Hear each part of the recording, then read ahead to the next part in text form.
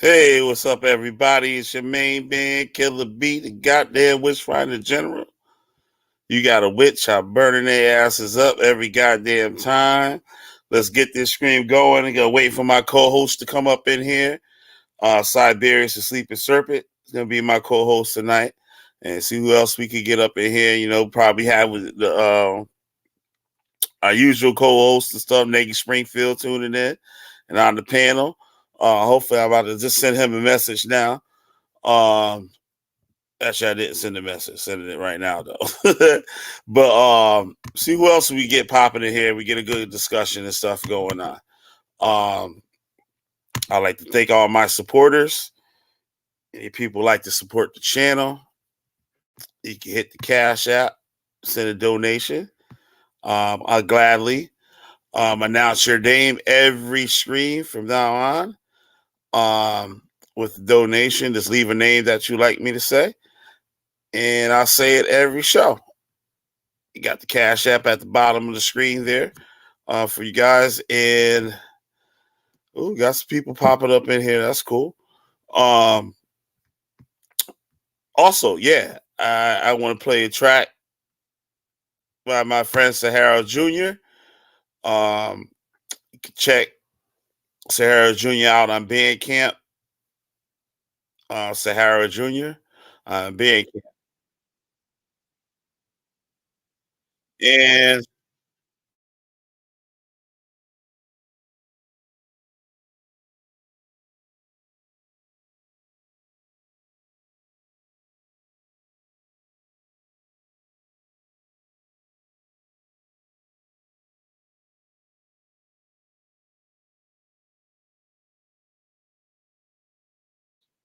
well, I got to download that one on this computer. I got.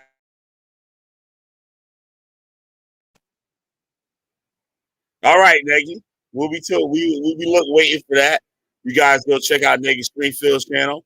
Also, I like you guys to support Nagy Springfield with this project of going back to Japan.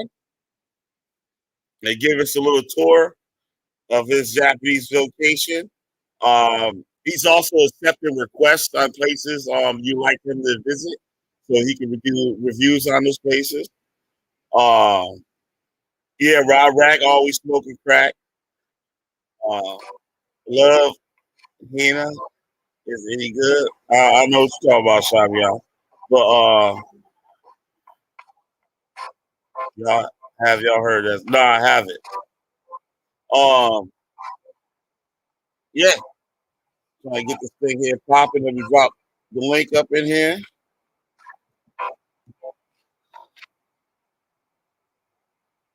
Hope we got a good stream for y'all tonight. I like to thank all my supporters.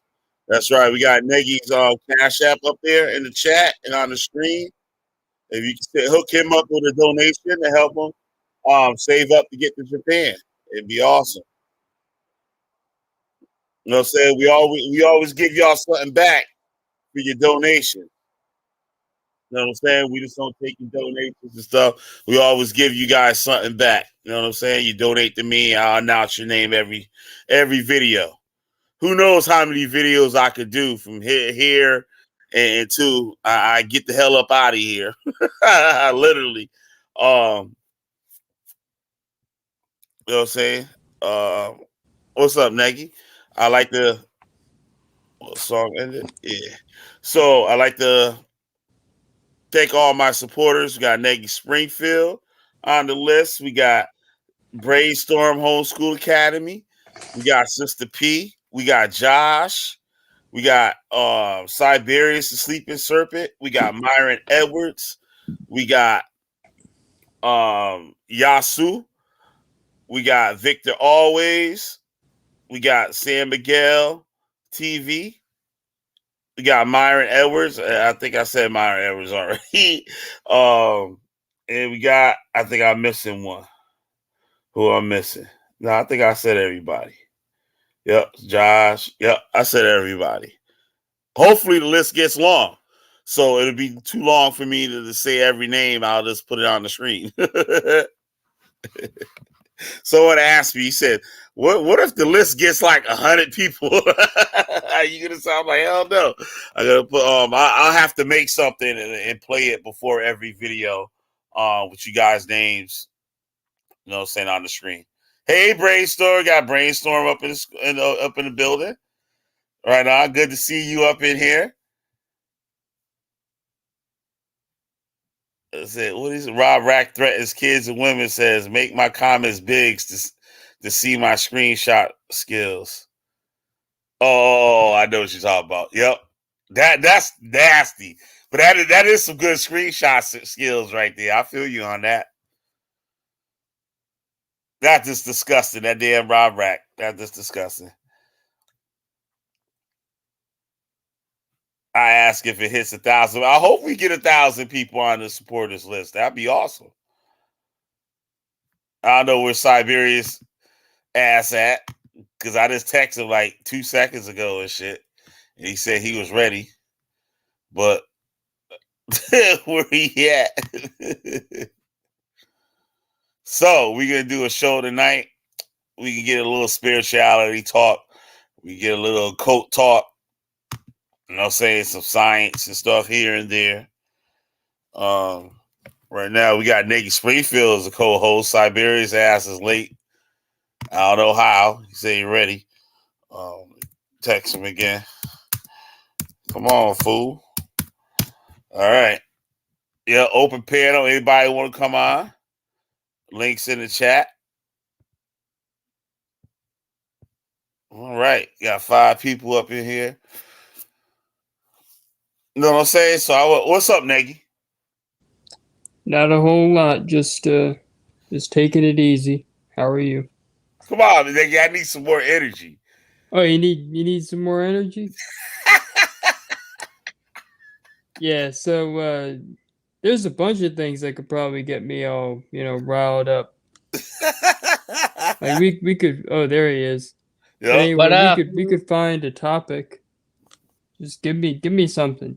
Yeah, nigga, you ain't see the topic and the title of the goddamn video? Goddamn, Nagy shit. I asked Nagy, what's up? He said, well, not a whole lot. You supposed to say, I'm on a goddamn Killer Bee show, motherfucker. That's what's popping. Yeah, you know, that's true. 100% true. I got out of class an hour early today. You know what I'm saying? I made a stupid ass suggestion. I'm like, yeah.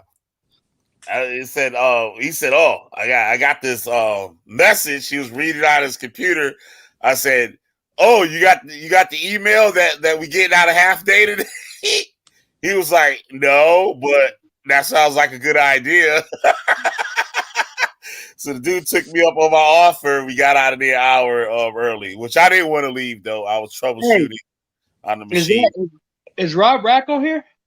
Hell no, Rob Rack ain't on here. Oh, okay. Rob Rack blocked on this mug. And he blocked up on here. I got pretty chocolate women in my house. Hey, we just got done eating the big Low Country bowl. You know what I'm saying? The big Argentine shrimp, the corn, the sausage. About to go get enough food. Oh yeah, that's how we do it. Let me see her again. There she go. Hi, how you doing? She's pretty, ain't she? Yep. Very pretty. Yep. Yeah, we gotta have her up out here next. You know what I'm saying? Cutting up and stuff. You know what I'm saying? You know what I'm saying? We got the whole gang. Put her down with the whole gang. You know what I'm saying? We got Naked Springfield. That's the one Rob Rack said was a little 12-year-old. Yeah. As y'all can see, there's a fine ass, grown ass woman sitting there enjoying a big seat. There you go. Yep. She gotta have some friends and stuff. Get one for me and Nagy. You know what I'm saying? Nagy got the Pikachu and stuff ready. Yeah, Nagy. The Pikachu should really does it for him.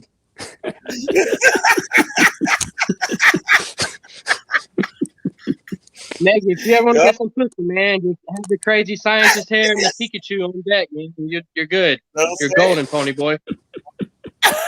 Let me be the big seafood.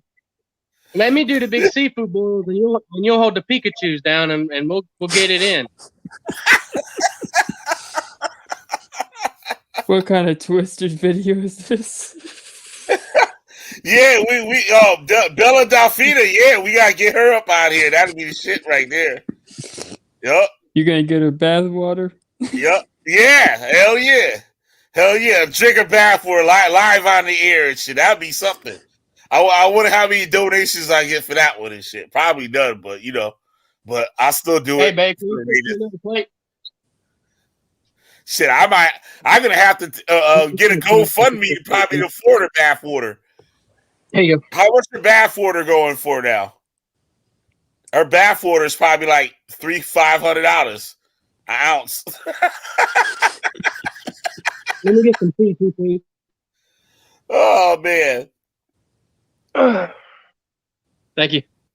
I thought I had a energy drink. I had this tall boy I just drunk. And I ate like 3 cheeseburgers and shit. That shit slowed my ass down and shit. So I try to get hyped up and stuff. So yeah, let's get into this topic. All right. Oh, somebody else popped up in here. No Saint up in the building. That's what's up. You know, I get my panel full now and shit. That's what's up. I like that shit. Like this morning, and stuff, that was cool. Bunch of honkies. Yeah, that too. This morning and stuff. I was shocked. I had like 6 people popping up on the panel. I was like, yo, this is what's up right here and shit. And all honkies too. Like Siberians. Kelly B, you know what you are? Yeah, I'm the Archie Bunker of the conscious community. I'm the black Archie Bunker. You ain't nothing but a no good goddamn cracker lover. Look at Maggie. You shit. I'm the Archie Bunker in this shit. God damn it. I need me a nice old school 1970 armchair and shit. So I can sit down and do videos from. Yeah. I show my face dead. I gotta get me one of them old school armchairs, like a 70s one. You know what I'm saying? I find some old white people that died and shit. Some old like 70, 80-year-old white man and shit that died. They got one of them old ass armchairs. And I get one of them motherfuckers and shit, plop that motherfucker up in the room, and that I'll be straight. Yeah, I get me some old slacks and shit. With some dress socks. You know what I'm saying? I'll be just like Archie Bunker. Yup. And just burn motherfuckers up all goddamn day. Just talk shit.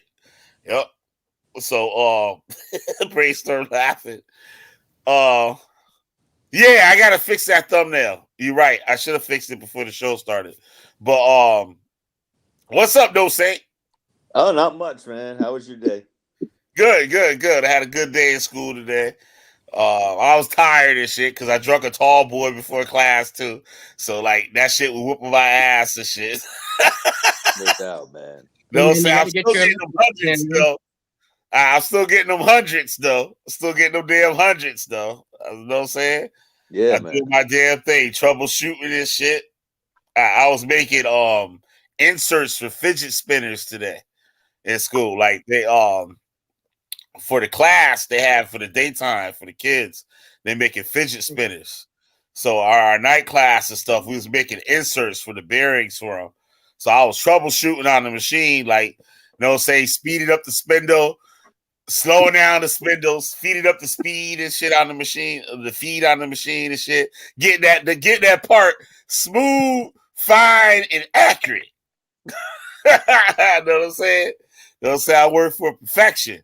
You know what I'm saying? Got to get the production time up there too. You know what I'm saying? So we got to get the part right, and we got to speed up that production time and stuff so we get that money and shit, get them skills. So you know what I'm saying? When we hit the big leagues and stuff, we get that goddamn money. But my Shaw and I said stop loving the white man and shit. That's Nagy's line and shit, motherfucker. That's Nagy's line. Hey, you like man? What you said? Show you what I said. I'll show you what perfection looks like. Let's see here. Yeah. Look at that big What ass is plate. that? I see the corn. What's the rest of the stuff? What's that? Shrimp? Shrimp and sausage, man. That's that Shrimp Beaufort and stew, sausage. homeboy. That's a real Yeah, white yeah. shit right there. No, this shit ain't white. This shit's some Beaufort. Shrimp and sausage and corn. That's a Yeah. white meal for these right there. You know what I'm This saying? shit it's called Beaufort stew. This is not a white man's meal. This comes from the coast of South Carolina. I ain't never It's seen no southern. niggas It's eat white that shit.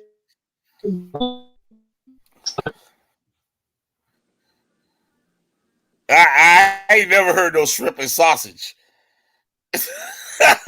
That's a big ass shrimp though. I ain't never seen no goddamn shrimp that goddamn big. Them motherfuckers big as fuck. These are called Argentinian red shrimp, and they are baller. It's like eating lobster. See, that's why it ain't no nigga shit. They're Then. huge. This shit from Argentina and shit. You know what I'm saying? Black people from down south, they just eat black people shit. Shit come from black people. Shit from down there. They ain't eat nothing from outside of the goddamn country. Gulf of Mexico shrimp. Yeah. South Carolina ain't no goddamn Mexico. It's their law. He's eating those frozen shrimp from Argentina. Yep. The frozen shrimp. You got the frozen shrimp? Or those the fresh shits? These motherfuckers are huge. No, they was fresh. They got good fish markets in South Carolina though. Like seafood markets. They got some good seafood markets and shit. Well, they're on the Atlantic. I mean, Yep. you should have. Oh, some good tripping. seafood. This shit is. I don't know. That's just a fucked up combination. I ain't never heard that shit.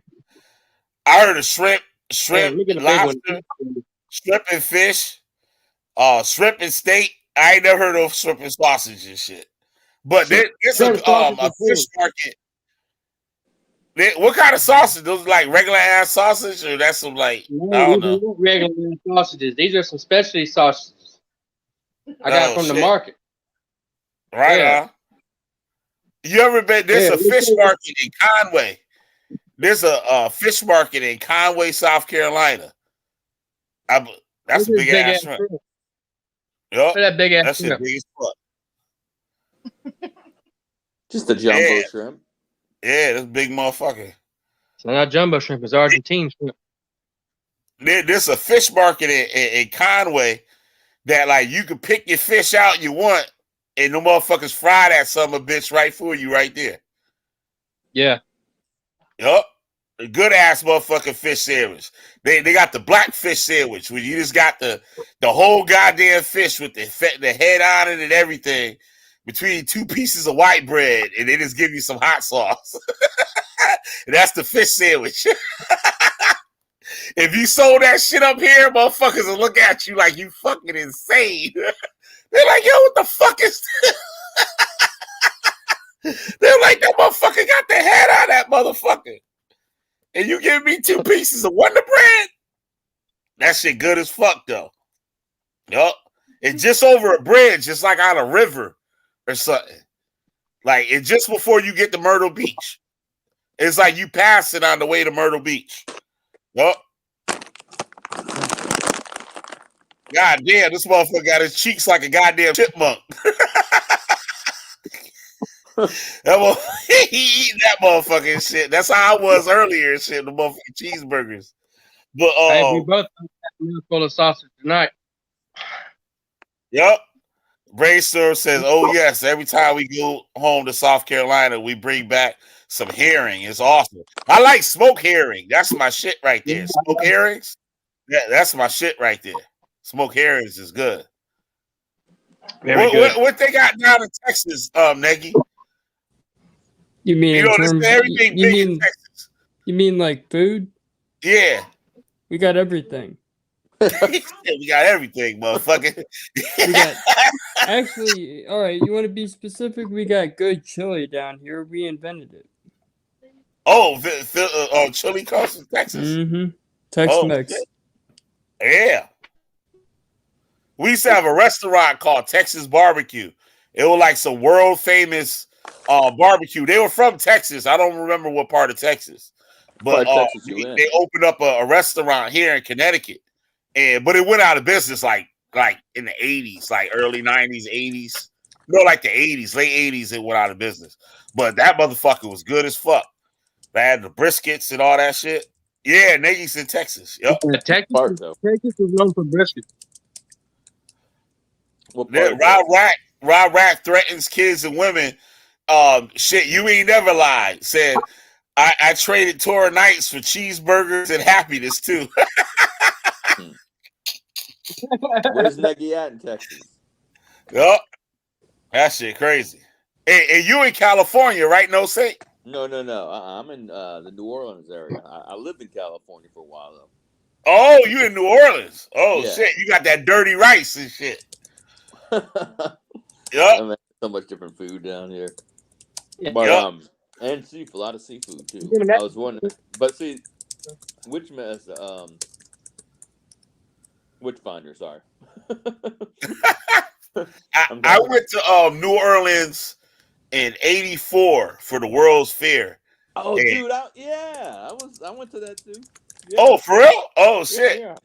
I tell people all the time that I was sitting in cars in 1984 that people are driving today. Yeah. Like brand new cars you get today.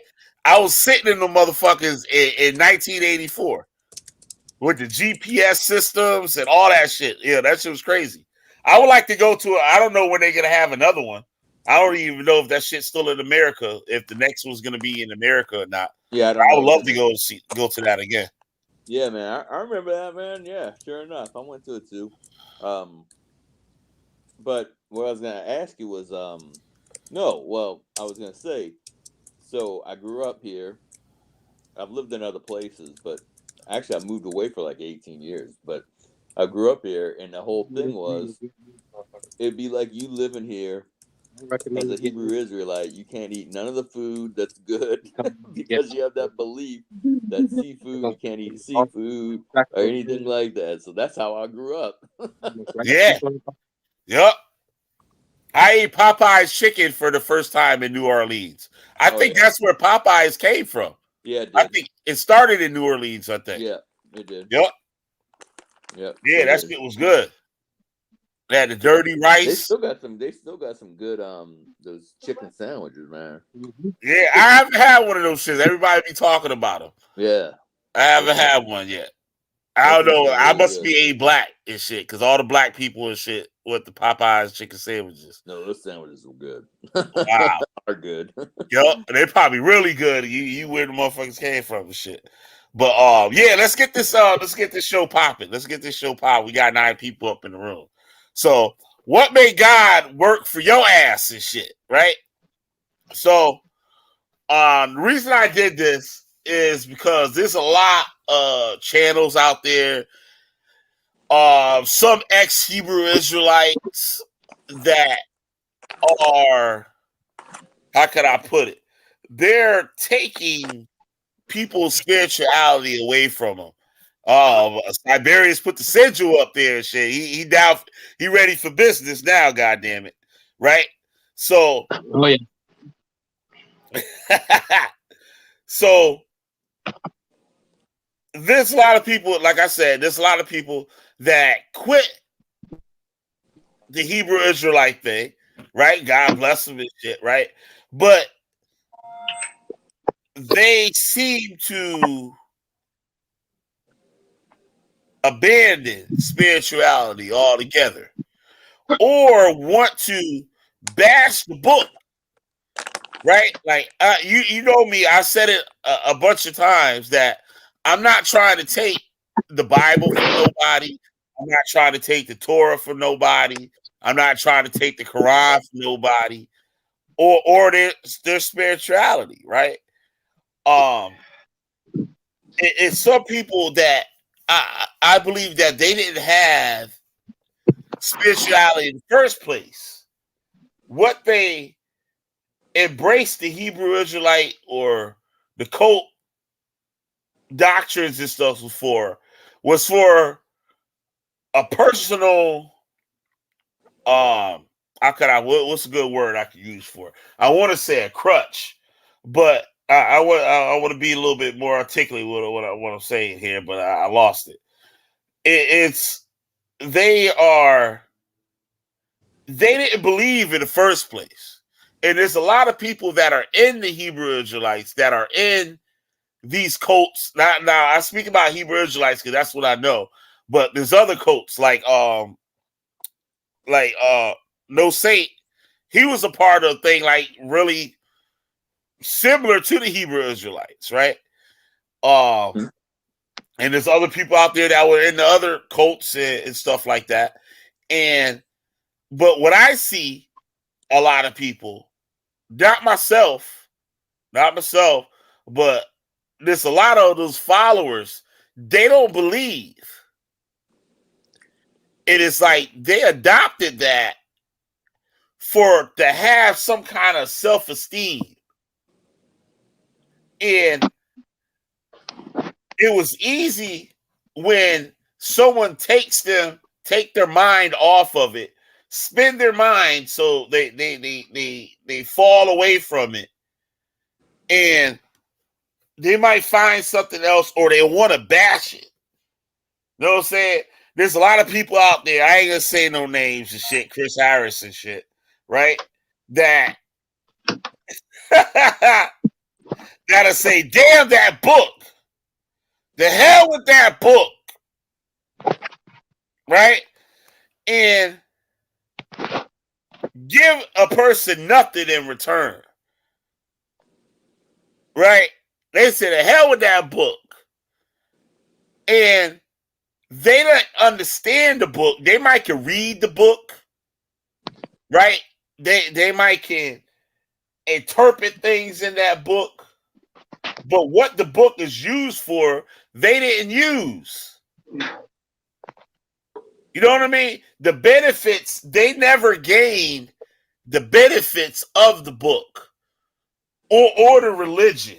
I can put it like that, right? Because a book is just a book.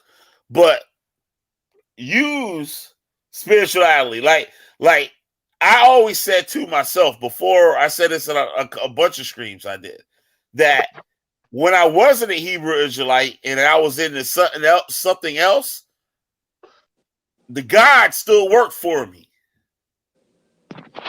And I know Siberians have heard me said a couple of times with me discussing things with certain people that you could believe in a goddamn can of Pepsi and you can make that motherfucker work for you. Right? That's absolutely right. Yeah. And the people say, oh, that fake God. And then look, this shit is fake. Right? I don't take the Bible literal. I don't. People that want to believe it's real, like I ain't really got no problem with that shit. But my issue come, like, the people, I hate the cults and all that shit, is because the cult is going to take the book and use it to rule over people and to oppress people physically, eventually physically,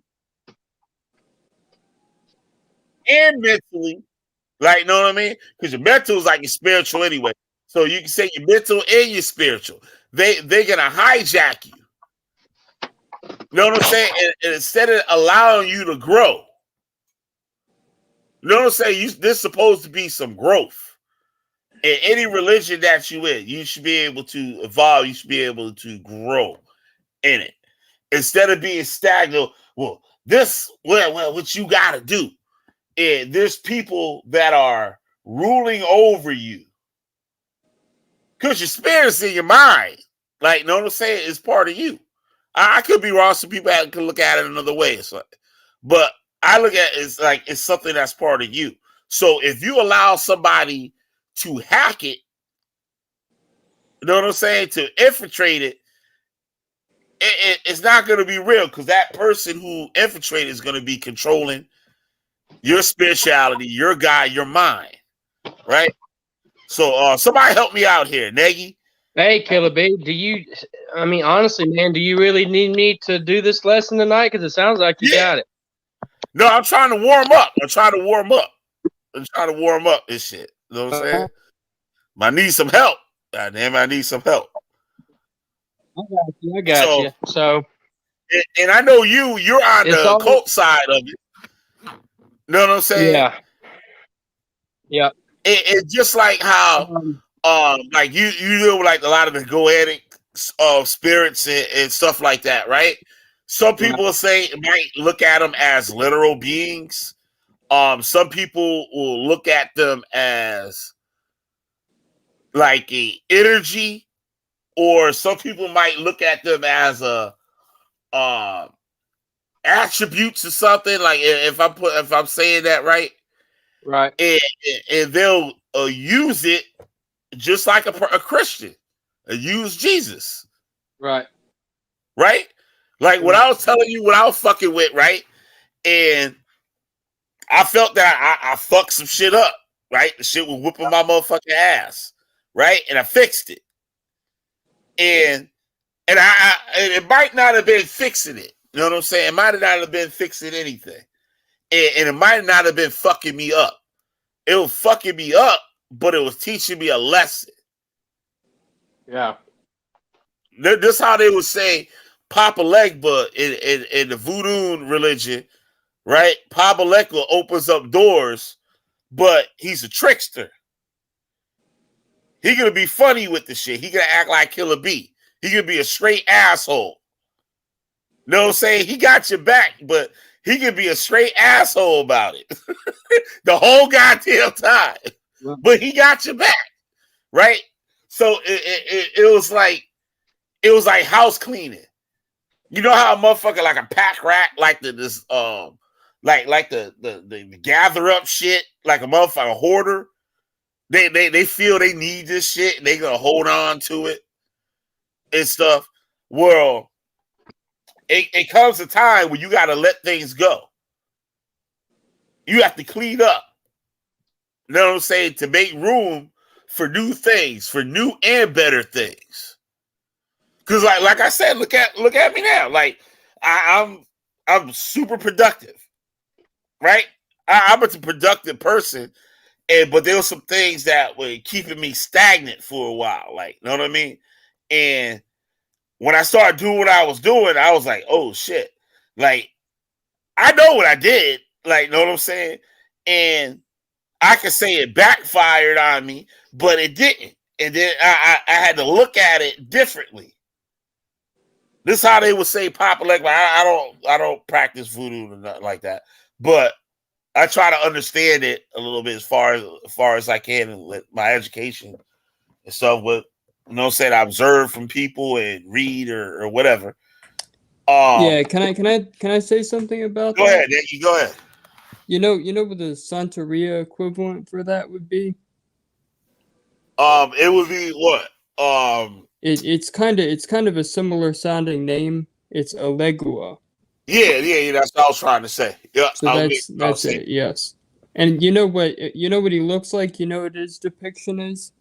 It'll be like an old man or It's a child. It's actually a rock with cowrie shells for eyes and a mouth.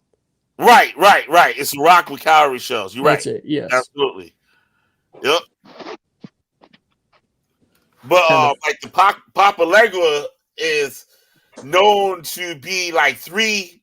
I think it's just three different beings or character types, like a old man, that likes children, or as a child, or what's the other one I said? Old man, child, and like I think I missed something, but I think or like a joker, kind of like, know what I'm saying? He could be a fucking like an asshole, like, know what I mean? He gonna open the door for you. He's known to make the open pass. So to open the path, you got to clear out shit. So say for example, you got an issue, right? You obsessed with women, maybe, right? Or no, let me think of something a little better. Or what's a good example? Help me out, Siberian shit. You asked it. So I'm like, you got it. You can So do it. Come on, little fella. You got it. so it's like, say, damn, my mind going blank on the shit, but say like you obsessed with women and you spend all your money, you in a strip club, and you getting escorts and shit, like, you know what I mean? You just wild out, and like the shit's consuming your life, right? And you need Papa Legba to change shit up, right? To make things better. He might do some straight asshole shit and give your ass motherfucking gonorrhea. Know what I'm saying? Or you could go to the club, or an escort might rob you. You have an escort, or you go see an escort or prostitute or whatever. Let's say you got a problem with shit like that, right? And Papa Legba is like, all right, this motherfucker need to straighten up his life. He need a new job, or he needs to advance in something, right? But this thing is consuming your life, or consuming your growth, right? Financial, physical growth, or whatever. He might do some shit where you might catch a disease, right? Not some no terminal shit, something that can kill your motherfucking ass, but he'll give you some shit to wake you up. Know what I'm saying? It's gonna fuck you up for the minute, but in the long run, you're gonna learn from the lesson. Or you get a prostitute and shit come to your house, right? And you fall asleep and the bitch rob your motherfucking ass. And take all your goddamn money. Take your debit card and clean your bank account out. Now you sit here broke, you son of a bitch. Know what I'm saying? You got burnt and you're broke. Right? So with that happening, you go to the doctor, right? The doctor might say, hey, you might got something else. Right? And you like, oh my God, this is horrible. What I'm gonna fucking do? Oh my God, this bitch took all my goddamn money. How I'm gonna pay my rent? How I'm gonna do this? How I'm gonna do now you feeling like you worse off, right? That's like a something that hits you quick. It's not something that gradually fuck you up. It's something that like a tragedy, something that just happens quick. It just screw everything up for you. Now you're even worse than what you was before. But with that, you might find out something about yourself. Because when you down and out, that's when motherfuckers go soul searching. When you're down and out. Right?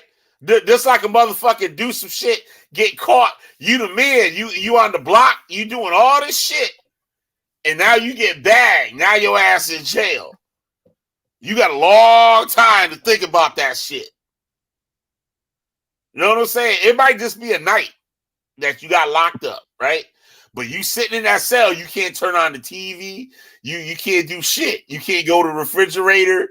You can't do none of that shit. So now your mind is like, God damn, I done fucked up. Damn, what am I going to do? So now you're going to start thinking about like, yo, I shouldn't have did this. I shouldn't have did that. Right?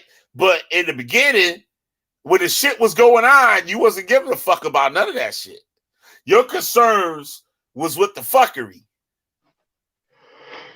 Your concerns was oh, you niggas yawning on me and shit now.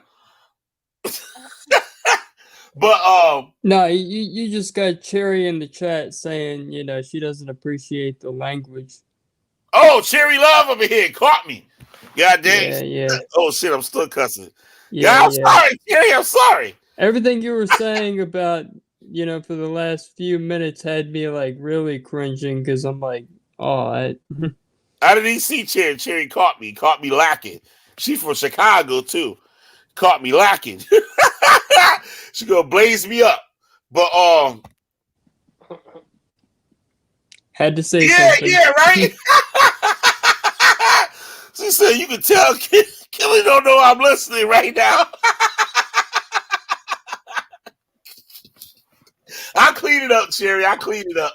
Right? So with that, you it's on your mind and you're thinking. So now you come out, you might go to court and they say, hey, you got to go do this program.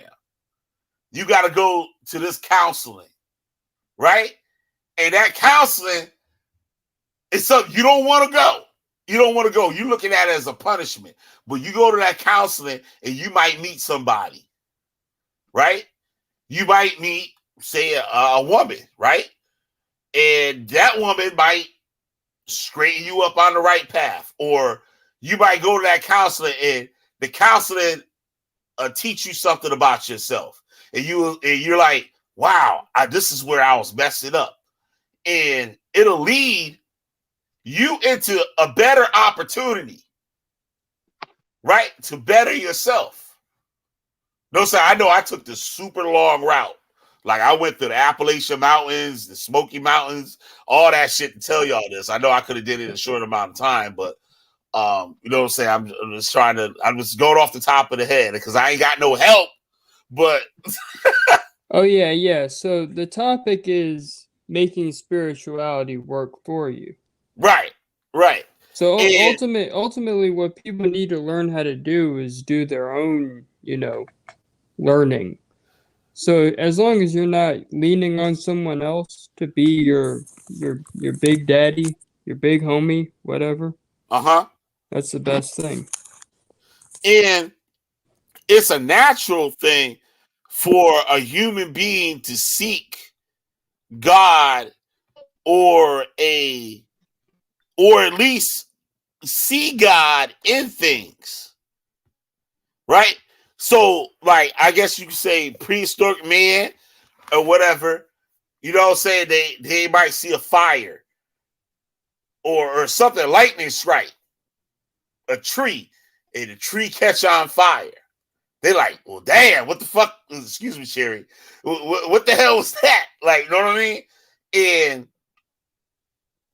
they might think it's some type of being because they can't explain it. Just like how they might eat because science or there were some people and stuff that would say adult. Well, I think it was Sigmund Freud or whatever. I don't really know too much about him. I just observed something that he had said. Was saying how a dog might bark at a door or see something moving, right? And the dog, you looking at it like a fool, that just the wind blowing. And the dog looking at it like, oh, hell no, that's something right there. Like, and the dog start barking at it. You might see something, the wind blowing something, and it making the dog bug out because the dog seeing the thing move. The dog got enough sense to know that, hey, this thing doesn't move on its own. And all of a sudden the wind blows and this object moves and the dog's bugging out, right? Thinking that it's animate, it's alive, right? So it's an instinct too that we will look at things and associate it with God or anything. Like you a little kid, right? And you sitting in your room, like your behind might have been bad that day, right? You go to your room and your mama said, see, you keep getting bad, the devil will get your behind for being wicked. Right? So now you're in your room at night and it could be like something hanging on the door or something. And that thing might look like a monster. Like, know what I'm saying? And you bugged out from it. Well, it's kind of crazy. It's kind of crazy you say that because in Japan they believe objects have gods attached to them. Right. That's what I was saying. Like, yeah, they will take something natural and put God in it, or put a deity or whatever. They might make it up and say, hey, this thing, like, no, they're saying, I'm sleeping at night and I see a shadow in your room. But it could be a tree. It could be a full moon at night, and the trees are moving. The tree limbs are moving, and just the shadow from the trees moving with the moon behind it reflect in your room with the lights off. And you might see a shadow. But it's a natural thing for a person to be alert to that or to observe that. Because if you don't, you can wind up a dead MFer. Like, you know what I'm saying? And if you take that and bring it back to a long time ago, like prehistoric man or something like that, when you walking in the woods, I don't know if any of y'all walk in the woods or something like that at night, like you observe it. You know you the only one out there, whatever, and you hear a branch break. And you like, oh shit. What is it? It could be a wolf. It could be a bear. It could be anything. Like, know what I'm saying? But like the atheists will walk through there and won't think nothing of it. And guess what? It might be a bear. It might be a lion. It might be a damn cheetah, orangutan, whatever. And that shit'll jump out and get you behind. But a person that's observant, that hears that snap, that stick snap in the woods, right? And they're gonna like look at it and be like, what was that? That could be this, that. You know what I mean? They're alert. And just like Siberius did a video on my channel on the what you call it? Help me out, Siberius. Damn. Cherry, you come on up in here. I'm here. You know man, you don't talk about the I'm trying to think the word for it. The omens? Oh, It's another word. a word for a spiritual entity that has been developed because those on the physical plane believe that it is real, so it becomes real. Is that what you're saying? Yeah. Talk a little bit more on that. Let's call it Ecuador. All right. Okay. Let me kind of segue here and maybe add a little bit of the metaphysical science behind how this property works on a case-by-case basis by many different people that believe in many different things, yet their God seems to work for them. That's sort of the, what this whole live stream is about. Mm-hmm. And it all comes and stems from the first law of the universe, okay? And that is the law that the universe is mental, okay? And that's going to segue into a bunch of other different lessons that we kind of have to write down in our special little metaphysical book in order for everything to make sense. It also now this is a occult term coined by myself. I call it the pyramid to divinity, and that is that every single sentient thing is God. So we are God. Okay. And we are all our own separate person. But then we start to fall, or rather ascend, into certain archetypes. And those archetypes become more simplified and greater until we all climb that pyramid to the very tippy top, which is the source, which is the true God or goddess or whatever you want to call it. So for Christians, that they believe in the Christian God, and Jews believe in the Jewish God, and Muslims believe in the Muslim God, these are not the source. These are they could be sentient energies that have existed since before man, or they could be egregores. I'm still alive. I've never been to the spirit realm, so I can't say for sure. You know, I've never died, so I don't know. But and that's basically understanding that you are God when you understand this law, and that nothing fucking matters unless someone, a sentient energy, cares that it matters. Until you understand this law, which is very dismal and very dark and very scary, and you know, for a lot of people, they ain't trying to hear that shit. You know what I'm saying? They want to be a sheep. They want to be a sheep in the flock, and shepherded by their God. Okay. Well, that's because most people don't like accountability. You know. Yeah. As an occultist, you believe that you are your own God. Okay, I'm fucking God, and that's why whenever I think things into existence, I take all the credit. I don't you know, I don't thank the source for giving me this or that. I am the fucking source. I'm just the source with a bunch of different bells and whistles, you know, where the atoms and molecules came to form me in this certain period in time and this certain point in space. Okay, and we call that your ego.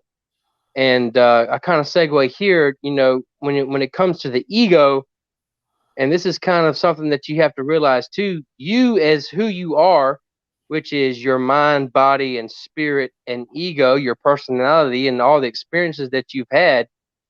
Whenever you die, you will truly be dead. You are not your spirit. Okay? So, in understanding that you are the source, and that when you perish and your soul goes back to the spirit realm or the fourth dimension or whatever the fuck you want to call it, that you become back a part of that source until who knows? Okay? You could say reincarnation. You could say you sort of get absolved back into the source.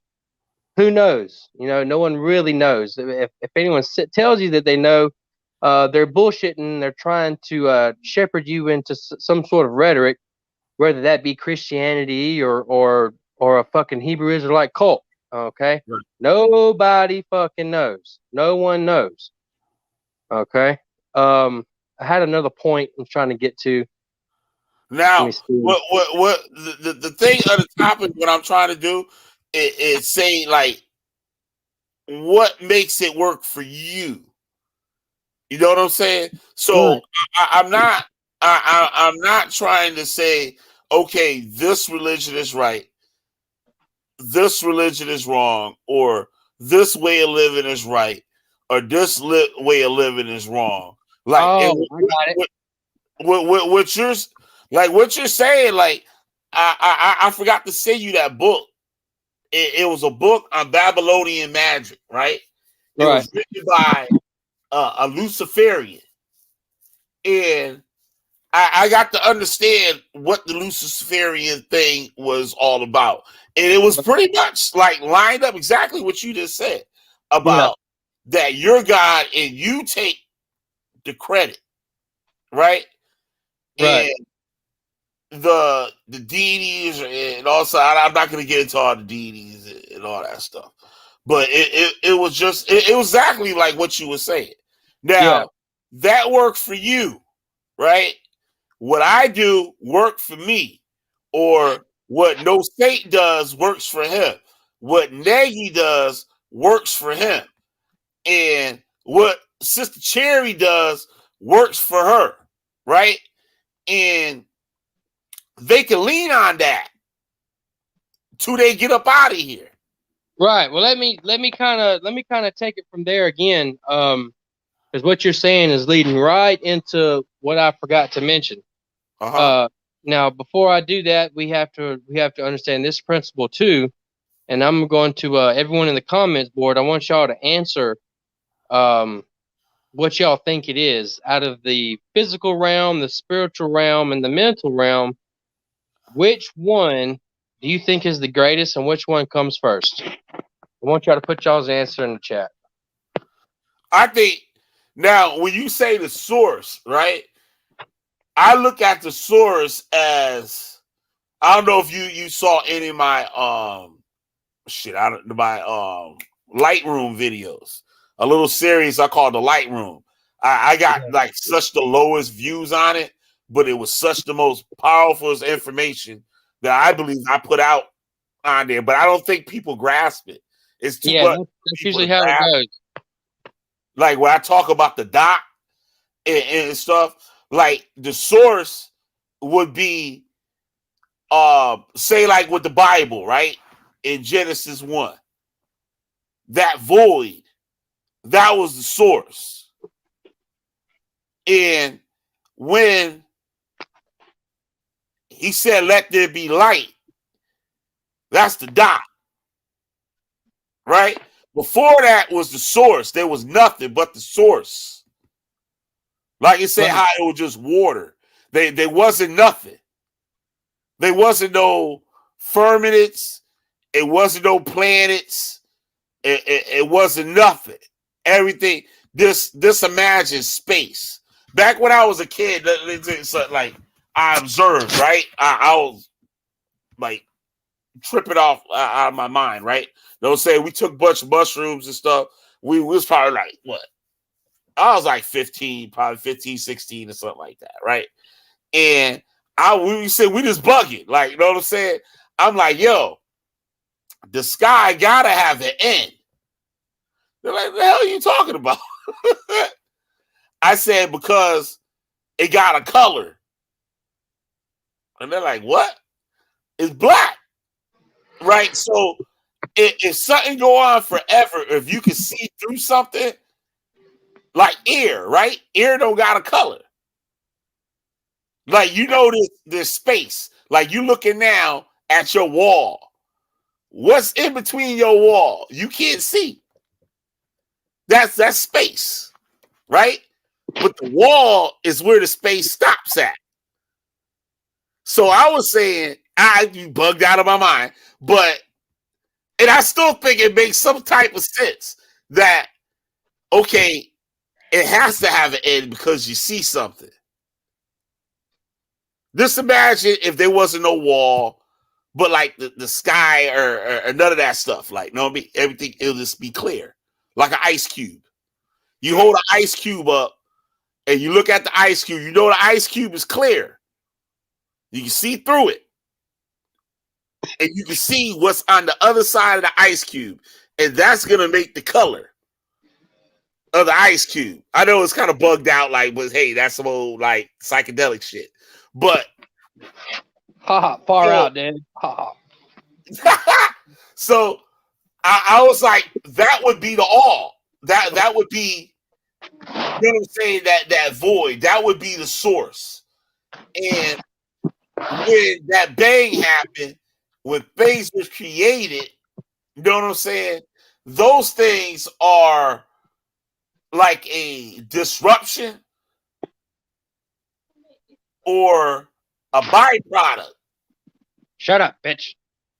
Well, goddamn, nigga. I'm sorry, man. I wasn't talking to you. Sorry. You stupid. Yo, you stupid. Well, when we hear a frying pan, when it sounds like we hear a frying pan against a skull and shit, like, don't say we don't know what happened. Yeah.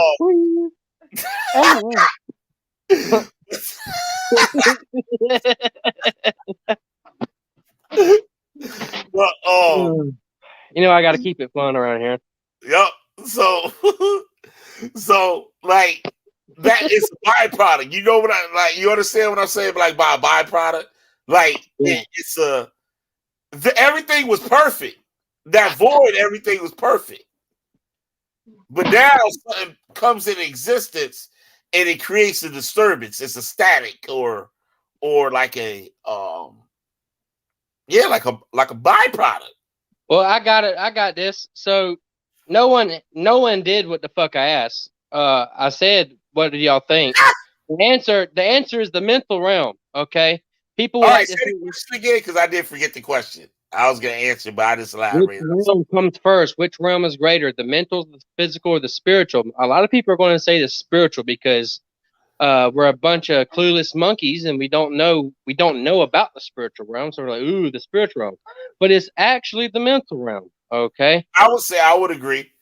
I would yeah, agree on that. the spirit still has to have a mental, or it's nothing but a consciousless energy, like the wind. Well, I mean, you know, just you have to have some sentience. That comes from the mental realm. Okay, I now, would definitely say the mental before the physical. I mean, the yeah, the mental mental, before the spiritual, because I yeah, believe the that the mental. spiritual exists in the mental. See, I would have got I answered your question in my mind, which was mental, but that's because of my non-belief. So spiritual to me was just thrown out automatically. I Well, want to hear Nagy. Nagy want to be quiet. I hate when Nagy be on the panel. People be on here and Nagy don't say nothing. Nagy, the main co-host over here. So Nagy, Yeah, run that your that mouth. that means a lot. But thing is, I'm just letting Siberius talk. You know, the thing is, I'm just keeping quiet, not just for any reason, but because my views would probably not be cool with him. So you know. No, let's go, man. Shit, bust your gun. Shit.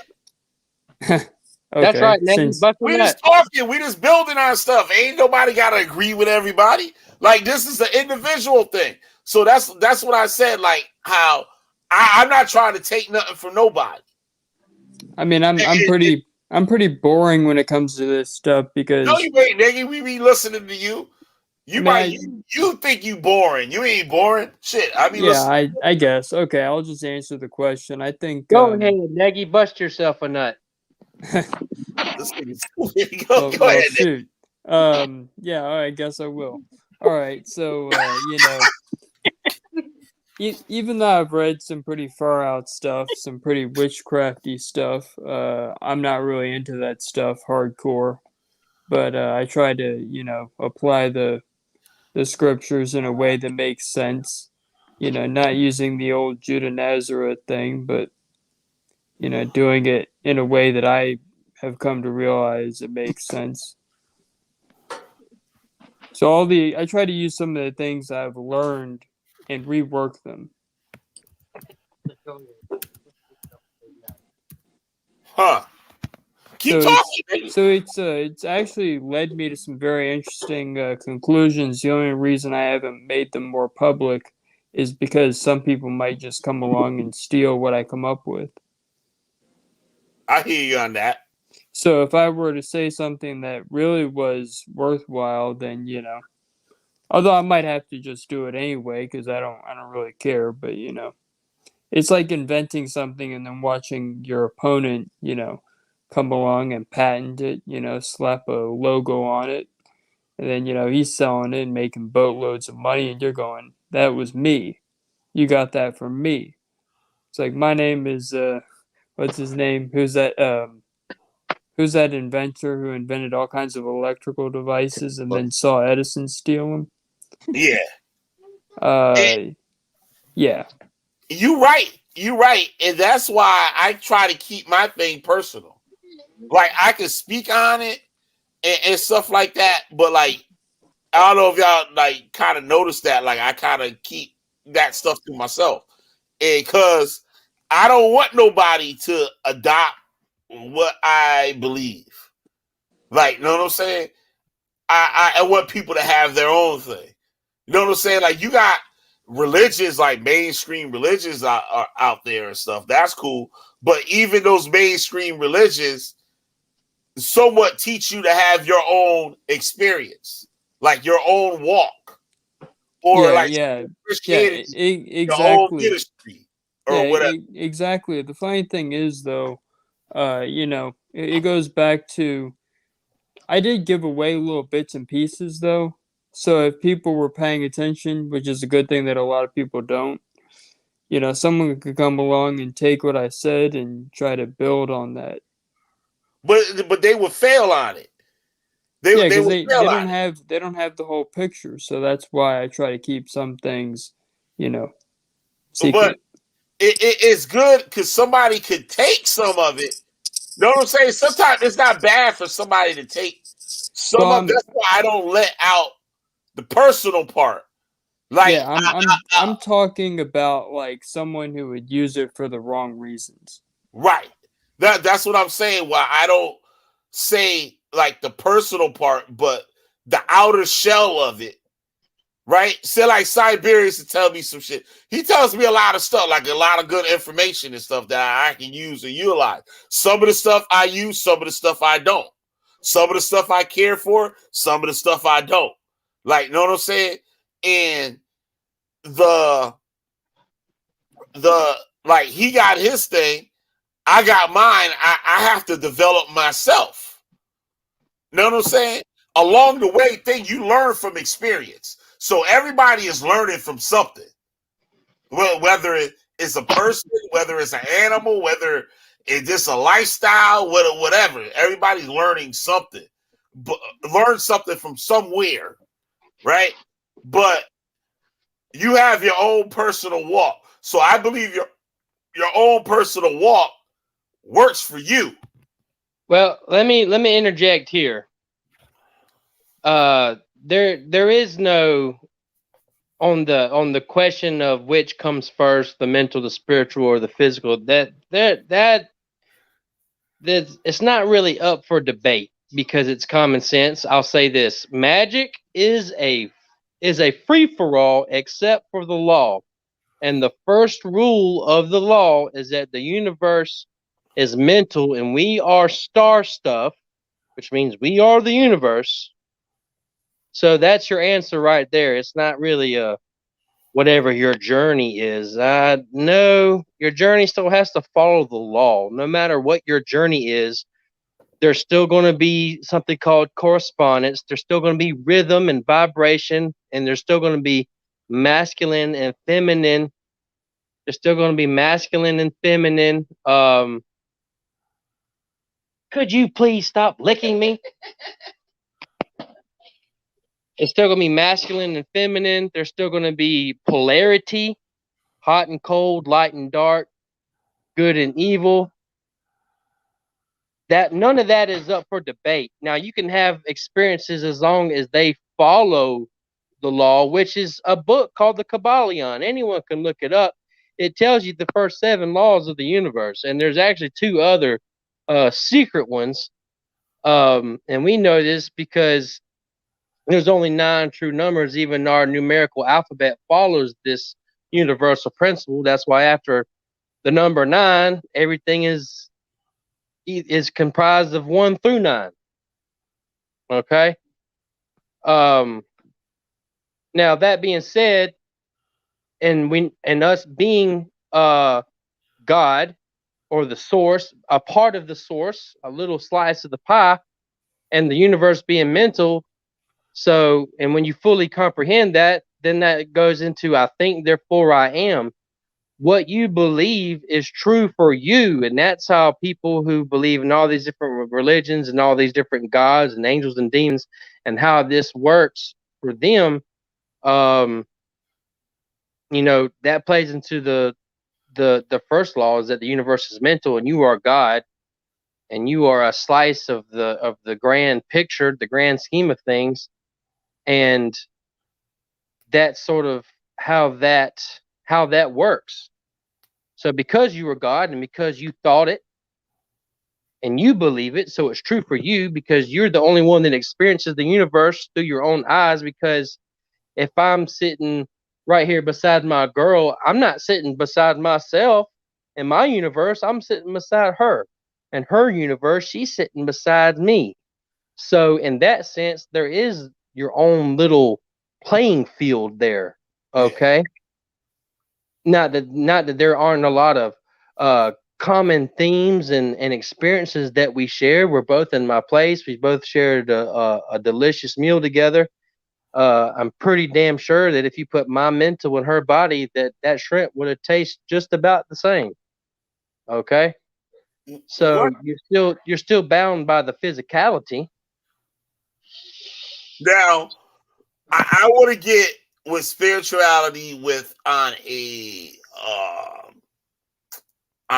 with the mental, like the say all right, the way how you saying it, right?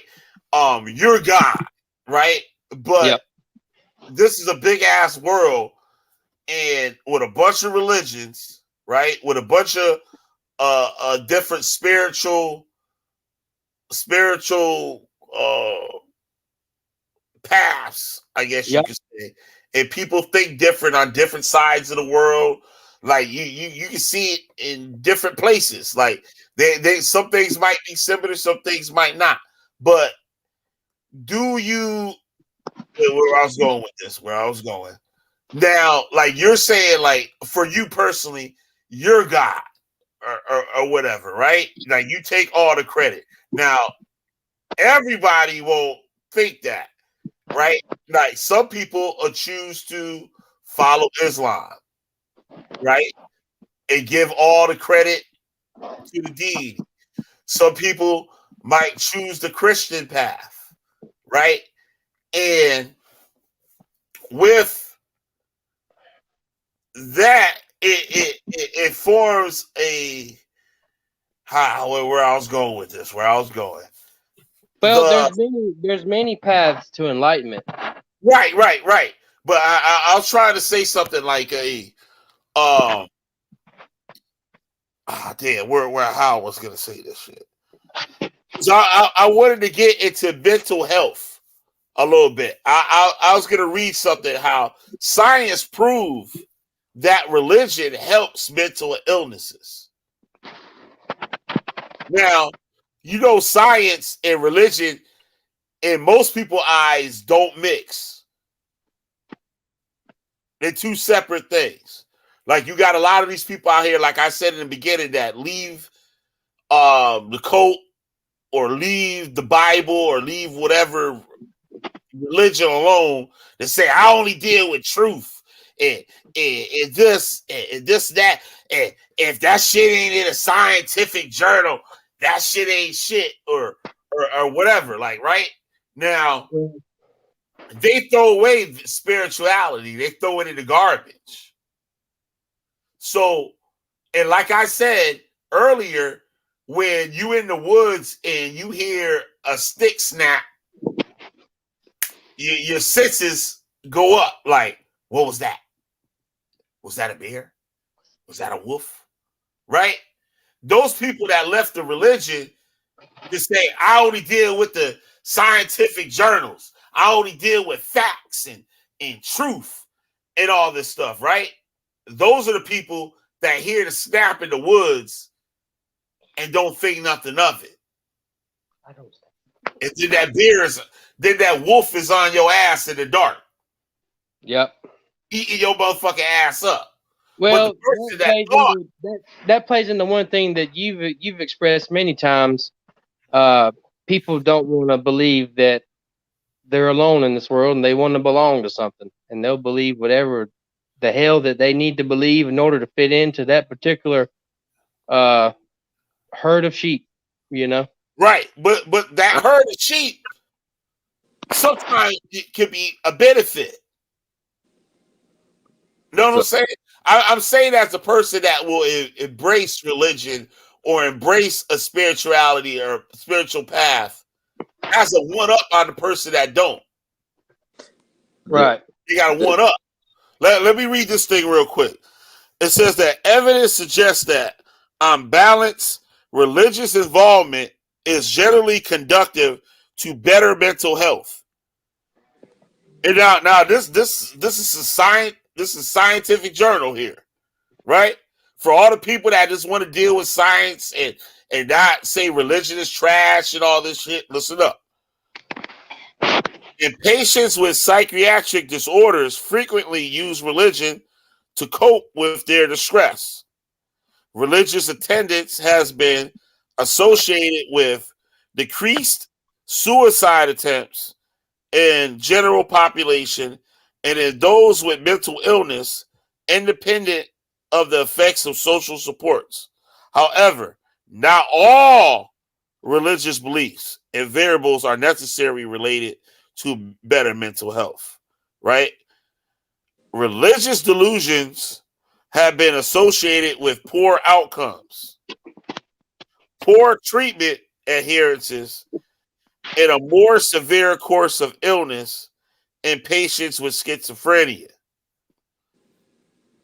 Whatever his or her religious background, the professional's moral stance should be neutral. Now, I guess this is for the doctor, right? That's dealing with them, with no attempt to manipulate the patient's beliefs.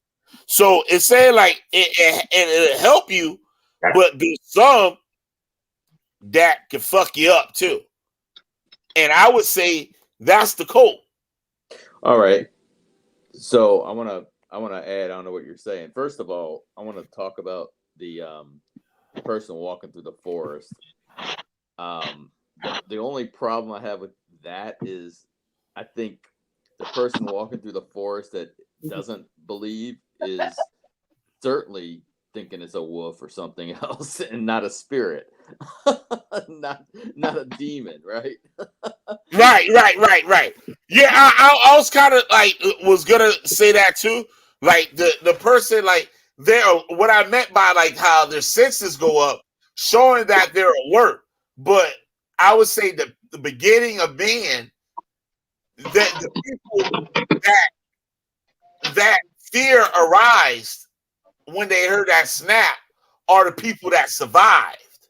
Oh yeah, that's what I was gonna bring up too. Is that's just a natural, natural human thing. Is you're, like you said, like you're saying, from back when we were getting chased by these different animals, and yeah. But what you're saying about the Science Journal, I want to comment on that. I totally, it makes sense what that is saying. I mean, it makes sense that if you have a group of people that have a belief, that you don't worry as much about things, I mean, the stress of it, because you put it in somebody else, like I'm going to put it in God's hands to heal me. And if you have that belief, it puts a more calm, where if you don't, you're like, oh shit, this is it. I hope, you know what I mean? So, and then on the other side, what you're talking about on the negative side, obviously you and I have experienced the negative side of it. And for me, it gave me severe anxiety, because I was always thinking growing up that, we were going to have to move to some place in the desert to get away from the what is it? The Armageddon, basically, like a place of safety while the rest of the world will get destroyed. And if you don't believe that you're not going to have a second chance, you're basically going to be done, so it gave me severe anxiety, that part of it, the cult part of it. Yeah. So like what I was saying, like that, the people that heard the thing and was alert, that's where I would say the beginning of people recognizing the spiritual or a God, because they would take that sometimes things that they don't understand. Just like we see that, like say like the Egyptians, they saw things in nature and took the attributes from that and made a symbol from it. I wouldn't say a deity, because they said that they didn't have really deities, but they were attributes or just things. I lost like what I was trying to say with that. But oh yeah, since I forgot to shout out Bill Hill and stuff on the supporters list. He checked me. He G-checked me. That was what I'm supposed to do. Sister Cherry, I was looking in the chat like I supposed to. Good to see you up in here. I want you to come in here and add your 2 cents to everything. Do you kind of understand like what I'm trying to get at? I already know where you coming from. Like, know what I'm saying? You ain't got to explain that. We already know where you coming from, honey. And you do good. Hey, Killer B. Yep. Oh, can I be? Hey, Killer B. Yep. Can I be excused, man? I've got a horny succubus trying to take my shorts off right now. All right, man. All right. Bye. I must deal with this foul beast. All right, Siberius. All right. All right, thank you. All right. All right, Sister Cherry, what's happening? Uh, no, I was listening to what you guys were saying. No, I got what you were saying. But I was listening to what the other gentleman was saying. Um, and partly he's correct. He's speaking about the results basically that you see in occults. When they try to mix bad doctrine with the word of God, which is good doctrine, right? If that's what we're basing this on, or I come from that perspective. Yeah. I put in the chat that would and will damage a person. The way that speaking from the biblical perspective, the way that the word of God is said, it's not designed to go with any other religious perspective, if you want to say, or occultic idea. They'll clash real hard. We've been dealing with that, like what we dealt with last Sunday. Lord have mercy. Yeah. That was a mess. I recapped last night. You've seen it. The night before, and people, other Christians were like, "Wow, are you serious right now?" And so what we experienced that Sunday, last Sunday, that's the result that you will get, if not worse. So I can't speak from another religious perspective, like Islam or Buddha or whatever their principle is. But what I do know that those principles or those ideal perspectives coming from those other various religions cannot, definitely not mix with the biblical text, which I deal with. It will be disastrous. It'll be chaotic. This is why we have occults like Hebrew Israelites, Jehovah Witnesses, and Mormonism, and so on. It conflicts because their idea or agenda that they're pushing, it would just collide, and that's why you will see the bad results that you see. I would say it's not spiritual. It's not. No, it's man. That those other doctrines you can tell is man-made, trying to fit in with the godly doctrine, and it just won't fit.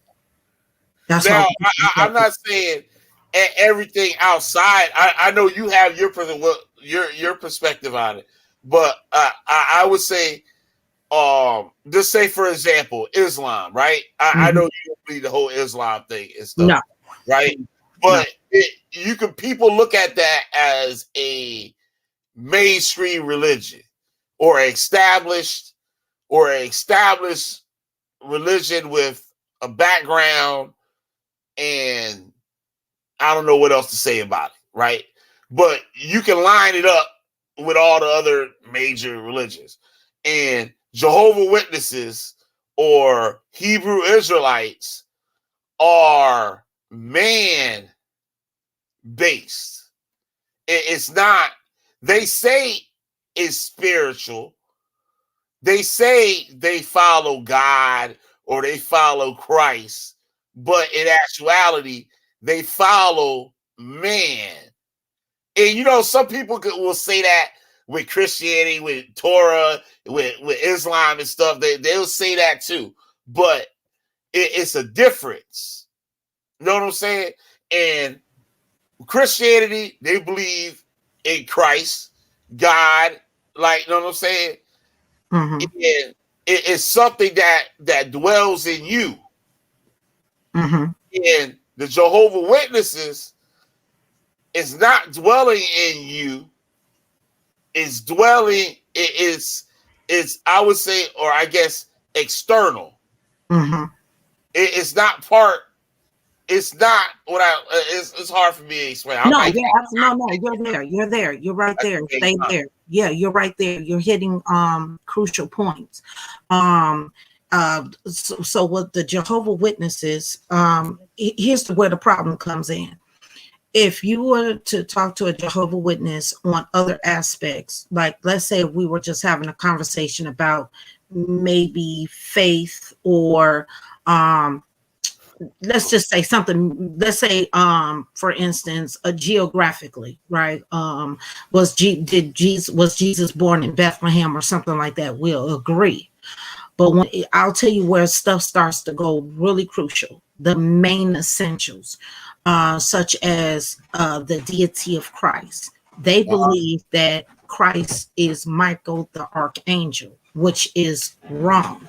That would make Christ created. And they deny his pre-existence. Basically, when you get down to the fundamentals about God himself, that's where you can tell that you got something different on your hands. For instance, Mormonism. Hold on a second, Cherry, because I got a attention span of a goldfish. But so let me get this out before I forget it. No, you don't. Even like you said, how they wouldn't believe that Christ was born in Bethlehem.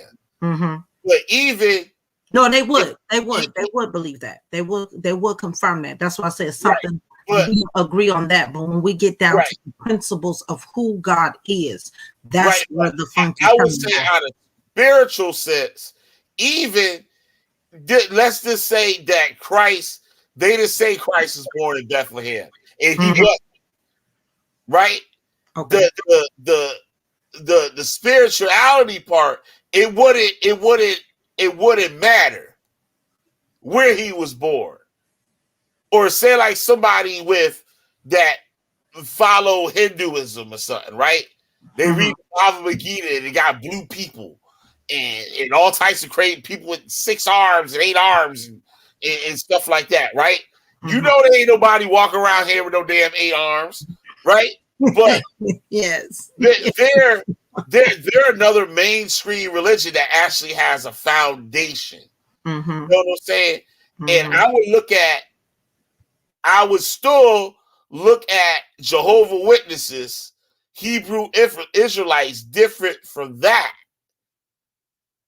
I would say the Hinduism is more authentic than, or not authentic, is still too carnal, too physical. Know what I'm saying?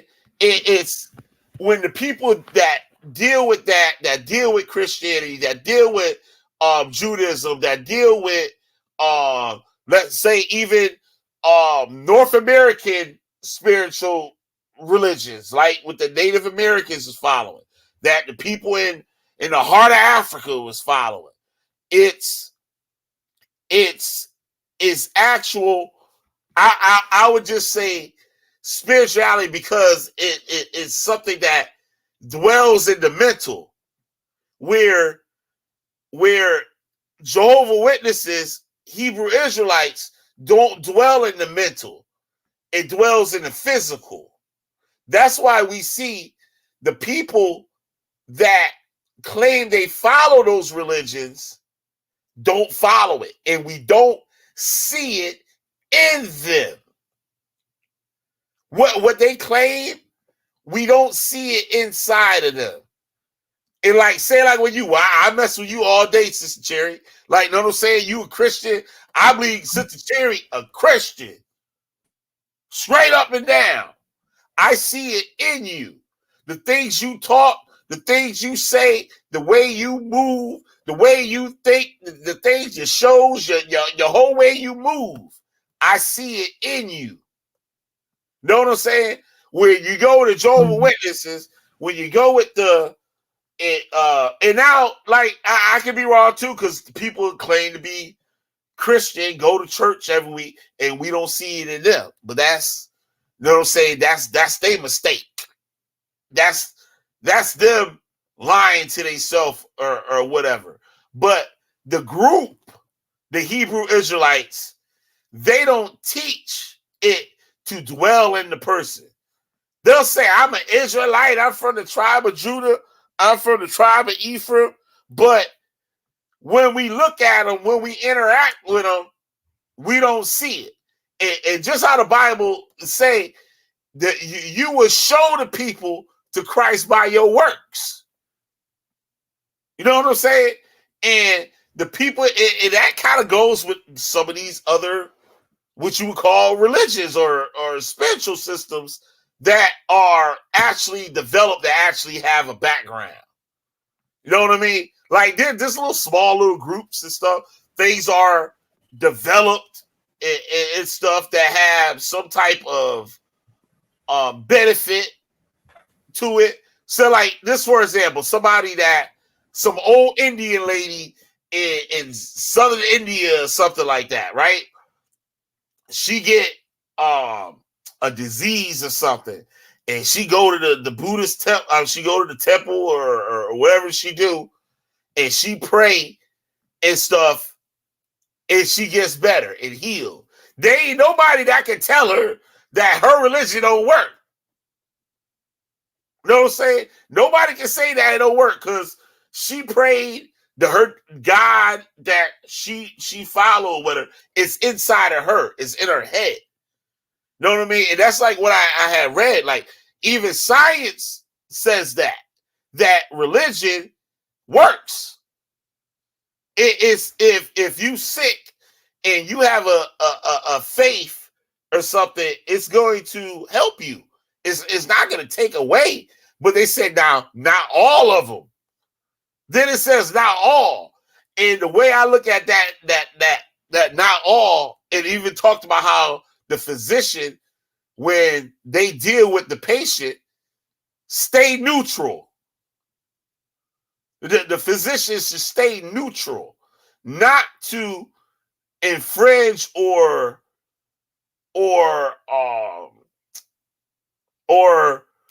try to manipulate the people. Like, you know what I'm saying? This like you on a job or something, how people not supposed to discriminate against your religion and stuff like that. That doctor's supposed to do like the same.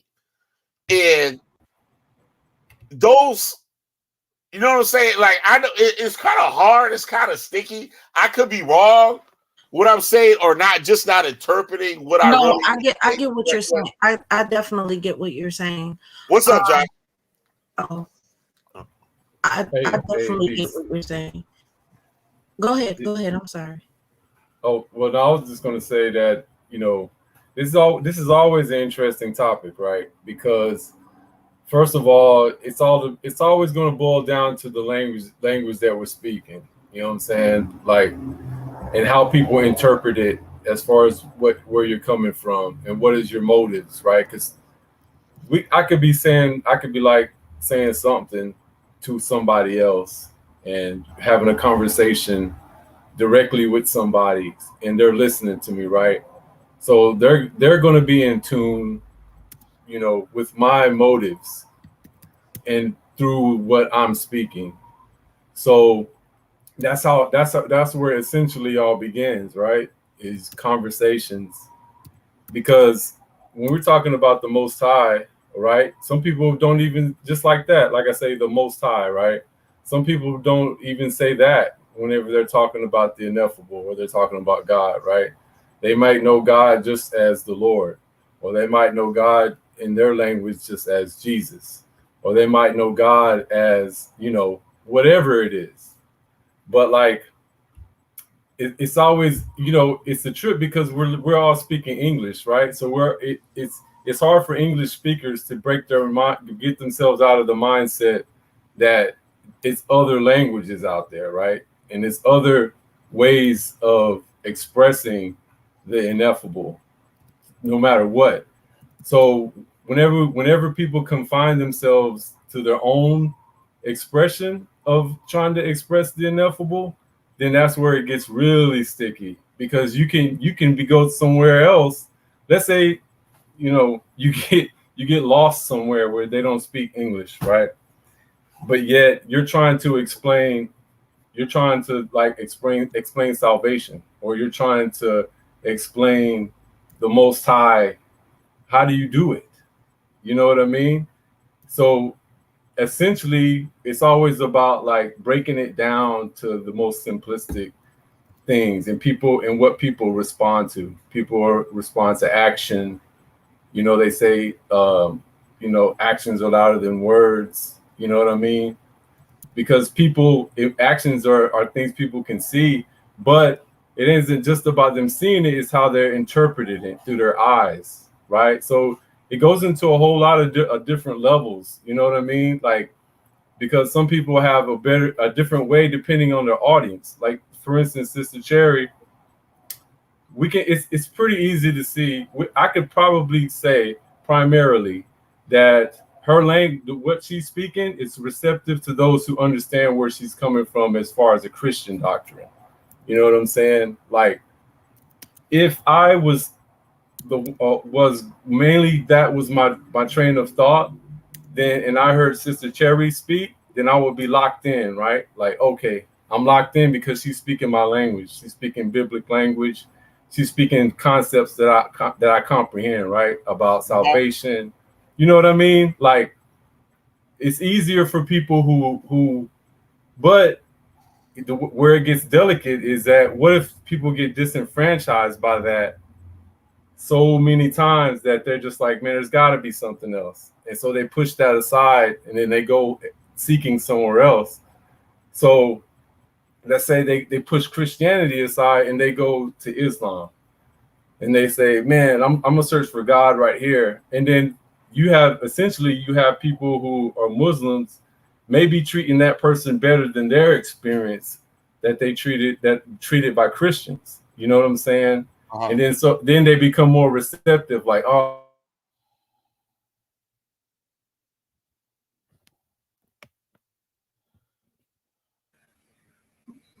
Did he go out? Yeah, you broke up, Josh. You still with us, Josh? He was saying something good too. Josh, you still hear us? Brainstorm, you should be up in here too. Well, I will say this while he's coming back. He said something in regarding reaching others, I guess in other spectrums or with other languages. In Acts chapter 2, that actually happened. When you look at the biblical text, in Acts chapter 2, verses 1 through 12, when the disciples were in the upper room on one accord, and they were waiting for the Holy Spirit to give them utterance on the day of Pentecost. There were other people of other languages that understood the work of God. It says, and there was a dwelling of the Jews, Jerusalem in the Jews, devout men out of every nation under heaven. Now, when it was noised abroad, multitude came together and were confounded because every man heard them speak in his own language. So, and they were amazed and they marveled because they were able to understand them in their own tongue.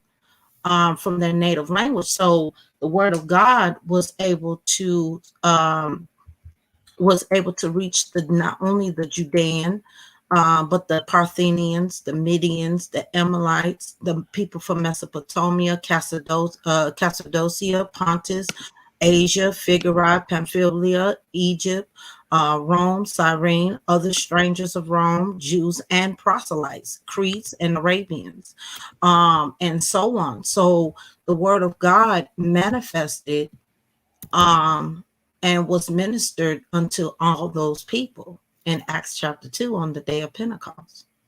So God is able to understand all languages, not to mention he's the one that created those languages according to Genesis chapter 11. So God's boundaries of reaching others in other parts of the world or through another language, it has been done and can be done. And Josh, Fitz, you saying for you broke up. You was on to something good. Yeah, sorry. I don't know what happened, man. It just I just got kicked out. But anyways, what I was saying was because think about it. If you let me I can break it down easier just to get back to it. Like, cause Sister Cherry, right? She can go just like when I came on and what I just heard her talking about is that she can reference, you know, her reference point is going to be the Bible, right? The New Testament, because she's using that to teach about the Word of God, right? But you notice that she's only confined to that perspective. You know what I'm saying? Like, and I don't mean that in a demeaning way or nothing, because that's what she does, right? It's like her clan. Right, Like, right, yeah, right. it's her clan. Yep. Because, and she's absolutely right. The Word of God can speak to anybody, anytime, any place, no matter what language, right? Mm-hmm. So again, and that goes back to the point that I was starting out saying, is that empathy is one of the thing that people lack the most, because people are more quick to think that where their impression of the Most High is the only right way, right?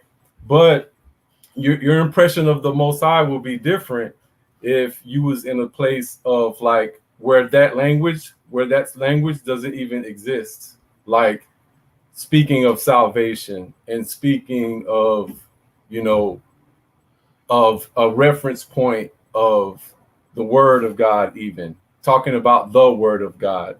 What if you're in a situation to where there's no even talk of the Word of God, where it's just Word of God active, where you don't reference it, it just is. You know what I'm saying? Right. So because that's a state of action, that's not a state of contemplation, right? So whenever and sometimes people get put in those situations where the actions speak and you don't get to contemplate them.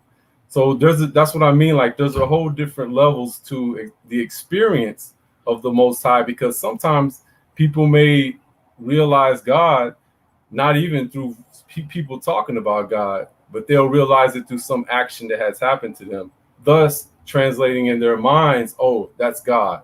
You know what I'm saying? Or I just say God, but you know, I mean in the sense of that the principle that has manifested itself to represent the Most High, right? Because we can never express all of the Most High. We can only express a certain principle through time and space. You know what I mean? I hate to interrupt, but it's kind of getting late. I'm gonna call it a night. I'll see you You gonna guys. take you with that shit again? I hate to do that. It's almost 11 o'clock though. Okay. Yeah, you gotta go to work tomorrow. I just gotta go to bed in general. But yeah, I'll see you around, man. All right. Thank Hate you, to do it.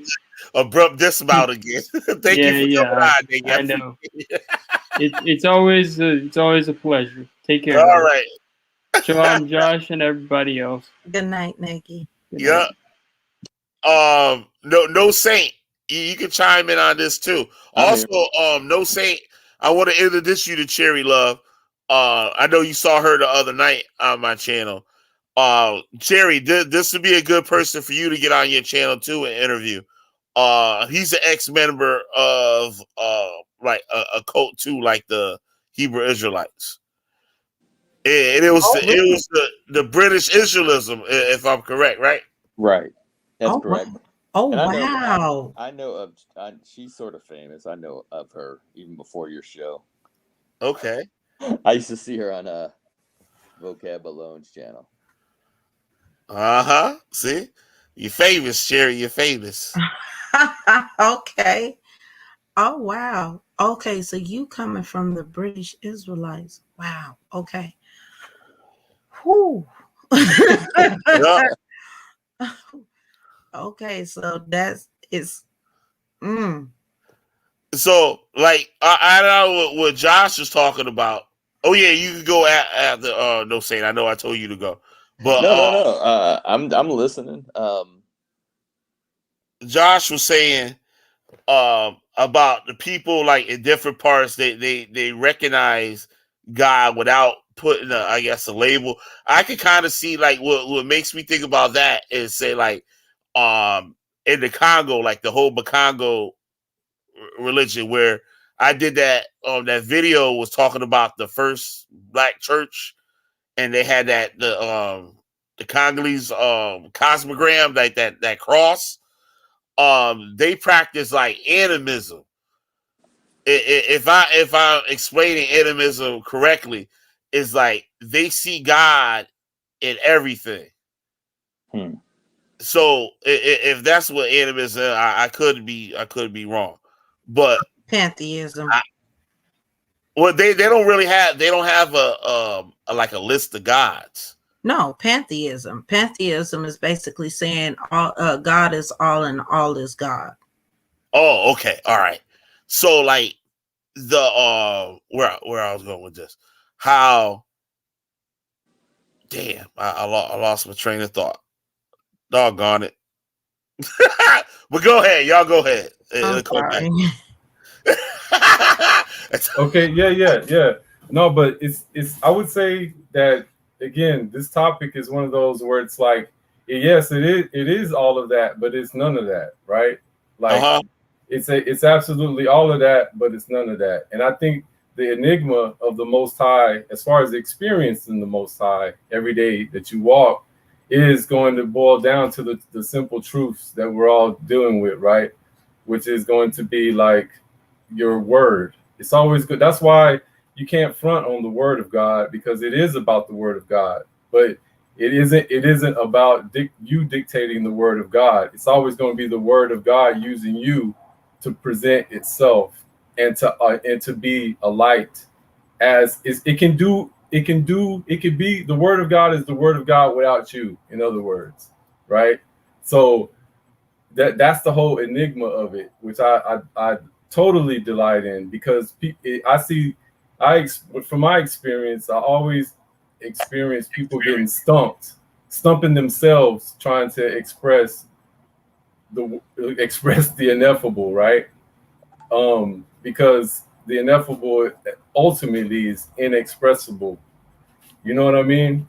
So that's the whole enigma to it. That's why I like topics like this, because it really shows like who is, you know what I mean? Like, is my mission to tell you that I'll come to spread the word of God, or is it my mission to tell you that the word of God is spreading itself and you just got to jump on?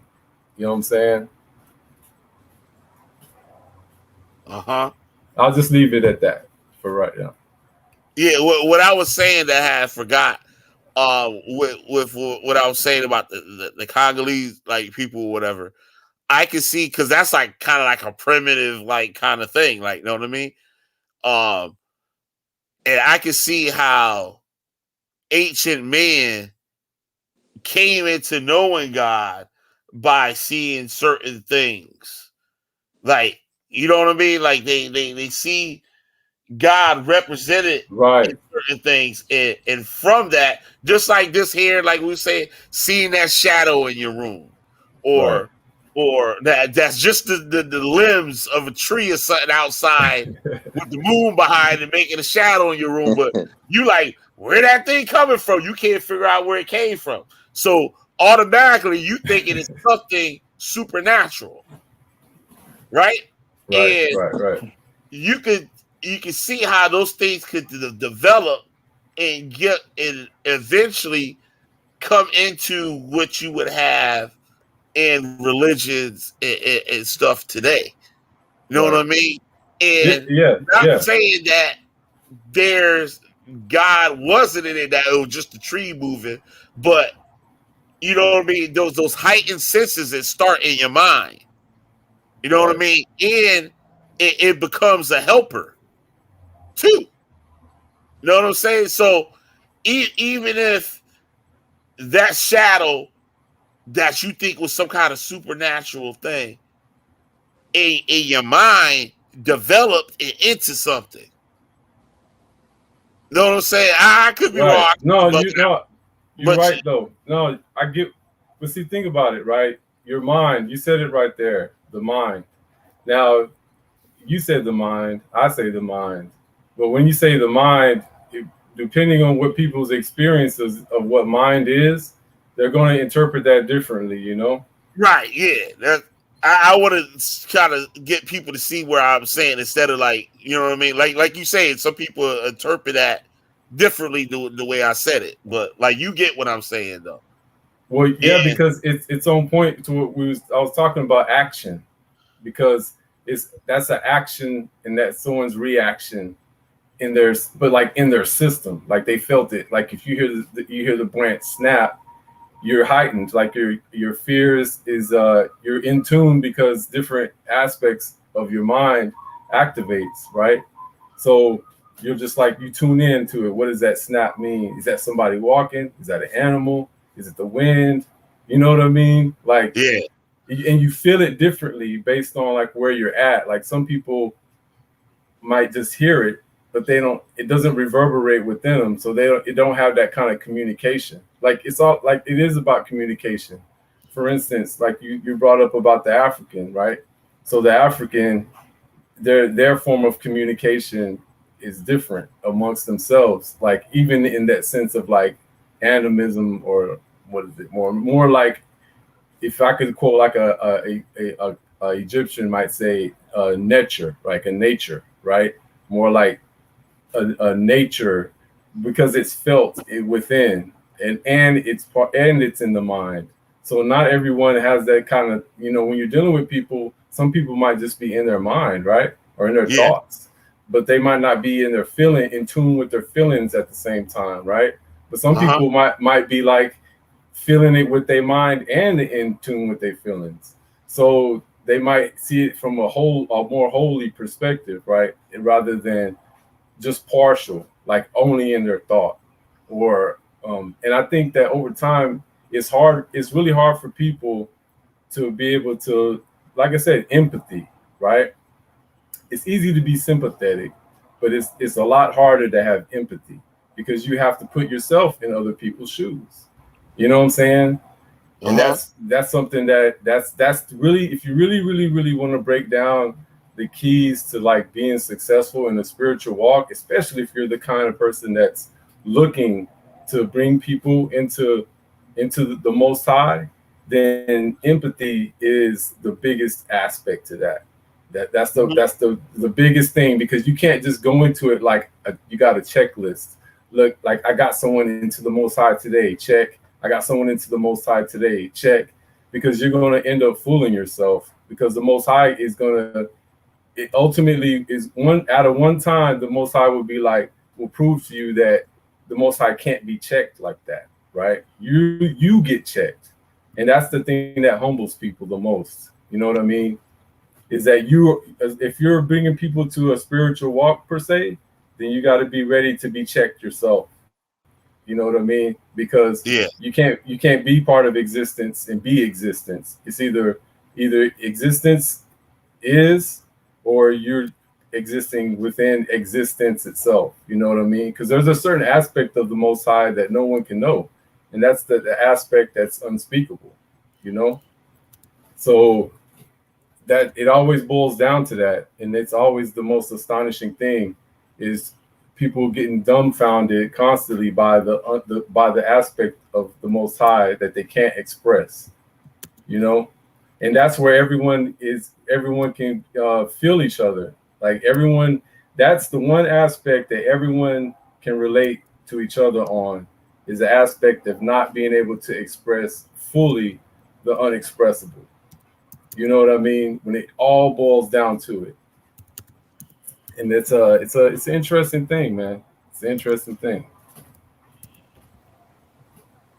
Yep. But yeah, to add to what you're saying about the African, right? And that is what I was talking about, because that's a different language, right? The language is more active, action based. It is less like speaking about a concept or a thought, or like, you know what I mean? It's like, yo, I'd send you out here to chop the tree and you didn't chop the tree.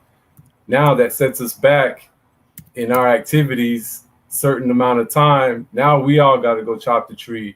You might get some sort of like harsh punishment for that, but in other people's eyes, the harsh punishment might be something that's way out there or like too much to deal with. But in their eyes, it's a natural thing. That level of intensity is natural.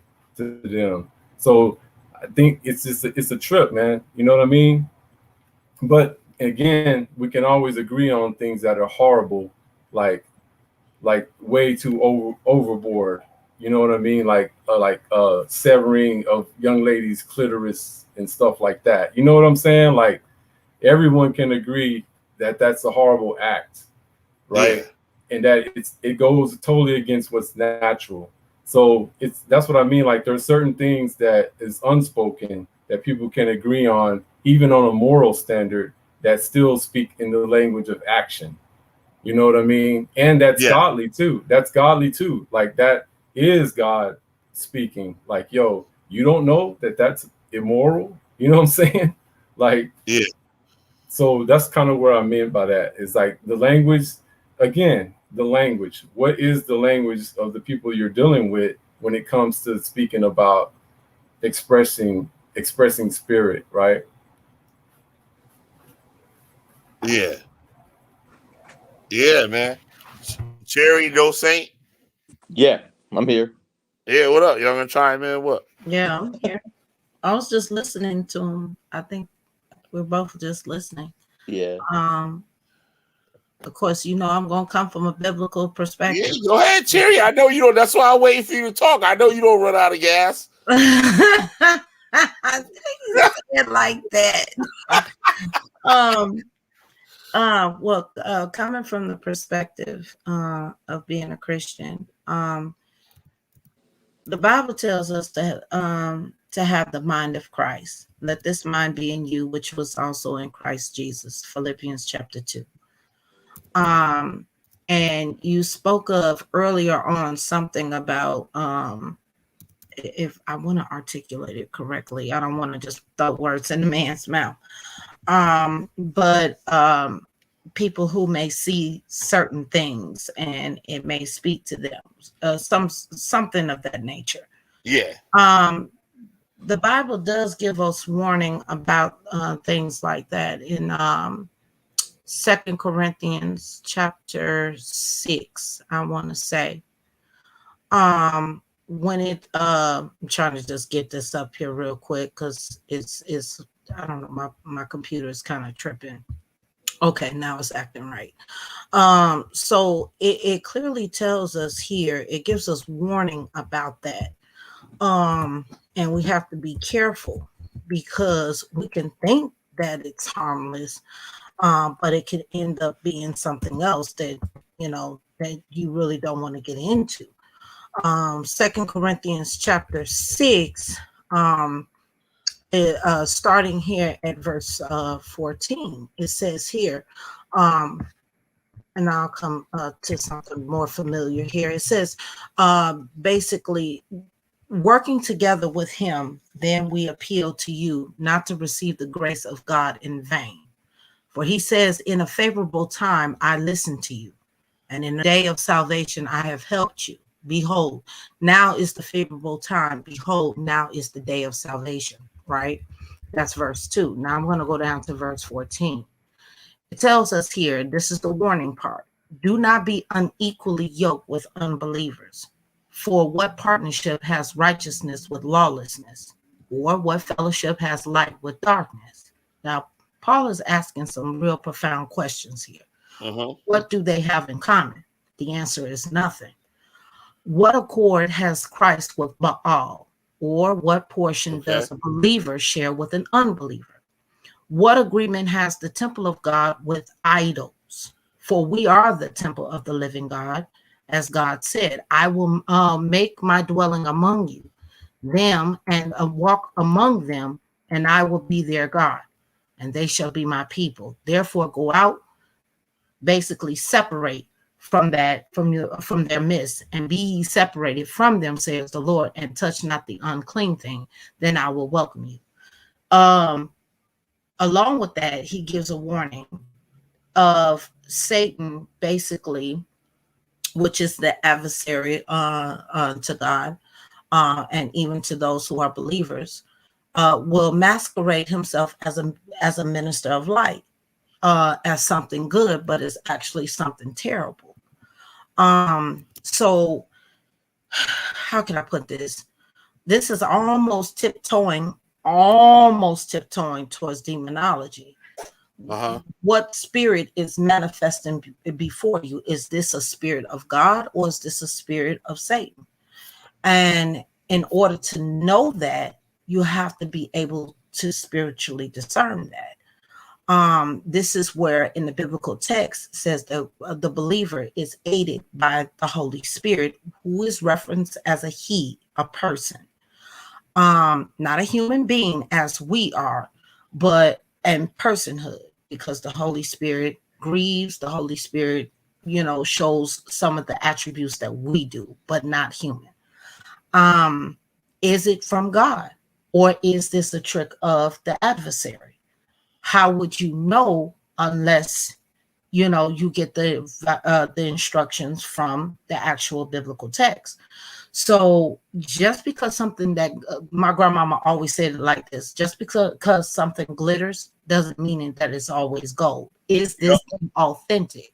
Right. So I was listening to the gentleman, and that may seem harmless, but not all the time is it harmless. It could be real harmful, because what spirit is driving this particular person? For instance, would you say that a spirit, a person that goes out and kills somebody, is that the spirit of God, or is that the spirit of the adversary? The adversary all day. See, exactly. Yep. So, but let's say that same person that actually murdered somebody earlier that day, let's say they gave you $5 or bought you lunch that day or did something really nice for you. And you're like, okay, this person got a good spirit, but later on they went out and did something that was terrible. So it's real tricky. You basically, you just got to be careful with these different kind of spirits and what you dabble with. One last example, and I'll be quiet. For instance, you got it, Cherry.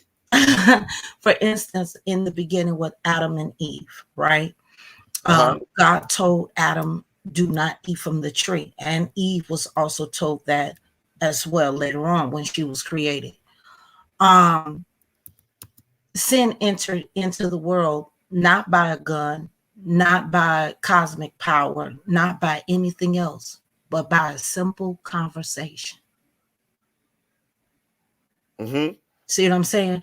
So we have to be careful what we link ourselves up with.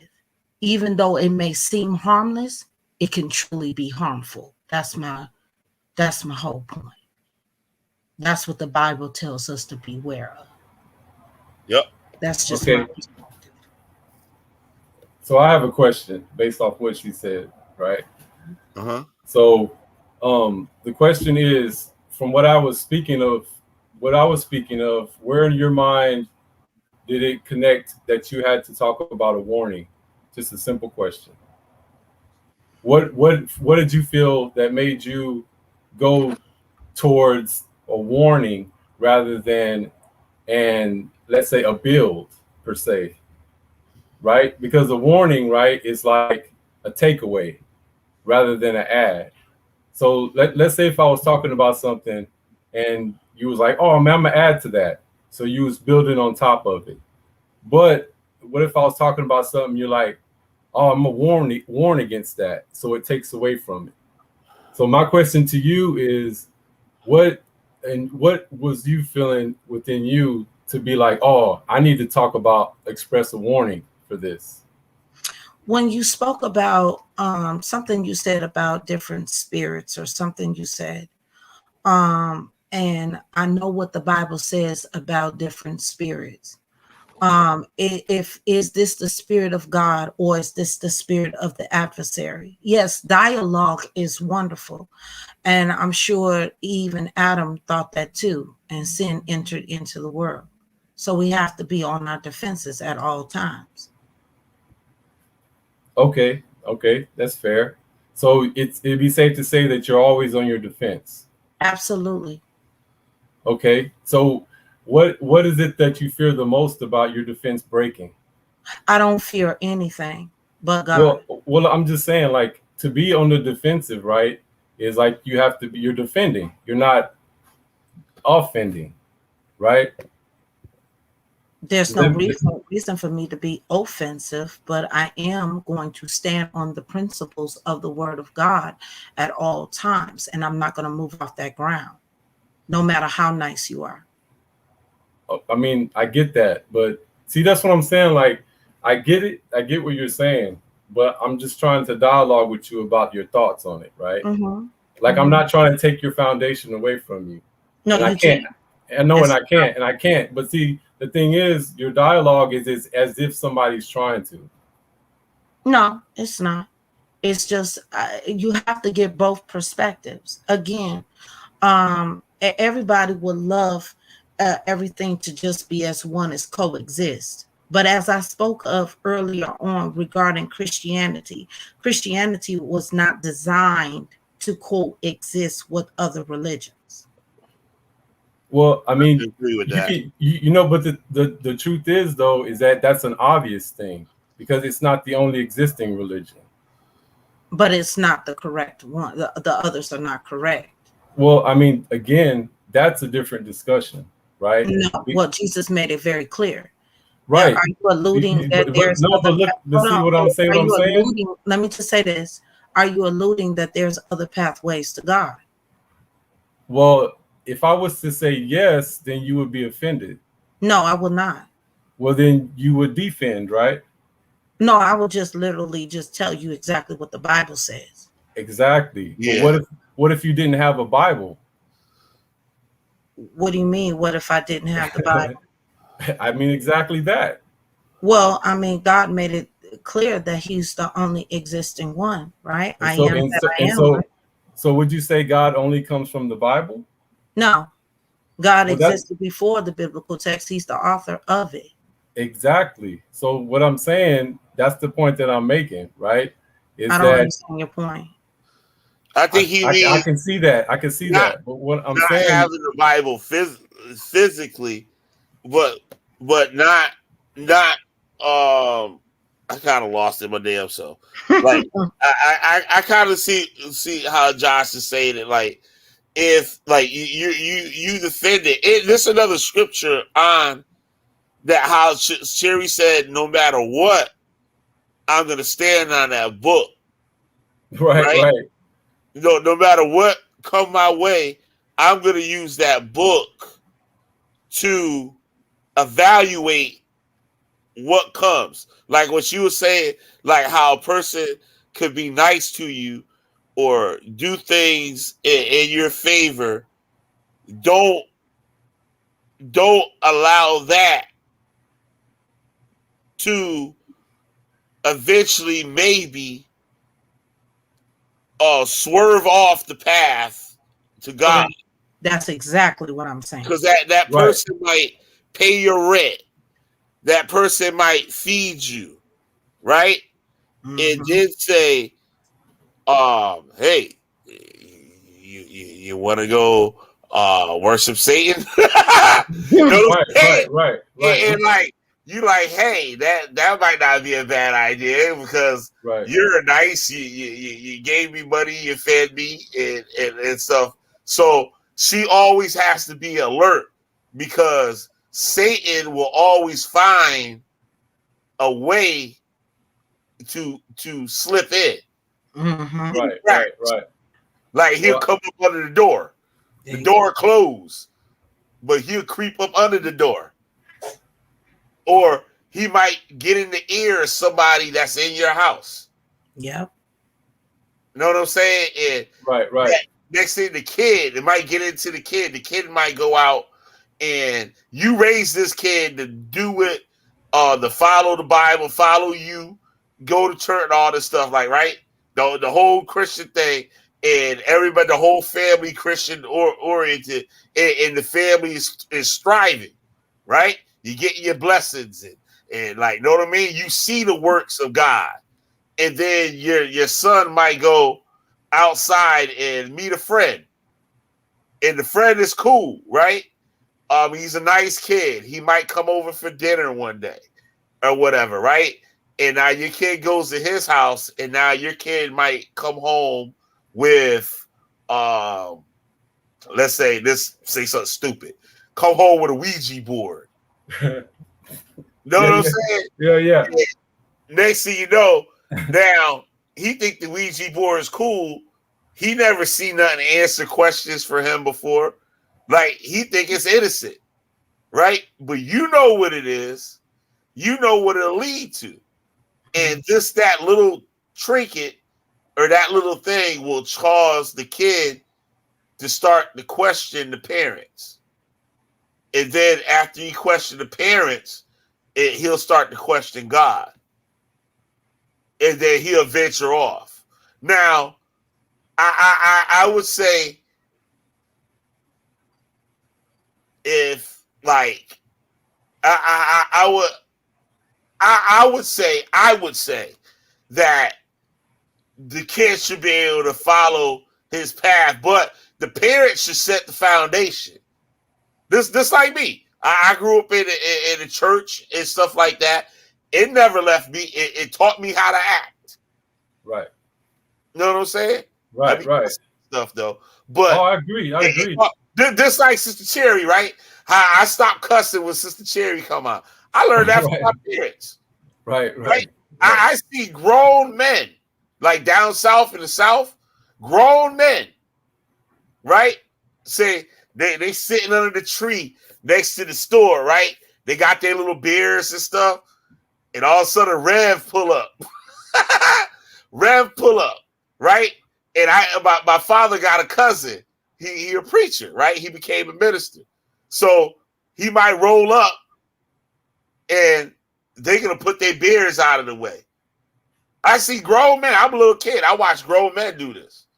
And like the beers are there, but they're not going to put the beer. That Rev know the beers is there, right? He might see the beers, but they're going to put the beers away. Right. They might set it down on the floor of the car. They might take it off the table and put it on the side of them sitting at the picnic table. You know what I'm saying? They know Rev see the beer, but out of respect, they're not gonna show it in his presence. Right. Right? As like a respect thing. So sometimes the kid, just like me, I grew up in a church that I didn't have the greatest time. Like, you know what I'm saying? I didn't like going to church. I didn't like Sunday I used to sit in the bed, be quiet as a mug, hoping my parents wake up. I don't want to make no noise on Friday, Sunday morning. I be sitting in my bed still as a mug, yo, wanting to get up and watch cartoons like crazy. But I sit in that bed like I'm a mummy. I won't make not a creak. It sound good. It might wake up my parents. Oh, it's time to go to church. Like, you know what I'm saying? I hope they oversleep. Right? I know I ain't right, Cherry. But but like, you know what I'm saying? The things you learn, like, even though you didn't like it, there's things that you learn and it stuck with you, like moral stuff and whatnot. And it would cause that not watching where your kids go, but that goes even if a family doesn't have religion in the family. It still goes that way. There's an outside influence that could come in and it could spoil the whole family. Right. Like the kid might start smoking weed or something. You didn't raise that kid to do that. And now he sees that. He don't want to stop. And now you might have a younger kid. Now the younger kid look up to him and he might want to start smoking weed. Right? You know what I'm saying? That the whole thing snowballs. But I would say sometimes too, it's good to allow the kid to make some decisions for himself, maybe, or whatever. But sometimes I don't know. Like that's a touchy thing. But for the most part, I see what she's saying about the defense.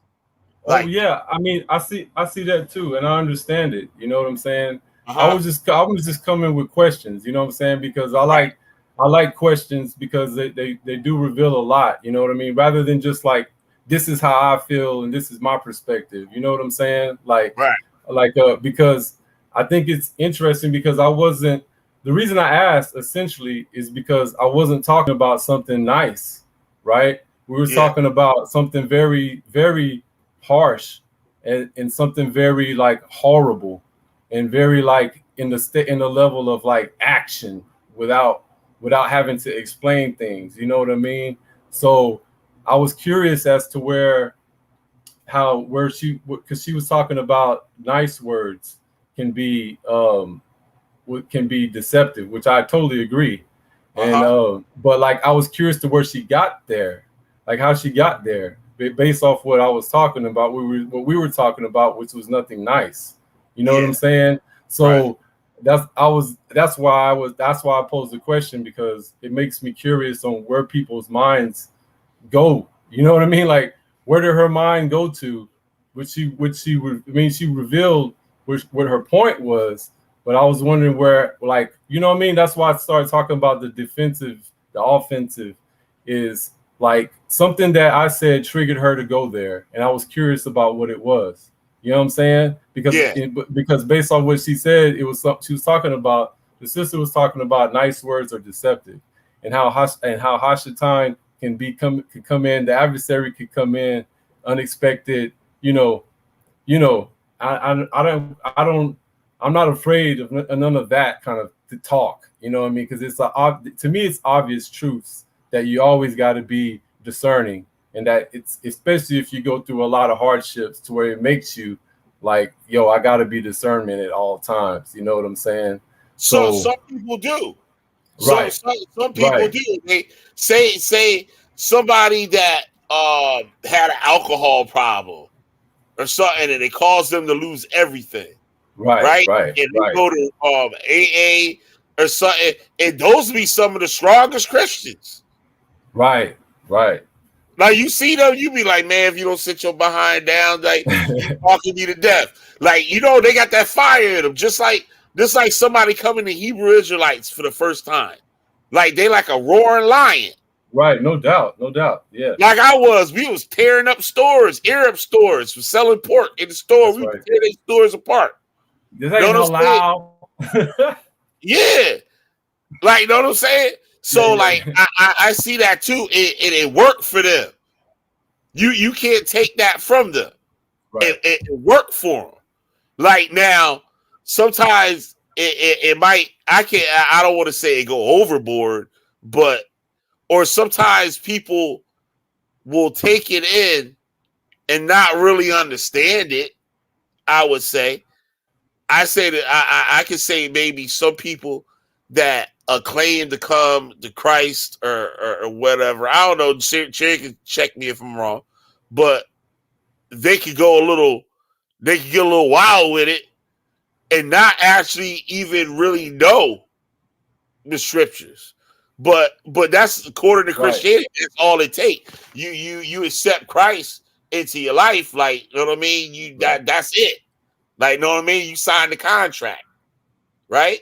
So, like, it becomes something that's part of you. It's in your mind.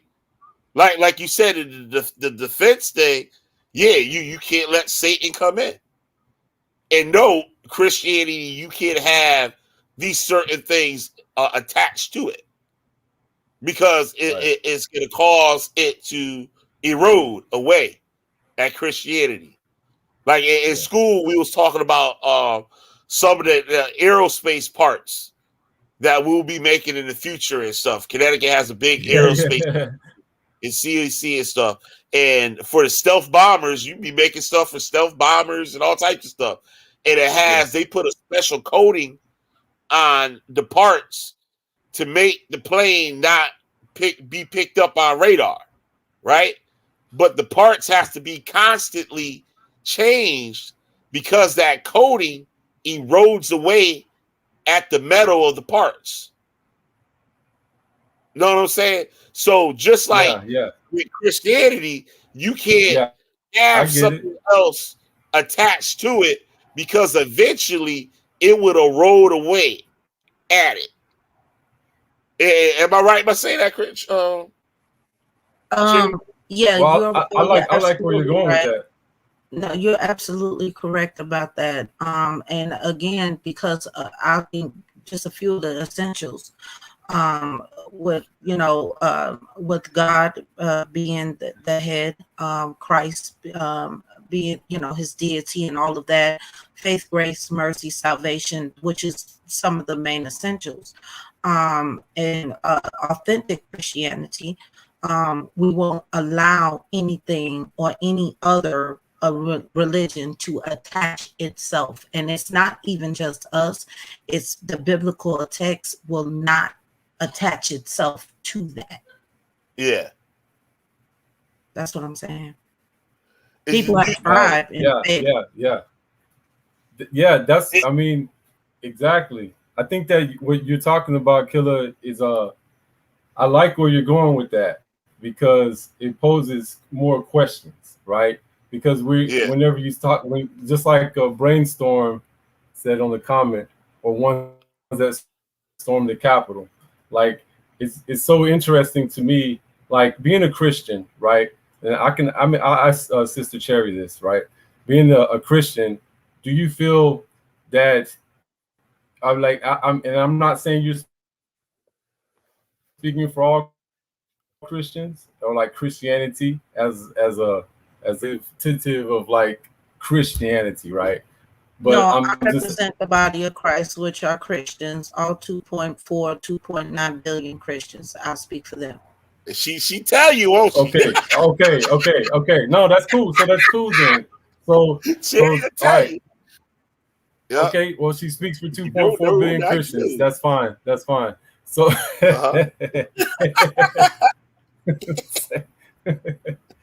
oh man, that's fun. So, but check it out. I'm glad he talked about that, because let's just use those type, right? So they're Christians who stormed the Capitol, right? So what do you say to those Christians right there? Like, yo, you don't represent my Christianity, or you went too far with my Christianity, or none of the above. Did Jesus teach that? I mean, well, he did whip out the money changers. No. Did Jesus instruct the believers to storm or to riot or any of those things? Did he teach that? No. Then your question is insufficient. You just answered your own question. I heard Cherry say the same thing she just said a while back, where the people, like with the whole slavery thing. Like I was talking earlier how I started the show. What you said, Josh? I was saying that's cool. I mean, I answer my own question, but I was just asking you. You know, based off of the people at the Capitol, right? So you're saying that, okay, since you're saying that Jesus didn't tell them to storm the Capitol, is what you're saying? No, Jesus didn't teach that. What they did was wholeheartedly wrong. And so again, so that's what I'm asking. I'm answering. So you have people who will literally call themselves something, but if they're not living the principles of what Christ taught, then how can you call yourself that? You're basically false flagging. Okay. Jesus didn't teach to go and riot. Jesus didn't teach to murder. Jesus didn't teach to slander. Jesus didn't teach to lie. Jesus didn't teach none of that stuff. So wait a minute. If Christ didn't teach those things, how can you call yourself a Christian?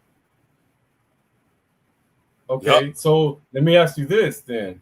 So but he did go in and flip the money changers, right? And get them out of the temple. Now, that's a good point, because people will take Absolutely. that. And he had that was the first thing they mentioned. He had every right to. But see, I'm just the point I'm making is because earlier we were talking about actions are louder than words, right? And sometimes people, they perceive actions as more intense than someone just not saying not to storm the Capitol. or not teaching it, right? Well, again, you said Jesus went in and flipped the money changers because of what? They were defiling the temple, number one. Number Okay. two, because we believe that Jesus is God. Jesus has the right to actually do that. The biblical Right. text is vengeance is mine, saith who? I'm sorry, you're breaking up. Vengeance is mine, saith who? The Lord. Says Exactly. the Lord. So the Lord has every right to do what he did. Okay, Like- so like- let me ask you this then. So would you don't think that someone would look at that as if he has the right to go storm the Capitol or go storm the temple or go to the temple, you don't think that that could influence people to look at that as a go ahead for what they would do? Oh wait, my bad. I thought who's that just came in? I'm not sure. I know I heard of you. Cherry, you with me? Wait, Cherry love. Oh yeah, she here. You hear her, Cherry? I got her in here. Cherry, you hear us? Oh no, that's weird. Josh, you hear me? I think She's up she in went here. out. She got to come back. Wait, hold on. Let me put her out and put it back in. All right, you hear me, Cherry? Yeah, she gotta go and come back in, I think. It might be her internet kind of jacked up. I don't hear you. Yeah. What? So Oh, let me just say All right. this: is like I believe that I'm not trying to play the devil's advocate. I'm just you trying there, to. Cherry? I'm just asking mad questions, right? Because I enjoy Oh, sometimes questions can bring out a lot of answers, right? All right, now that should be the go. She good now, probably, right? You there, Cherry? Can y'all hear her? I can't hear her at all. Cherry. I can't. Oh, hear you it. on mute, Cherry. You got the button on mute. Unmute yourself. Let me see if I can unmute mic. Unmute mic. Cherry, you got your mic muted. Hold on, let me put it. Unmute your mic, Cherry.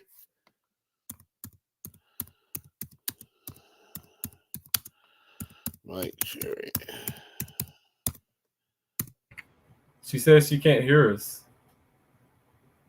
You got your mic muted for one.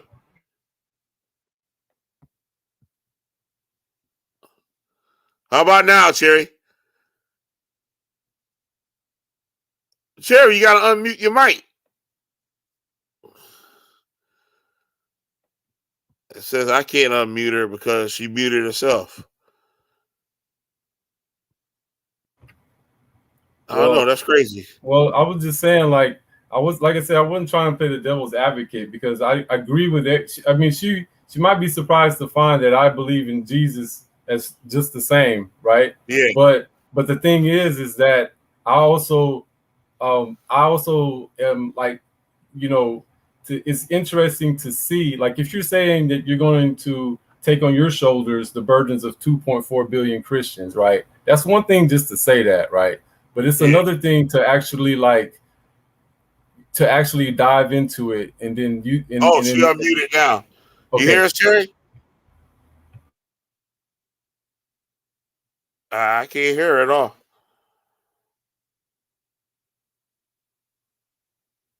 Cherry, you hear us?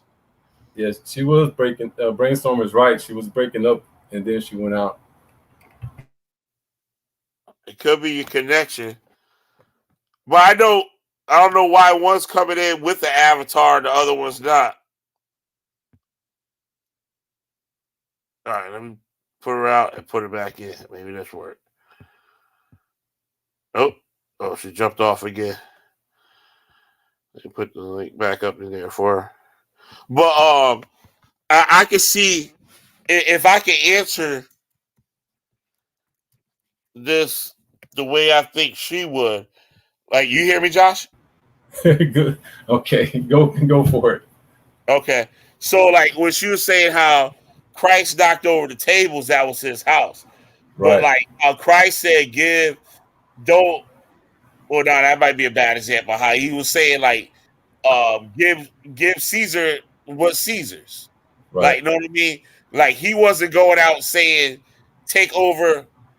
Send the links in the chat, Jerry. I'll text it to you. Let me text it to you. Maybe I don't know. Let me something different or something.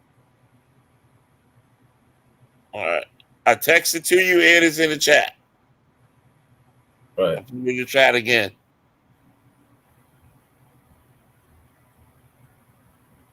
All right. It's in the chat and I text it to your phone. Christ wouldn't teach to take over the Roman government. Right. You know what I'm saying? I totally get it. No, I totally get where she's coming from on that. I mean, I agree with her too. Like, but the thing is, here's the thing, is that this is Jesus we're talking about. Yeah. You know what I'm saying? Like, we're talking about Jesus, and we're talking about people who want to live their life to be like Jesus. Yeah. Right? Yeah. And that's what it ended up being with a lot of fanatics, like say like the people that ran up in the Capitol building. They might want to be like Jesus, but not really know what Jesus was. All right, Chair. Right. Now it says device not connected. Which is what she's saying. That's and she brought the scriptures out to prove that. I mean, that's what she was saying, is that exact thing, is that he's the Lord of the house, right? So it's his house essentially. So but then again, you be fooling yourself to think that the whole earth is not his house, right?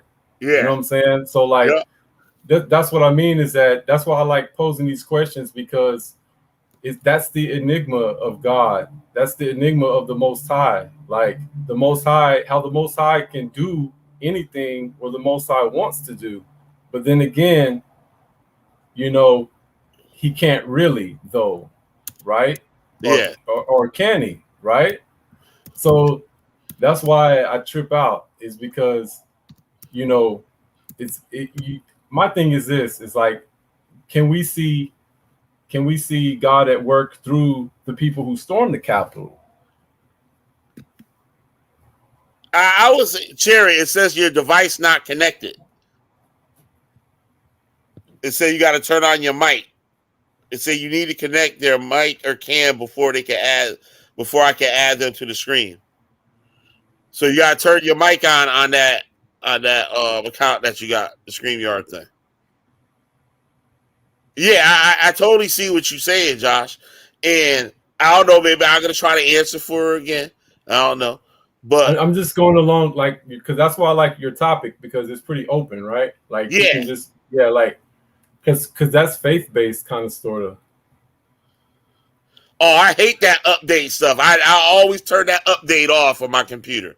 I hate that. All that updates do is screw your computer up. Sure does. It be running fine. You get an update, that's it. Yeah. When I got Windows, I run Windows 7. I don't use nothing over Windows 7.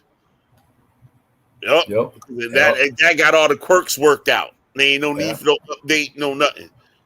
Almost no updates. I hate when that thing happen. But it's like the people will want to be like, they say, oh, I'm gonna be like Christ. So I'm gonna do this, and they'll misrepresent him. I think they would probably say they were doing God's work. Right. Just like a Hebrew Israelite that shoot Ayanna Sneed in the face because she don't want to be with the man no more. So the man will shoot her in the face. And he said. No, that was the other dude. Who was the other dude's name? Not Christopher Day, the other dude. That was in Ohio, I think, or Arizona. That shot one of the elders of the cult, shot his brother, I think, and shot the woman. And went to jail with a smile. Because he feel he was doing God's work. Right. God told him to do that. That's right. Or that what Christ would do when Christ comes back. Right. You know what I'm saying? Christ would have done that on his regular when he was on the earth. You know what I'm saying? But like I see Cherry, somebody used that and Cherry answered with that with the whole slave trade and all that stuff too. Yeah. She was like, that's not in the scriptures to do that. Right. You know what I mean? And like she right. Like, you know what I'm saying? She right, but I see how people could easily take it to that. Take it to that level. So it could be dangerous. And that what makes Coach so dangerous too. Because they would take all those extremes and bring those extremes, misrepresent things, make them extreme and bring them to the forefront. Like they would take an old scripture with the law. If I'm not mistaken, right? I said this shit. Moses wrote the law. God didn't write the law. Moses wrote the law. Yeah. God gave the commandments. Right. Moses made the law.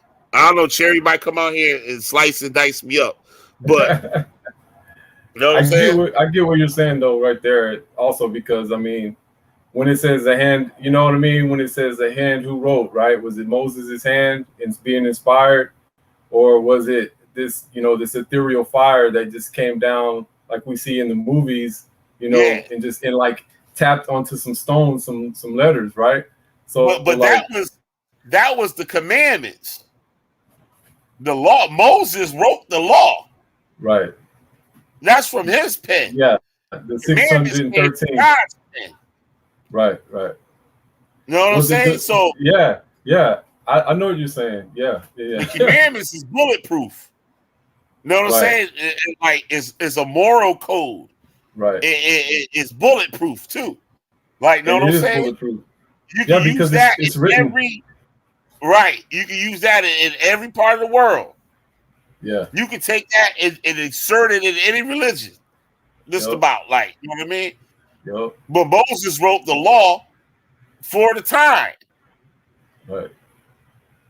You know what I'm saying? Some things you can bring up to 2020. Some things you can't. Right. Exactly. And we see that. Yep. Like look, all these Hebrew Israelites, right? That's a good example right there. It was like, man, I ain't gonna go into work today because I gotta slaughter this lamb. You know what I mean? That you know what I'm saying? Like, yeah, like just living it out. The problem is the disconnect between physical and spiritual. Like, are we talking symbolically here? What translates to symbolically spiritual and what doesn't? Right, and let's use the capital people for another example still, right? Like, so let's say that in their heads they're thinking, some of them like, oh man, Christ might have did this, or I'm a Christian, this is a Christian thing to do, the ultimate Christian thing to do. So where's the line between if it being void of a spiritual act? You know what I'm saying? Like, is it because let's say that in truth that God was really telling them the whole time, man, look at all these people trying to get you to go storm the Capitol. Look at all these people trying to get you to go storm the Capitol. You need to avoid that. And to show you how stupid it is, I'm gonna allow it to be so intense that you keep getting these like messages from everywhere. And I'm gonna test you to see if you're gonna fall for the okie doke, right? And and it's allowed that every single on their phone, on their emails, everywhere they look, they're getting messages about going and storming the Capitol. And some of them decide, man, you know what? That's just stupid. I ain't gonna do that. But some of them are like, yo, they fall for the okie doke and they all go do it, right? So essentially, right, let's just say Satan gets to them and then they go out there and they're doing the will of Hashatan, right? And then so that's why I like to ask questions, because it's a fine line between when does it become something foolishly carnal, and then how does it maintain to be righteously spiritual? You know what I'm saying? Like that's one thing that always fascinates me between people's actions. That's why I always ask questions over why people think it's the way they do, or what motivates people to do what they do. Some people you already know the answer, and you said it yourself. Yeah. The commandments are written not only in their bulletproof, because why? The commandments are eternal. So that means that it's in everyone's DNA, the right things to do. Right. So that's why they're bulletproof, because you just can't, they're the right things to do no matter what. And and that's beyond words. That's actions, because they're actions. Right. And so, and you're right, it gets interesting when you get to the rest of the laws. Like, oh, okay, dude, you know what I mean? And that, just to bring it back full circle about where Jesus was kicking people out of the temple. I think that, yes, nowadays you wouldn't go storming into a synagogue and then trying to kick everybody out of the synagogue, right? And claiming, yo, this is my crib. You know what I mean? Yeah. And like, because we see that with the Hebrew Israelites, and we see when people taking guns, blasting everybody. You know what I mean? We see that kind of activity rampant.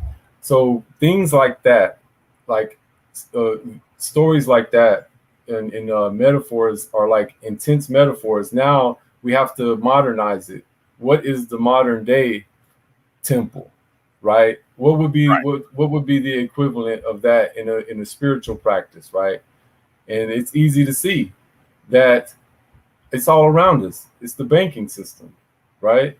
Like, so my point is that in asking all of that, and to dive into that, because it's fascinating how people can take these stories and then it's just they're going to their fantasies, and then just fall into foolishness, and not be able to see it nowadays as interests, money changers, this and that. And you know what I mean? And I'm like, wouldn't it be such a spiritual thing that all the Christians out there that exists really gathered their forces and did away with this money system as we know it, of interests? Because we all know that interest is illegal when it comes to the law. You know what I'm saying? Right. Like it like all the way around. Even Jesus spoke about interests. Like, you don't lend expecting, right? Right. So I think that's the point I was trying to make. If I could have got full circle with it, and I know I'm long-winded, and my thoughts on things are never like just the simple question. I think that's a lot of times when I'm talking to people, they think that I'm just shallow and I'm just stuck on that question. You know what I'm saying? So I'm trying to get to a point in there, if I can get to the point. You know what I mean? Because I'm also motivated by the powerful thought of, what if us as Christians could really focus our prayers and gather and do away with the system as we know it, that is subjugating people in the level of interests, in banking, in confusion, and you know what I mean, in prayer, but wholehearted prayer with our words and our being and our soul, right? Not just like thought. So that's the point that I was trying to make by bringing all of that out. You know what I mean? Yeah, man, it's deep. I wish Cherry could get back up on here, because y'all's having a good build. Yeah. But I'm on that though. I do gotta to get back to my evening. But hopefully when I get off, she that opens up space for her to come back on, and she can elaborate some more. You know what I'm saying? Yeah, I'm gonna try to give it about 15 more minutes. See if I can last. What? Who's this? Okay. Yeah, thanks for coming on, man. I appreciate it. Yeah. Keep having more topics like that, man. You know what I mean? Yeah. I thought that was a good one for today. It invites good dialogue, right? Yep. And it is neutral. Like, I don't want nothing to start up no like crazy thing or whatever. Like, let the other thing that was funny when Jesus was up out here though. Yeah. He hit me up in the comments today. He hit me up in the comments and said, "What up?" Like, yeah, he cool, but he Oh crazy yeah, as shit. yeah, But he he crazy. cool. He's comical. Yeah, We get he him off. crazy. Yeah. But see, the thing about him though is that I don't know, man. Maybe I could be wrong, and I'm just thinking about it. But he doesn't really come off to me as like dangerous. You know what I'm saying? Yeah. That's why I let him rock like that. Cause like it really sounded like he just acted up, like he just acted a fool, like you know what I mean? Yeah, Like, like you know what I'm saying? Like he was saying, like, well, he was trying to say like to stop for that embarrassment he got, but he said it after Cherry left when he was talking to me and you that he learned from her. You know what I mean? Yeah, and I'm sure he never saw nobody show them scriptures the way she showed it to him. Because it's real easy for somebody to read the scripture like that when it's something that you want to hear. Right. When your reading comprehension ain't that high in the first place, most black people.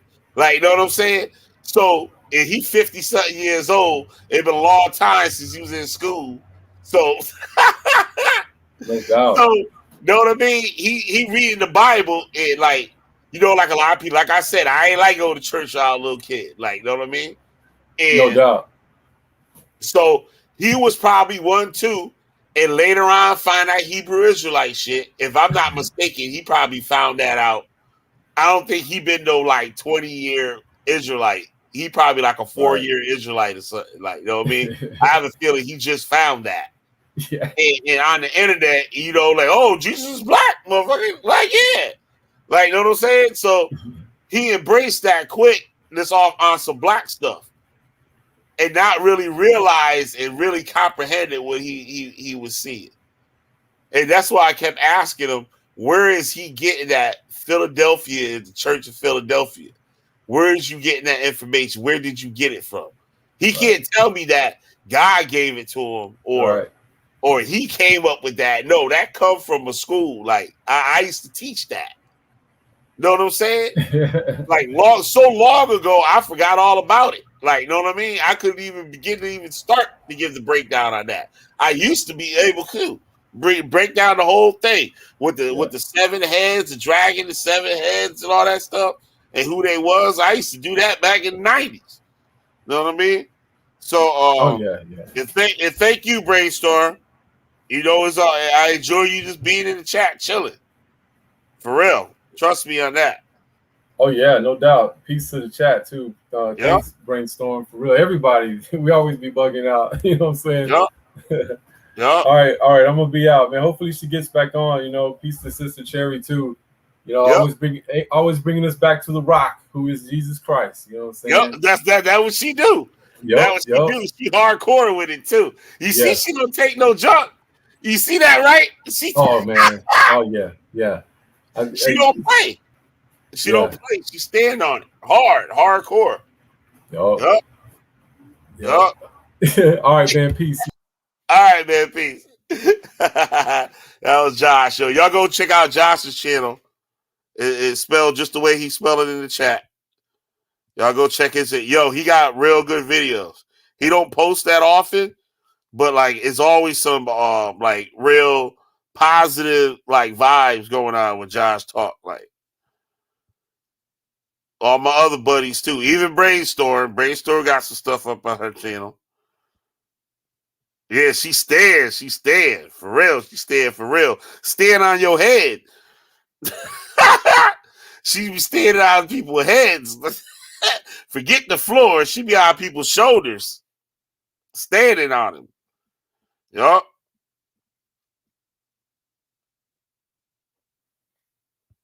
It's Josh, just the way how he spelled it in the chat. I spell it for you. JAHSH.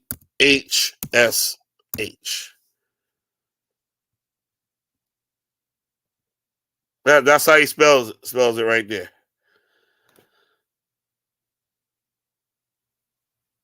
Yep, it should come right up. Actually, there's a rapper where Josh raps too. but there's some other rapper that stole his name. But you see him like he usually got a picture of him or like some Hawaiian picture or something like that. Like he might show some picture of Hawaii or like I don't know. I think he has some palm trees in one of his videos or something. There's always some positive vibes with him. If it ain't a rap video, it's Josh. It's him. But he got rap songs on his stuff too, though. Yep. He got a SoundCloud too. You can check out all his music on SoundCloud. And I think it's Josh 1 on SoundCloud, if I'm not mistaken. Yeah, he has great videos, like how he breaks stuff down. Josh was always like when we was in Torah Nights, Josh was like my interpreter. I'll get all crazy and hot. Y'all know how I am when I act up and stuff, right? I get so mad and just to keep myself from saying something I don't want to hear myself say, I'll be like, Josh, explain that shit to me.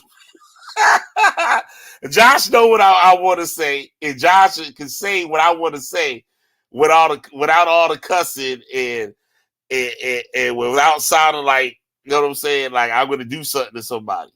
Like, you know what I mean? So Josh was the one that always kept me cool in the group. He was like, oh, what up? You see how he speak, like, you know what I mean?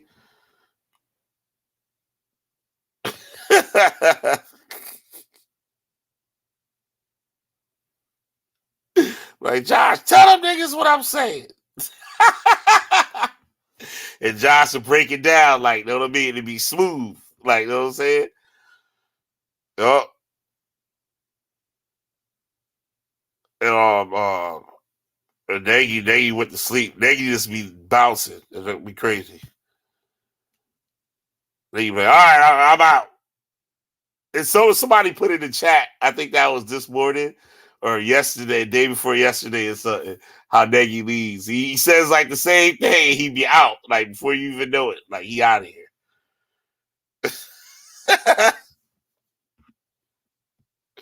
Like, what's going on, Nagy? He said, oh, not a whole lot. I'm like, what you mean not a whole lot? You out of Killer Bee, the Witchfinder General show. What the hell are you talking about? We hear that energy. Yeah, I think this was a good topic tonight. For some reason, it feels like it's Friday night. For some weird reason. Yup. That's why you needed to be up out here brainstorming, asking questions and something. I know you got some stuff to say too. You like playing, chilling out in the bushes. You need to come up out here more often.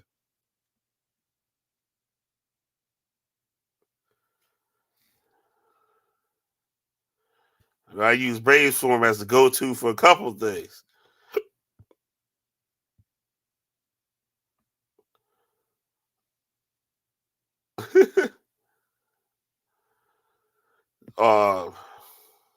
What happened to Cherry? Oh, there she goes. Hey, what's happening? What's going on? Nothing. How are you doing? Huh? You late. Yeah, I know. I said, you know what? Let me step in here real quick. Just quick. Like, I really enjoyed it. I always enjoy listening to Sister Cherry. Yep. But I really enjoyed listening to him. I liked his words. You know what I mean? I liked the fact that he was asking questions and it was making you think. You know what I mean? Yeah. Yep. But for a second, I thought Cherry was gonna fire off on him. Like but no, she was in a she was in a slow simmer. Yeah. Don't. It was there. Yeah, it was just there. under the surface. It was just under the surface. You know what I'm saying? But it just had the lid on. She had the lid on. She had the lid on, and I was like, I was waiting for it, but she had it under control, and it was a slow simmer. It was a slow simmer. She's like, she stand on her. She stand. Yup. She's down. Yup. And I'm like, okay, you can't do nothing but respect her. Yeah. You Yup. can't do nothing but respect her. You see what I do? I pull up my pants and everything when she come around. Pull up my pants, tighten my shoes, lace my shoes up, hey.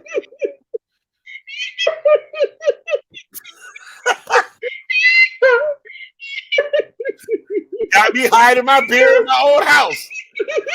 Yeah. Like, Take your hat off. Yeah. Yup. Make sure you have your belt on, nothing slouching. Yup. You're not sitting on the living room sofa. Yeah. The sofa's the one that has plastic on With it. the plastic on it. Yup, the one with the plastic on it. Yup. Minding your P's and Q's, not cussing, not nothing. Yup. You saw she stuck up on me today. I didn't see her. I wasn't looking at the chat. I expected her to come. Yup. I expected it because of the title of your stream. Yeah. I knew she was gonna come. Yup. I knew she was gonna come. Like it's I'm like like, yeah, Batman. Yup. Pop right up. Yup. If he's asking if so is this a Christian channel? Oh, my channel? No. Cole, I'm not pronouncing his name very No, yeah, I wouldn't he is consider it a Christian channel. I respect Christianity, though. Straight up. You know what I'm saying? yeah. I wouldn't consider it like a Christian channel, like, you know what I mean? Because I'll be wilding out here. I talk about all types of stuff. Oh my gosh. I guess he didn't hear when the sleeping serpent was talking about witchcraft and stuff like that. I'll wait for Charity to go buck wild on him. My question, you know what?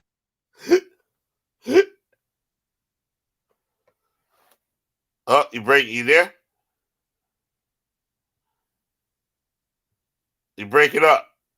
Oh, yeah, I don't hear you at all. You there? Hope it ain't me. It can't be me. My thing is full. All right. Can you hear me? All right, now I Can you hear you. Yep. Okay. My question is this, and this is one that I was kicking around in my head, but I'm like, maybe it sounds like a crazy question or a stupid question or whatever. But my question is this: before Christ, the people that was before him, I mean, Christianity wasn't around. Where did they go? Did they go to hell? I mean, what I mean, you know what I mean? I'm just curious. That's a good question. Or the people that, like, even now that are in the far, deep jungles or whatever, where the people are just not, like that one group of a tribe of people that whenever, I forgot the name of that tribe, but they're not, no one from the outside ever goes in. You know what I mean? What about those people that has not been exposed to Christianity? Yeah. If they don't know anything about Jesus, because they're not exposed, where do they go? Do they go to hell too? It is Simo the Fear. Right. Because they didn't have a chance. Like they don't know anything about it because no one has come. Right. Or what happens to people like that? I believe in God and everything. I believe in Jesus. I'm just saying. I don't know. That's just a question that I have. Maybe Sister Cherry can yeah, Brazil. That's it. I mean, what happens to those people? Are Yeah, they doomed to go to hell because they've never heard of Jesus? You know, very good question. I Very good personally, question. I personally believe, and I know what the Bible said. About you have to go through Jesus before you get to the Father. But I honestly believe that. I mean, that's just my thought. I Right, believe that you know there has to be other ways, because where did those people go before Jesus was even around? right. Did Like, they all go to hell? You know what I mean? Because yeah, they didn't know Jesus. Jesus wasn't even born. What about the people? right. She just cut off again, I think. You know All what? right, there you You go. know what I mean? Yeah, like I would say like the or damn, I forgot my thought. I get tired. Oh, what I was gonna say? Like how you saying like yeah, they didn't know.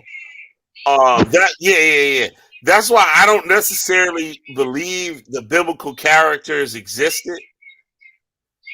I Mhm. believe in the, I guess you could say the principles of the religion. Like say Right. I believe in Christ, but Christ don't have to exist for me. Mhm. You know what I mean? It sounds kind of like crazy, but it's like I believe, but like it don't matter to me if he existed or not. Right. You know what I'm saying? Because the story, the things he taught, whether he was real or not, you know what I'm saying? I believe those things will work. What up, Hugh Screech? You want to come on? You finally figured out your thing. You always want to get on here too with Sister Cherry to ask her questions. But like, you know what I'm saying? Like I believe in him, but he don't have to exist. Or like Uh-huh. I don't have to have proof that he exists. Or Right. it's kind of, I could be right or wrong. That's why I say I'm not a Christian. But Right. I'm Christian, but I'm not a Christian. Like, you know what I'm Right. saying? I think according to Christianity or mainstream Christianity, like the rules for like for the traditional or what she used another word, not traditional. I forgot what she used earlier. Uh Uh-huh. the traditional or the what's the word? I can't think of the word. But the people like the real so-called real Christians or whatever. Right. I don't think I fit in that category. Like, you know Right. what I mean? I can say Right. I believe in it, but maybe I'm sounding like I'm like on some coat stuff or trying to start my own coat. I don't know. No. Like, you know what I'm No, saying? I understand. And Yeah. I keep it personal, like, Right. I mean, yeah, I completely understand. I understand. Hugh Because Street I scared me. huh? Hugh Streets said she scares me. Yeah, you got like people be out there like, you know what I mean? They be out alert. Like, okay, I gotta word this thing right. You know what I mean? I get it at top of that pot come off and stuff. It be boiling hot water. She'll scar you. She'll scar you to the bite me. She will. She will. She'll scar your And behind to the and white. Trust and believe. Trust and because I believe mean, that. I understand what you mean, because I'm not a traditional Christian. I'm not a Christian at all. As a matter of fact, I was, but I mean, I still believe in God. I still believe in Jesus. I just don't. I just believe that um that it's it's not. You don't have to go through Jesus to get to God, because other people had to have done it before he was even born. You Yeah, know, right. that's what I believe. Um, Maybe like this. Cherry will say, I don't know, but still that still don't fit with the rule book kind of like, you know what I'm saying? Like you Right, gotta like, you know what I mean? right. And I yeah, guess that's a good question. I guess I'm going to hell too, I suppose. She might take the top off the pot on you. That's why I waited till she got off. I'm like, she would cut my throat. You said for me to come on earlier. Come on, brainstorm. I'm like, hell no, I'm not. The crap you say, I'm not gonna get sliced and diced. Yep. Not tonight. I'm feeling. I'm just not feeling. Yep. Siberius is talking that talk, but where he went, he can say what he want. We saw where he went though. He got the hell on out of here. He made a little excuse and got the hell on out. Yep. He can say all he wanted. I saw what happened. Yep. Oh my God. Cole said, "Is Terry your top biblical official?" Yep, she is. She's definitely my go-to. She's my number one go-to for Christianity. Straight up. She knows the Bible back, forward, up, down, side to side. If you want to come out here and box with her, I can set it up. I can set it up. You can learn the hard way. Yep. You learn the hard way. You speaks. I thought you had wanted to ask Cherry questions and stuff. Oh yeah, he saw that. I forgot his first experience with Cherry. His sister Cherry wasn't that great. I remember that. He got on him, but she didn't go straight ham on him. Right? Rebel was here, and Rebel kept running his mouth. Yep.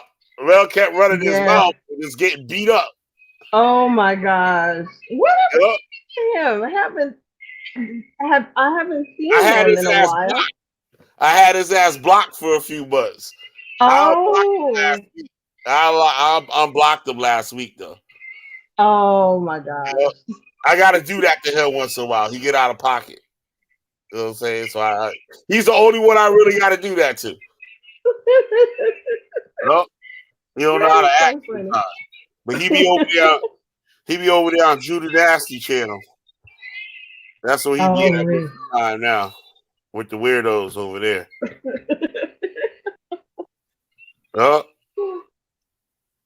Oh my God. Yep. She's not on my level. You find out the hard way, Cohen. You find out the hard way. He said she is not on his level. Yeah, all right. She beat up the best of them. I see Cherry beat up the best of them. Yup. I mean, beat them down. No help. Ain't nobody tag teaming or nothing. She'll beat them down to the ground. Just earlier this week, she was on it with that guy when he was trying to say that when he was talking about God, Jesus being black, and that one scripture. Yep. And that was a good one. Oh shit! Here we go. Uh-oh. Bill Hill, you got that echo. She gone. What up, Bill Hill? What up? Going on with you? Nothing much. Jesus ain't black, fool. Jesus ain't behind with that shit. She'll whip your behind with that. Oh, man, we got the goddamn echo. What you got? You got the YouTube on also, yo. You got to turn the YouTube off. Yeah, you got to pause it. Yeah, pause the YouTube. Yeah, you got pause the YouTube.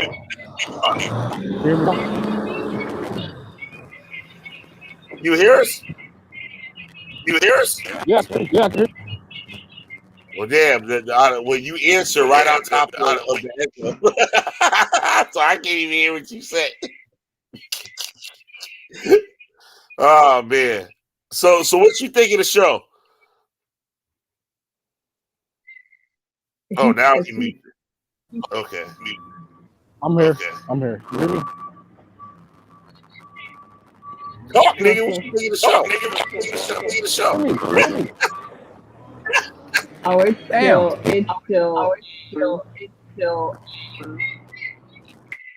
All right, that echo was crazy. Echoing. It's still echoing. Uh-oh. Yeah, He hung it up. yeah, that echo was bad. Uh, Cohen, is that how you pronounce his name? Yeah. Cohen. He said Jesus is black. You need to check the second to last stream I did, and you'll find out that you're not on her level. Yeah. He gonna Yeah, pull some old school Hebrew Israelite doctrines on us and stuff. That's just fake, bro. Yeah, that scripture was picked apart. When was that? What day was that? I think that was Sunday. I think that was Sunday. Yeah, Yep. that was picked apart. That was picked apart on Sunday. Save that dude. Had him looking bad. Grown man had him stumbling and bumbling. He just started saying any old thing to try to forget the ass whipping that he was getting by Cherry. Yep. And then you came with that was a good one that you used about the chocolate eyes. Yeah, it's a simile. Yeah. Yep. And that's basically that scripture is like a textbook simile. Textbook. Yep. All right, let's see if the thing got the echo out. Hello, echo. Oh, he got it on mute. Oh, nah, it's back. You hear me now? Yeah, we hear you when you got the echo. When you go to speak, it's right on top of my echo. Can you still hear? So what you do is you go back to YouTube and you press pause on the video. And if you press pause on the video, then it'll stop echoing. So the only thing that's going to be open is going to be this StreamYard. Yeah, Cohen. I can set that up for you. I can set that up. That'd be good. I have my popcorn ready. I won't say a damn word. I know, right?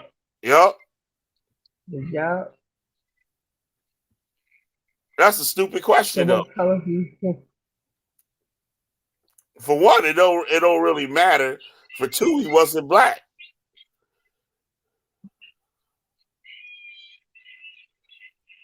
Even the people in that region ain't black. Yeah, that was interesting right there. That was an interesting stream. I enjoyed that. Just sitting back and just listening to that was just, I don't know, enriching. What about now? Nigga, we still hear the echo. You don't hear it.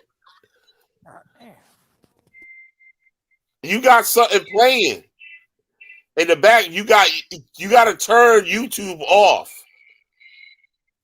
That's why it's echoing, because you got YouTube on. You got the screen playing on the YouTube. That's why we hearing it play backwards. So how can I come on here so we could talk real quick? And I'll put the link in here for you. You obviously a newbie, a new one to the chat, to the screen. I see you be over there with Judah Nazareth. That's why you catching L's, bro. You catch a hardcore L.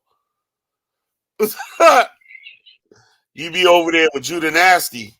I see you over there. They go to the link. All you gotta do is hit that link. They'll bring you right on in.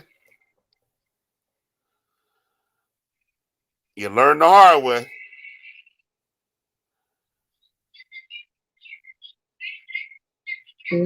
I love it when a new coat head come in here and don't know what he signed up for.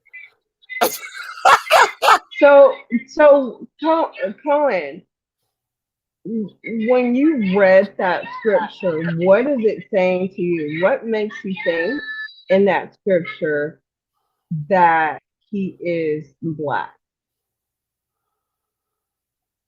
Oh yeah, the echo's gone. By the way.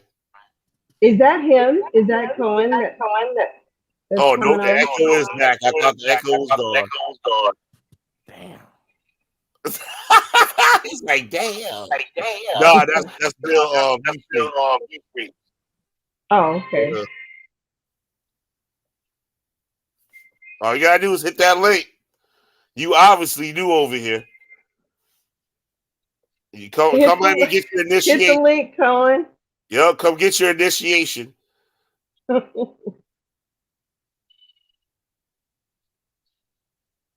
They be coming out like they be acting like they want all the smoke. Come on. All right, there you go. There you go. What's up, man? What up? You can hear me? Yeah, I hear you loud and clear. All right, what up, y'all? How y'all doing? Peace. Hi. How are you doing? All right, man. So.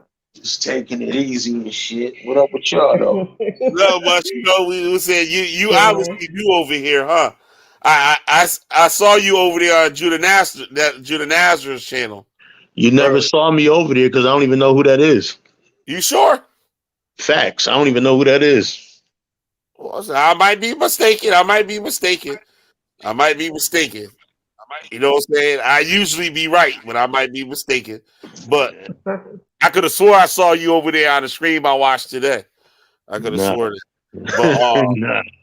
Yeah, all right. You know who he is, though, right? Nah. You don't know who he is? Okay. All right. But how do you find my channel, by the way? I seen your shit for a long time. You be having like different topics on here about crazy stuff and shit. You be having some crazy shit. Like I seen you saying you was talking about the people that went over there with Ben Amin should get kicked out of Israel. Yeah. That's me. Yeah, that's crazy. But you know, I heard you saying that. It gets a lot worse. Yeah, I heard you saying some crazy stuff, but you know. Yeah. And see, the thing about me, I don't debate with people because I believe in diversity. You know what I'm saying? Yeah. Okay. If a person is following Islam and that's working for them, that's peace. If you're a Christian, that's working for you, that's good. I don't try to convert people. But the thing is about me, my sword is sharp in my own studies. I never studied with an Israelite camp or none of that stuff. My mother will tell you she's an Israelite. My kids will, all of that. That's what's up. So you was born into it? Yeah. Okay. What were your parents part of a group? No. But they learned from somewhere though, like that there's Israelite though. Nah, right? See, this is the thing. I say Israelite so people don't, like if I say, yo, I'm Jewish, they be like, oh, I've never met a black Jew. Then when you say an Israelite, oh, I already know what you believe. You're like those guys on the corner in New York. No. That's what I'm saying. Everybody has their own understanding and breakdown when they read the scriptures. That's why there's different religions. You know what I mean? I understand that. So, so you're Jewish? Yeah, basically you could say that. Like me, I don't believe in Christ, but there are some in my family that do. You know what I mean? They call them messianic and things like that. But I don't believe in Christ. The reason being is because we all know that the scriptures were revealed in the language called Hebrew. It wasn't revealed in Greek. And like I tell Zion and all the rest of the brothers, unless you can come to me with a New Testament that's written in Hebrew, I don't even waste my time with it. But the Torah was the first book was the Septuagint. Was what? Was the Septuagint? Am I not correct? You talking about the Septuagint? Yeah. That was translated into what? That from Greek. That was translated into Greek. The oldest manuscript was in Greek. They don't have manuscripts older than that book. They don't have complete manuscripts older than that, but they have fragments of stuff. Yeah, but fragments ain't a book. Like the Dead Sea Scrolls and some, most of them things is fake. And it is fragments. You got pieces like that they think. Like, you know what I mean? It's like a piece. Like literally like 3 words. Like, you know what I mean? It's like a puzzle. Yeah, even less than that in some places. And in Yeah. some places, you got writings on the walls in caves and on stones and stuff like that all over the world. Well, like the coming from I was a Hebrew Israelite for 22 years. Wow, that's a long time. And why'd you leave? Because that shit was bullshit. Yeah, But it wasn't working for you, huh? nah, it worked for me for what I needed it for. For But what you needed it for. What you yeah, need it for? like you know what I'm saying? For my everyday life. Like, you know what I'm saying? It worked. But all right, so when I came into it, you know, like a lot of people, they're searching for answers and stuff like that. And they were answering my questions. And being young, black, not well educated, I didn't know how to do proper study and proper research. Mm. You know what I'm saying? So with that, being ignorant, I fell for the okie doke for a lot of stuff. Right? And then I started to see that what the people weren't following what they was teaching. Mm. And I saw it was repetitive. I said, okay, these people not teaching the truth. I'm going to move on. Right? I find another group. I start to see the same exact thing. Go to another group. I start to see the same exact thing. You know what I mean? And it was almost like everybody had a handbook, like a cult handbook, a cult rule book. And they were all following it to the T. I saw the same exact thing in every group. The same exact thing. I could go right on down the line and I could show you the same exact behavior. And my last group I was in Torah Nights, right? With Mr. Judah Nasty. And that was we didn't believe in Christ and stuff, like, right? Like, I still kind of believed in Christ because, like, the teachers wasn't solid. You know what I mean? It was a bunch of rhetoric. So I'm like, I can't throw Christ in the garbage can. You know what I'm saying? I don't mention them or whatever, but I got my own thing going on. I just want to learn these esoteric lessons that you think that you're teaching. Right? And the lessons wasn't coming out because he didn't have any. You know what I mean? He was spoon feed, right? Something that he might have caught. The littlest thing that he understood. Basically, he was trying to teach Kabbalah, but take the information and saying that it came from him, that he made this information up, that God gave him this information. Oh, so he said it was revealed to him, huh? Right. Wow. And then we found this whole doctrine where he found it, where he found his doctrine, where he stole it from. Wow. We found exactly where he stole it from. Where'd he steal it from? A man named Tony Bardillo. I never even heard of him. If you Google Temple Man, it'll pop right up. And basically, it was the Kabbalah tree, right? But the shape of Solomon's temple. So he took Solomon's temple and made it into a man. Yeah, people say that. They said that Solomon's temple is built like the human body. Yeah, I heard that before. Right. Yeah. So he took that whole thing and talked about God revealed that to him. Yeah, he's and all a that nuts, stuff, huh? right? And then he would watch other Israelite videos and cherry pick out of them and try to make his own little lessons. So, and then he had like a power issue where he started trying to manipulate certain members of the group. Right? And I had some things to take care of. I took a little break and I came back, and that's when I realized that he was doing the same things the other ones was doing.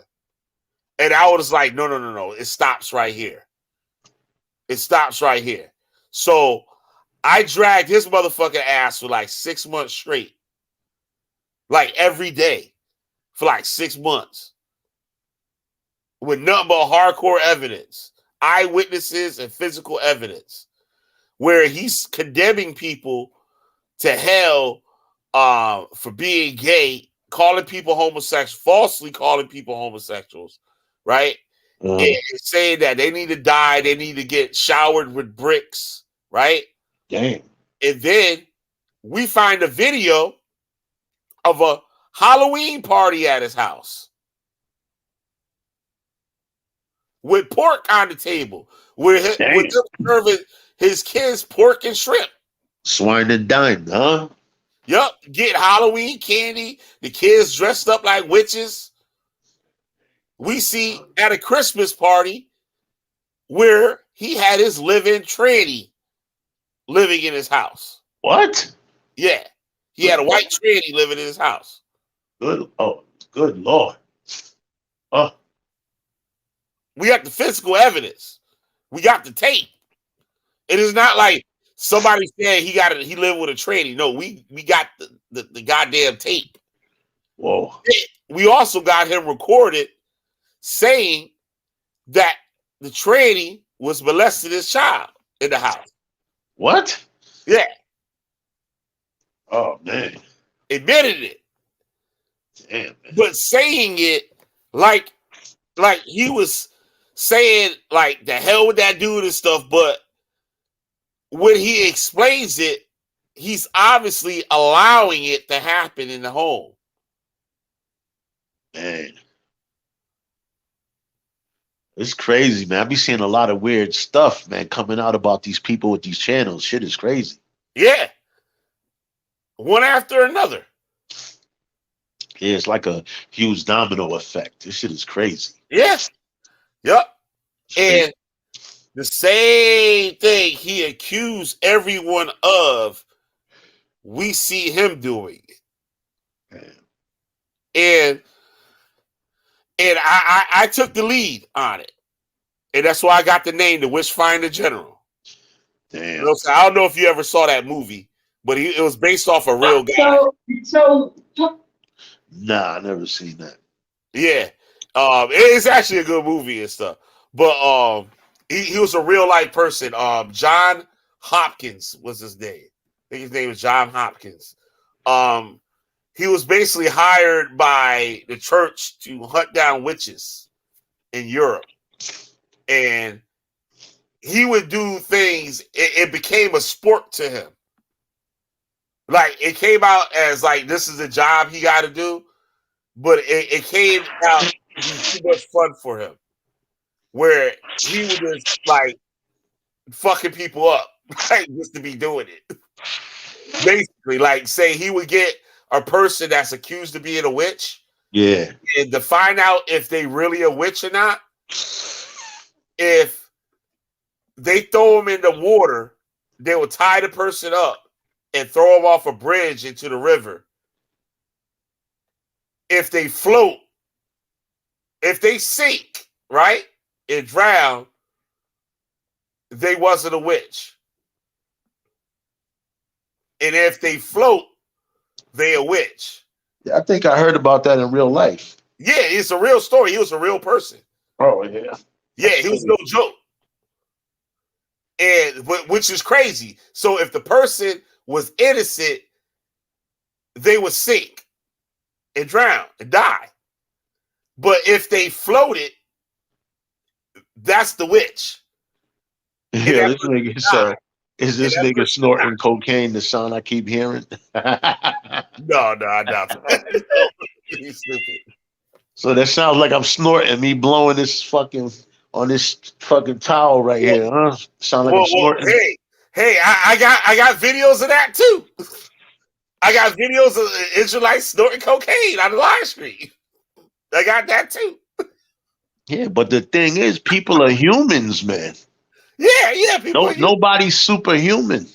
Yeah, yep. Nobody's superhuman.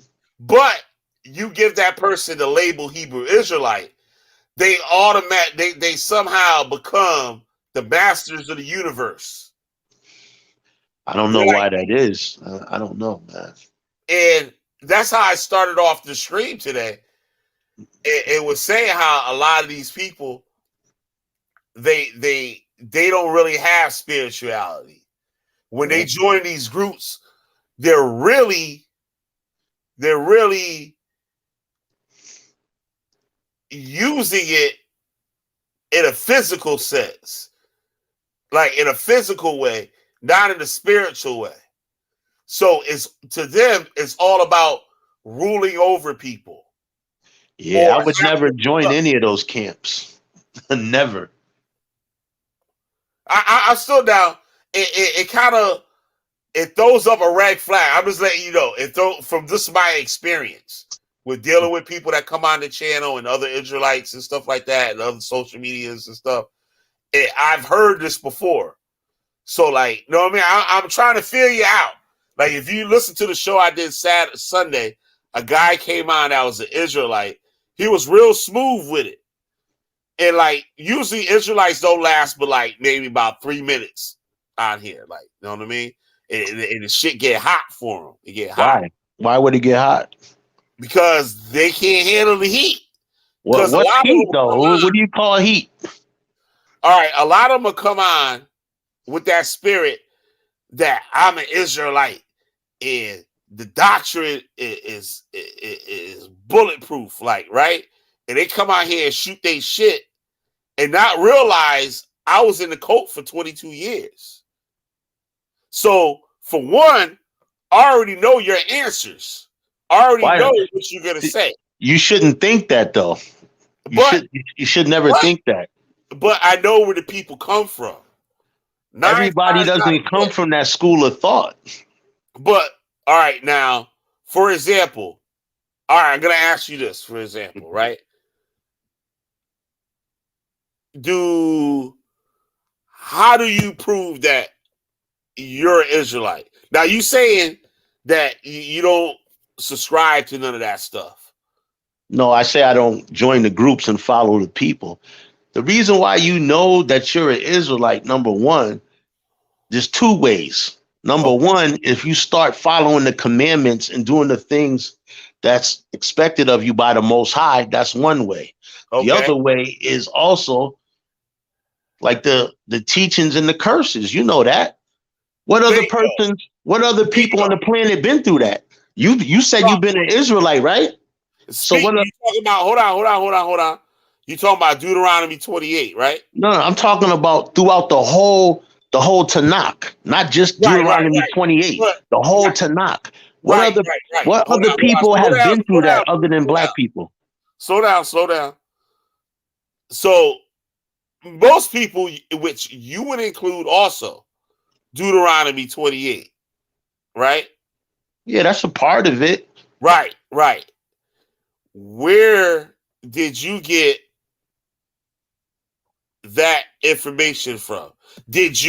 Before you answer, did you find it yourself and then say, hey, this is black people? Or did you hear it from somewhere? Like you said that your parents was Israelites, right? So exactly, yeah. Right. They were taught by somebody. They didn't say wake up one morning and say, hey, we the people in this book. Let's put our fringes and all this shit. Like, know what I'm saying? Like, they learned from somebody. Now, when people tell me this and they'll say Deuteronomy 28, I'm like, who taught you that? Where did you learn that? Can I ask you a serious question? Go ahead. Have you traveled outside the United States? No. Other countries? Nope. Oh, all right. Because in other countries, you're gonna meet black people that are Jews. That have nothing to do with the Hebrew Israelite religion at all. Now, that's right. And I want to say wrong. That's right. You will. Right? Now, you will find people that have converted to Judaism. What I mean, converted. They joined the synagogue. They went through their conversion and they received their conversion papers. You talk that's the European thing. Oh, hold on. Right. Now, you might be talking about Africa, say Ghana or Ethiopia, right? Nah, no. No, okay. Tell me a place outside of America where there's some Jews that people practice. Well, I can tell you, like, let me give you an example. Like, Okay. my mother, she's from Guyana, South America, right? Uh-huh. She knew about that since she was a kid. Now, there was a Hebrew Israelite group that migrated to Guyana. And what year was this? This was probably the 60s. Uh-huh. My mother was born in the 40s. I just did a show on it. Yeah. And I mentioned it. I want to say Hugh Street would know. Hugh Street's the brother in here, he was born into it. He was part of Yahweh Ben Yahweh. Oh, you talking about out there in Florida? Yeah, but he's from Illinois. He was raised like his Hebrew name. Like I just thought that was his like social media Hebrew name, like right. And I know him for years, and I never knew that was his legal name. Right. So then I just recently learned all this stuff about him. Right. And he was in the group with me and everything. There's always a trail. All you gotta do is follow the breadcrumbs. I got a video. I don't know if you've seen it. It was when I was still in the cult. I did the video when I was a Torah only, whatever Israelite in Torah Nights. I did a video, which parts of the video I no longer what's the word I'm looking for? Subscribe to a lot of the things I said in that group in that video. But the history that I display in that video is 1,000. Oh.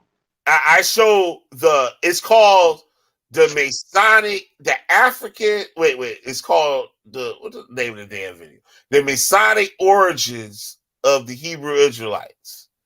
So, you know, a lot of Hebrew Israelites out there, they talk about the Illuminati and all that conspiracy stuff, right?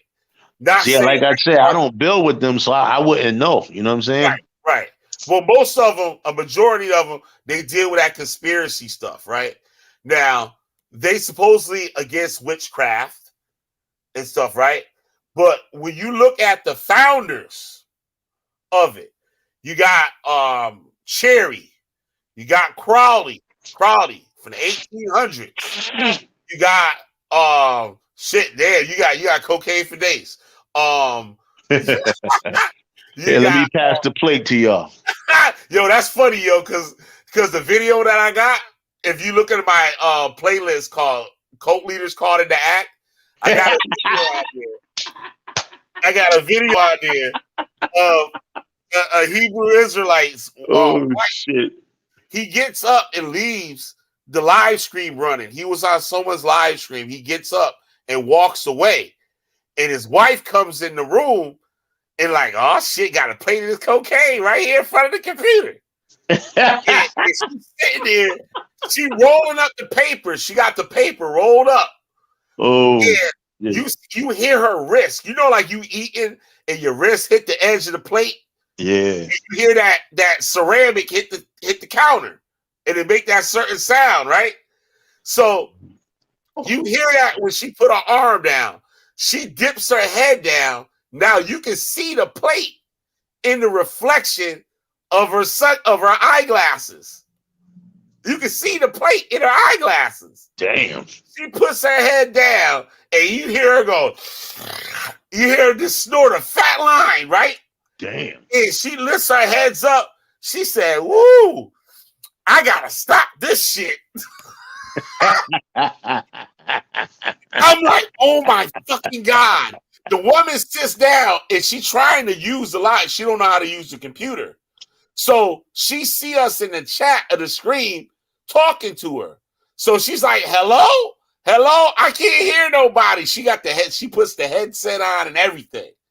Damn. But she can't figure out how to use it. She doesn't know that we watching her.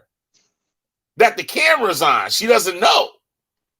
She just think you can put on the headset and just talk to people. But we was a live streaming. We were just in the chat. So she couldn't shit. hear us talking. We just type it. So she don't realize the thing's on. So she's snoring away. And she's like, I gotta stop this shit. Right? She get up. She got the paper rolled up still in her hand. And people like, that's a cigarette. I'm like, that's not a cigarette. You see how thick that is? A cigarette ain't that damn thick. It was a rolled up piece of paper. Damn. Yeah, and then the dude comes in that's supposed to call himself a priest or whatever, right? Starts cussing her out, calling her stupid, calling her all types of names and everything. And don't realize that the camera's still on. That shit's crazy. Yeah. I catch people all the time, yo. And sometimes it's just like I just happen to be in the right place in the right time for it to happen. But back to the Israelite thing, right? So a lot of these people, they will. I asked. I forgot where I left off, but I started the Deuteronomy 28 thing. So they will say that, "Oh, I'm not in no camp. I'm not in no camp." I call those people internet Israelites. Why do you say that? Because the majority of Israelites in America today didn't know that doctrine prior to 2008. Damn, are you serious? Listen, I said the majority. Damn. 2008 is when Israelites came on YouTube, starting with GMS. Oh, man. And it spread across the United States. It spread across the country, right? Then you had ISUPK, IJGC, or whatever the fuck you call it. Yo, you ever been to jail? Nah, never. Nope. Oh, man. So, yeah, that's why you saying the stuff you saying, man. No. But I mean the majority, as in the amount of Israelites that are in the United States today. Because before that, you would only find Hebrew Israelites, tri-state area, New York, Connecticut, New Jersey, like Philly, Pennsylvania, Boston, right? Then you would jump over all the way to Florida. From Florida, you would jump all the way over to Texas, California, and then Chicago area. Outside of that, you wouldn't hear about it. There might have been some, right?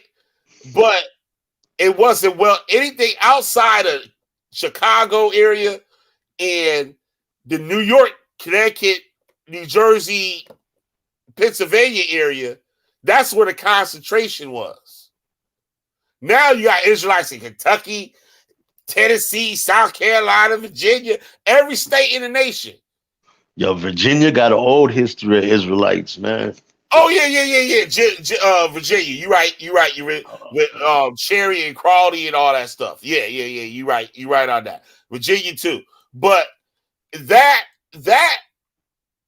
Israelite group it's affiliated with what people call One West.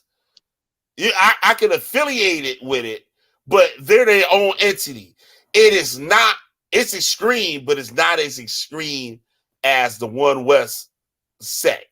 Now, you got, like I said, there's Crawley, Cherry, then you had Josiah Ford, Rabbi Wentworth, Alba Bivens, you got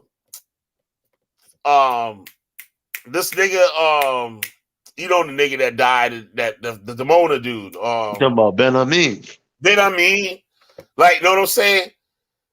And the video that I did, I showed how Ford, Cherry, Crowdy, Wentworth were all occultists.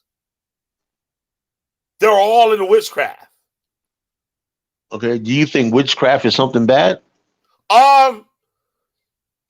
Yeah, no. Me, I personally don't think it's something bad. Like I was explaining to people. Now, if you have something on you, let's just say a curse or whatever, and you have this guy that's taking curse off of people. Now this guy gives his life over to Jesus, and people are coming to him. Oh, take this off of me. This. Oh no, I can't do that, man. I'm into Jesus now, man. You on your own. I think Cherry Love might pop back up. Oh, Brainstorm. oh, I thought oh, oh, Brainstorm the was alive. Bible says, oh, you don't do that, man. I'm just gonna leave you guys on stuck. I'm with Jesus now. Now I hear what you're saying. You got people like, oh, I was gonna do a video on this dude. I just lost his name. But he was a real influential Christian in the South and got a lot of people into Christianity. And he was a root doctor. His name, I can't remember his name. I just Yo, heard you ever heard of Ifa? The religion of Ifa? Ifa? Yeah. Yeah. Yep. Yeah, I just got this book the other day, and they were talking about how they was in Ethiopia with the Israelites, and they ran from Ethiopia to West Africa, and that's where they got taken into slavery at. So when I started studying Ifa, I started noticing a lot of similarities to Judaism. Something told me to like research to see if they had a book like that, and bam, they do have a book like that. Shit's crazy. Now, you could take a lot of this Yoruba religion and sync it up. Like their stories are biblical stories. Well, biblical sounding stories. Like their creation story. And they got a story like Jacob and Esau too. Oh, they got a bunch of stories. They don't have just one. Now, these people didn't have a written language, and there were definitely Jews in Africa early, 1400s and everything, in Africa. White Jews. But where my standpoint is, I know I'm jumping around and stuff, is that we all the people, the blacks, are not. For one, I don't believe the biblical characters are real. I believe it's a book that help you be a better person, but I don't take the characters literal. Right? Now, if you heard me earlier and stuff, I can say I'm a Christ believer or a Christ follower. I guess Sister Cherry come out here and chop my head off, right? She correct me and stuff, but like I was giving my thing. That's why I say I'm not a Christian. But I'm definitely not a Christian either, so I can relate to that. Now, I see the benefits in it. I don't, but I don't knock people. Right. I hear you. But this Hebrew Israelite thing started in America. The Hebrew Israelites in America were con artists. So is that what you believe? That's what your teachers told you, that it started in America? No. I know it start in America. Well, like you got the Ethiopian Jews, right? There's really no evidence saying that they come from Israel. And all the things that you see them do, it's accordance to the way the white Jews worship. So that's the flag right there. That's not true. There's in America, like I came from the America thing, like, know what I mean? I don't know what's going on in Africa and shit like that, right? I'm just sorry. I done some videos on the Jews in Africa and stuff, but my central thing is with the ones that are in America. The ones that are in America, right? They're all fucking con artists. They're snake oil salesmen. And they're fucking crazy. These people had mental illness. Some of them was heavy into the occult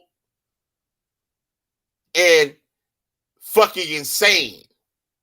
Now, and they were liars. Like I got videos with evidence from the people proving the shit. Like Rabbi Wentworth, right? I got his actual writing with a pen. Actual writing of him trying to draw sigils and cast spells from the seventh and eighth. You ever heard the seventh and eighth book of Moses? Yeah, I heard of that. Right. It was written by a Frenchman. He was taking that and using that shit at the same time, telling people that don't follow witchcraft. But this nigga doing it to the goddamn congregation. He was trying to convince motherfuckers that he could disappear. I got a transcript of one of their sermons or whatever in they church, synagogue, whatever you want to call it. Well, he said, yeah, I disappeared. Tell him it had a dude to confirm to be a witness, like, yeah, he made himself disappear. So the people think that he got one up on them and he closer to God and God give him the power to do these things. Same thing with Cherry. Cherry was batshit crazy. Not Cherry, Crawley was batshit fucking crazy. Fucking hallucinating. His wife thought the nigga was just going fucked up from drinking too much. And he talking about he having visions and shit that we the children of Israel and all this bullshit, right? And you know a lot of Israelites speak against masonry and stuff. He was a Mason. All them niggas was Masons. The commandment keepers was called the Ethiopian Masonic Lodge. Before the name was changed to Commandment Keepers. I got the documents. The documents. So I look at these groups now that stem from these people that speak against these things, and some of them know their foundation. They won't tell it. Right? So these people are doing things like you say that shit real. Like motherfuckers do curses on people and stuff. So with that, that's what these people were doing to their congregation. And you get like Ben Amin. I just did a show recently. You know how they say they went to Liberia, and then from Liberia they got to Dimona and stuff, right? I showed how the summer bitches got there. They stole fucking $5 million worth of airline tickets. They had stolen passports, stolen ID cards, stolen credit cards, fucking stolen video recorders and TVs and VCRs that help they group out. In the So let me ask you a question. So that just proves they're just like anybody else. They're just regular human beings, right? Bunch of niggas. Yep. I don't know about the word niggas. I ain't gonna say that about them. Say that shit, but they're just regular people. I appreciate it. I didn't notice you. I wasn't looking at the screen. I didn't know. I'll put the link back up in here. You will come back on. I didn't notice you were gone until like a few seconds ago.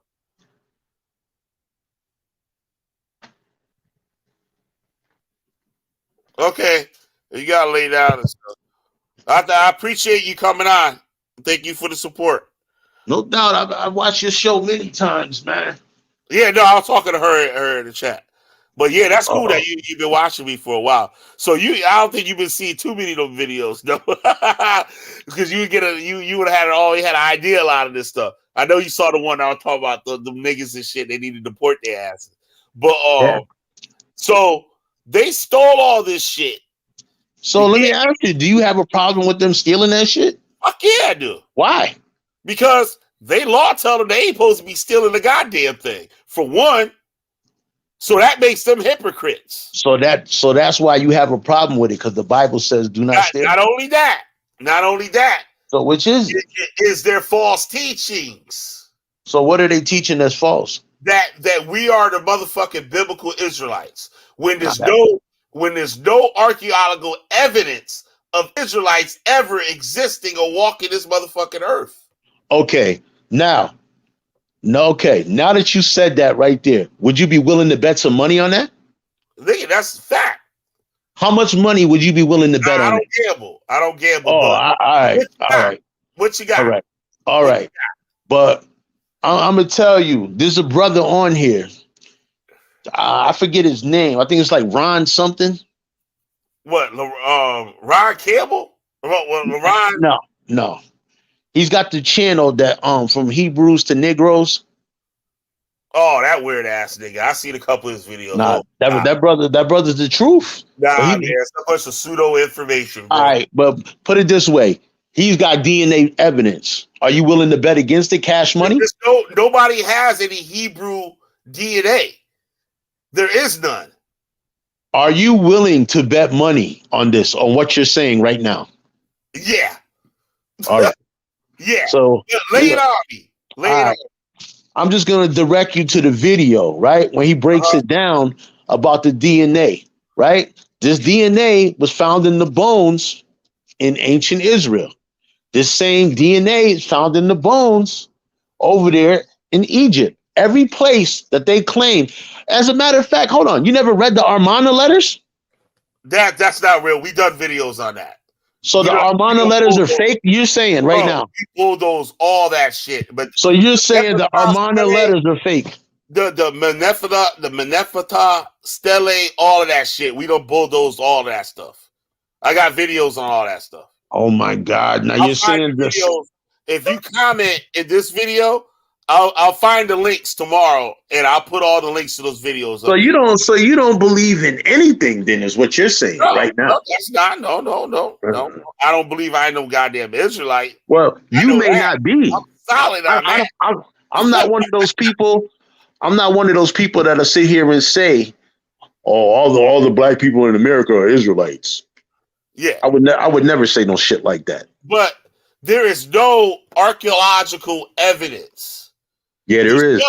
There's definitely tons of it. No, it's a bunch of pseudo information. Stuff that hasn't been documented. Like, no, there's stuff that's been peer reviewed and all of that. No, there's not. Yo, brother, I'm gonna let you go tonight, man. Brother, you have a good night. We're gonna link up in the future, and I'm gonna show you this stuff, man. On this video, and I'll try to link those videos that I did. You know what I mean? I have to dig through them and find them and stuff. That you can check. And definitely video there. When we start this channel, I'm gonna invite you on as a guest too. Yeah. People are gonna love to hear this. So you say there's no evidence. In the comments, and I'll do a video on it.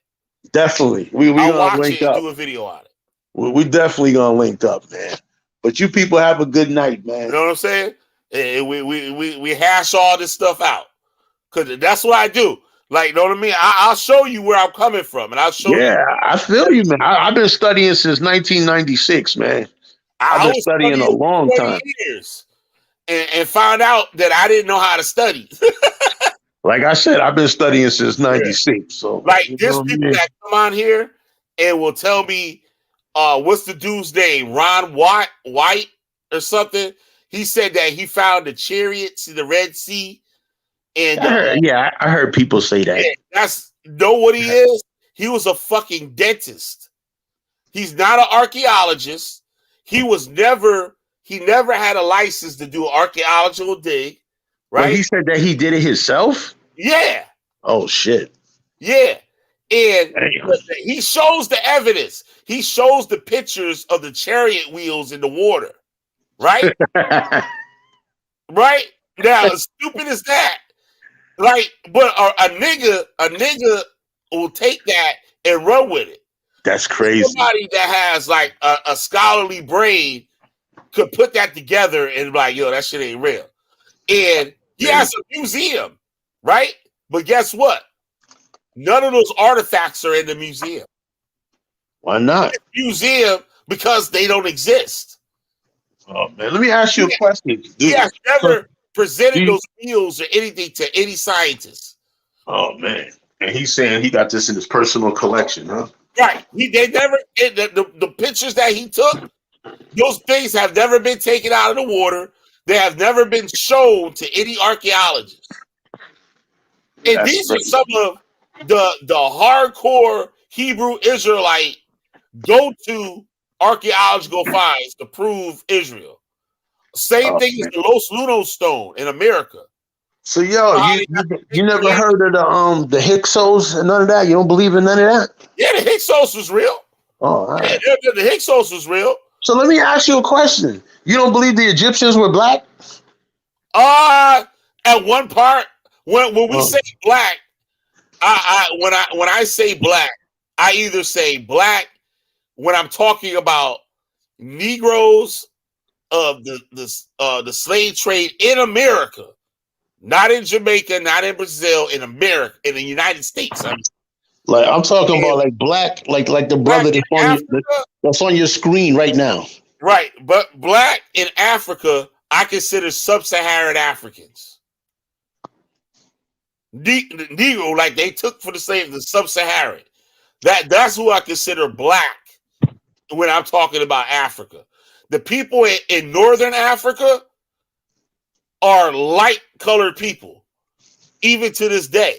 Who are you talking about? Like the Egyptians that are there now? They got artifacts from Libya with the people with white, pale skin and blue eyes. I was talking to somebody about the Berbers. When they talk about the Moors weren't black. The black Moors that the people talk about were actually sub-Saharan slaves that was brought by Berbers and brought to the north. So let me ask you a question. So Moroccan Empire. So Hannibal Barker isn't black to you? No, not black like us. Oh, he's brother, I gotta go, man. I gotta go. We gotta link up, man. We gotta link up, man. Yeah, brother, you have a good night, man. Yeah, check out a lot of my videos. I got it all laid out. Damn sure gotta link up now. Yeah, definitely leave a comment and find that video. Definitely leave a comment and find that video.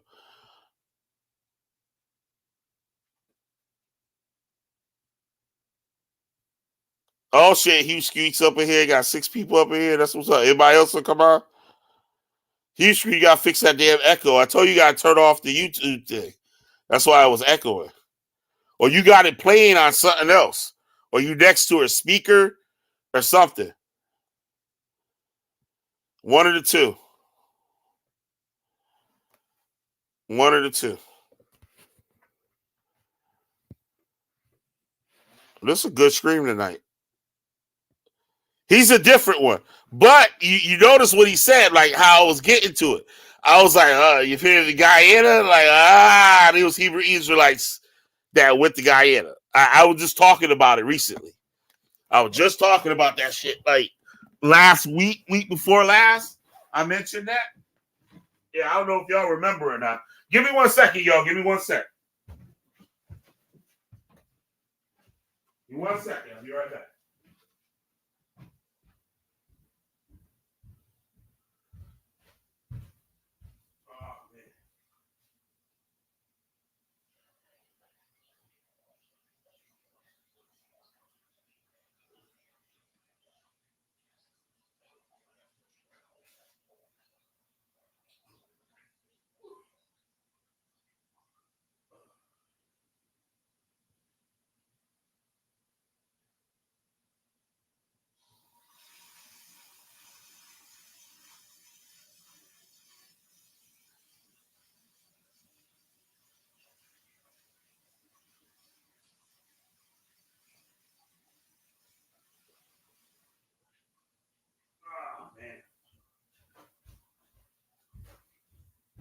All right, y'all. Coming. All right. 1 second. 1 second. 1 second. Put stuff off the floor here. All right. Woo, shit. All right, I'm back. So, we'll plug this thing here. What we got here? I put the link up in the chat. Anybody will come on?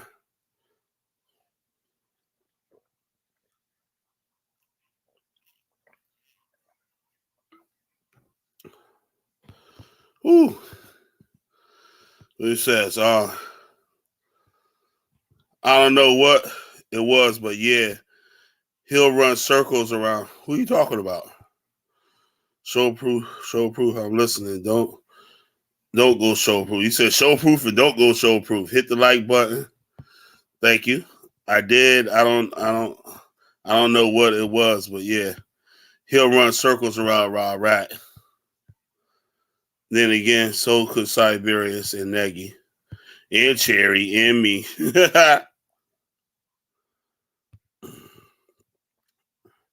Oh, okay. I got you.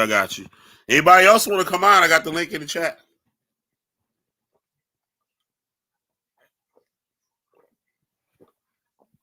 Ah, man. Yeah, I'm sure he could. But it's like the same thing I normally deal with, though.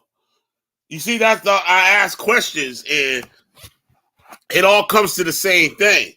There's nobody can say, oh, I'm not a part of the motherfuckers.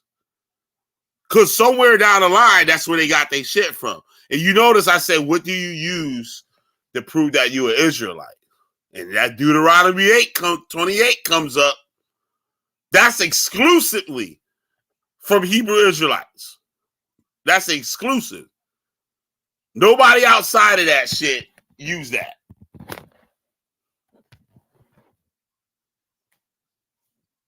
I used to say it was exclusive to One West, but you know what I mean? There's some other sectors that was using that shit too. Yeah, goddamn, we was on 4 hours? Shit. This motherfucker like a goddamn full-time job. The fuck? Damn.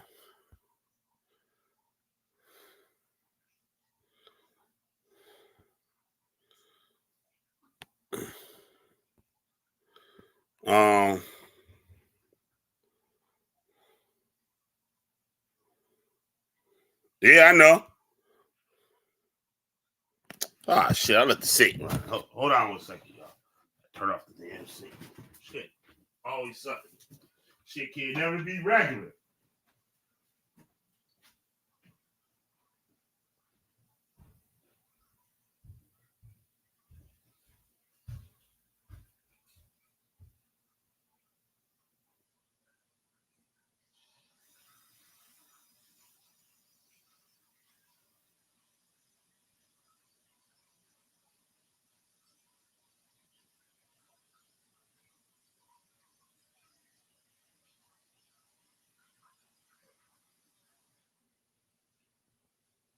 All right. Oh, man. Hey. Whew. Shit, tired. I didn't do no work. Just talking. Tired of talking. Shit, crazy. Okay, what we got here?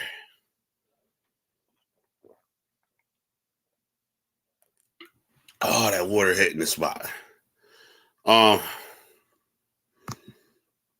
Malachi knows what I learned, and then some, which is crazy. I like Malachi to get on here with no saint. Because he was in the British Israelism. I think Malachi kind of subscribes to some of that too.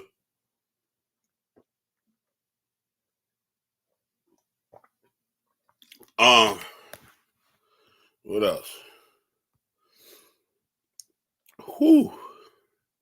Shit, I kind of ran out of shit to talk about. But it's always on repeat. But that dude he mentioned though, that dude is like fucking an idiot. Not the dude that was just on here, but the dude he was talking about, that Negro to gods, the Negroes to Hebrews or whatever, dude. I seen one of those videos and shit. I was like, oh shit, it's the same bullshit. Like you say you've been watching me and shit, but like, you know what I'm saying? He ain't watched me that much. Like, but we did a lot of those videos in the beginning. Like me and when Chris Harris was around, me and Chris Harris, we bulldozed all of that shit. All them fake ass tablets. Well, they wasn't fake, but they wasn't talking about no goddamn Israel.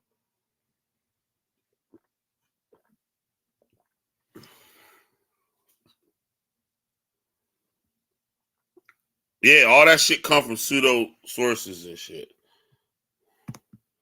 Said, but nah, I left teaching alone and learned. That's best for me. Yup. Yep, for me, it's Judaism, Zohar, and Kabbalah. Yeah, Malachi hooked me up with a lot of things to get started. Like most of the shit he sent me in the beginning, I didn't understand. Like that shit could have been, might as well have been in Japanese. You know what I'm saying? Like, because I couldn't comprehend what the shit was talking about. But now I could go back. Some of the stuff I go back to and I understand it now, like what's being said. You know what I mean? And the stuff that he sent me. Like, but that Kabbalah shit, like that shit crazy. Like, you know what I'm saying? That's like for somebody that don't know anything about that, you can't just start learning about that shit. That shit don't even make sense. Like that shit speaking like another language, based about. It scares me.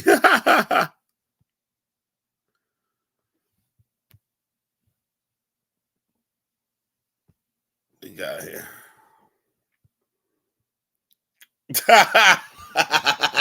Yo, brainstorming trends. They might chop me up. Yeah, Sister Cherry strong, boy. That's why I like her. Yo, know what's weird, Hugh Street? You know that dude I did the video on with what's the name came on? Not Ira. Alon. That came on and helped me with like the audio was fucking, my shit kept cutting off and stuff that night. But it was a good video.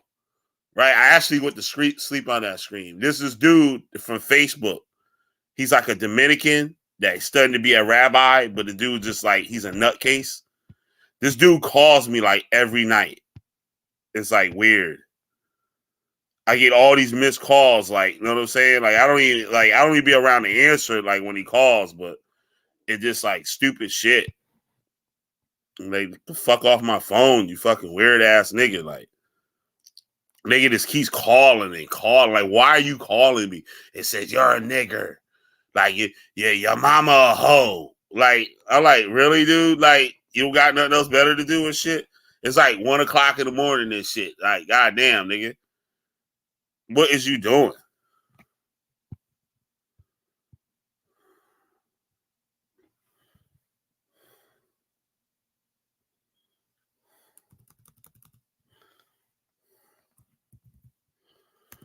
Oh, man.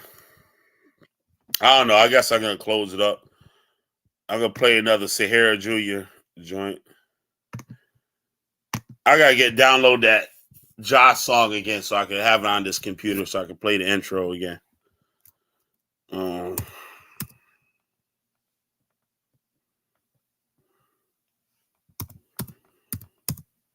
Yeah. Which one I'm going to play?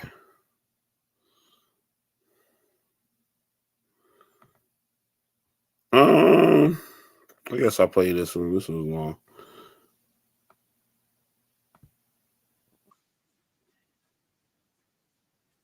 There you go.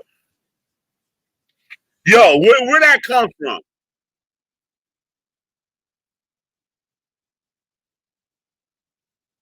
Yo, you hear that? The piano? Where that shit come from? That's from a song.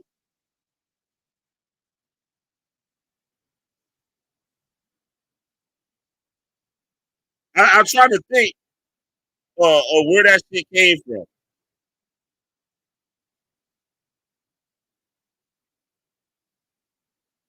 Yo, can I pause it? Yeah, I can pause it. Shout out to Sahara Jr. Oh, okay, I dropped the link. Oh, you missed the good one, Josh, while you left. You missed the good one. Some dude came on that said he an Israelite, but he ain't in no camp. And he's studying Ifa, which is kind of like strange, sort of. But you stay on his mind because he afraid because the same people that be over there be watching you. Yup. Now, I saw that name. Now I'm gonna go back and double check. Now, if I see that nigga shit in the chat, like, you know what I'm saying? It's gonna be some shit. I know that name. Like, I seen that name. I saw it today, if I'm not mistaken. Or maybe I screamed today. Maybe he was in my chat today. Maybe that's what it was. Maybe that's what it was. I could be wrong. I could be wrong. I could be wrong.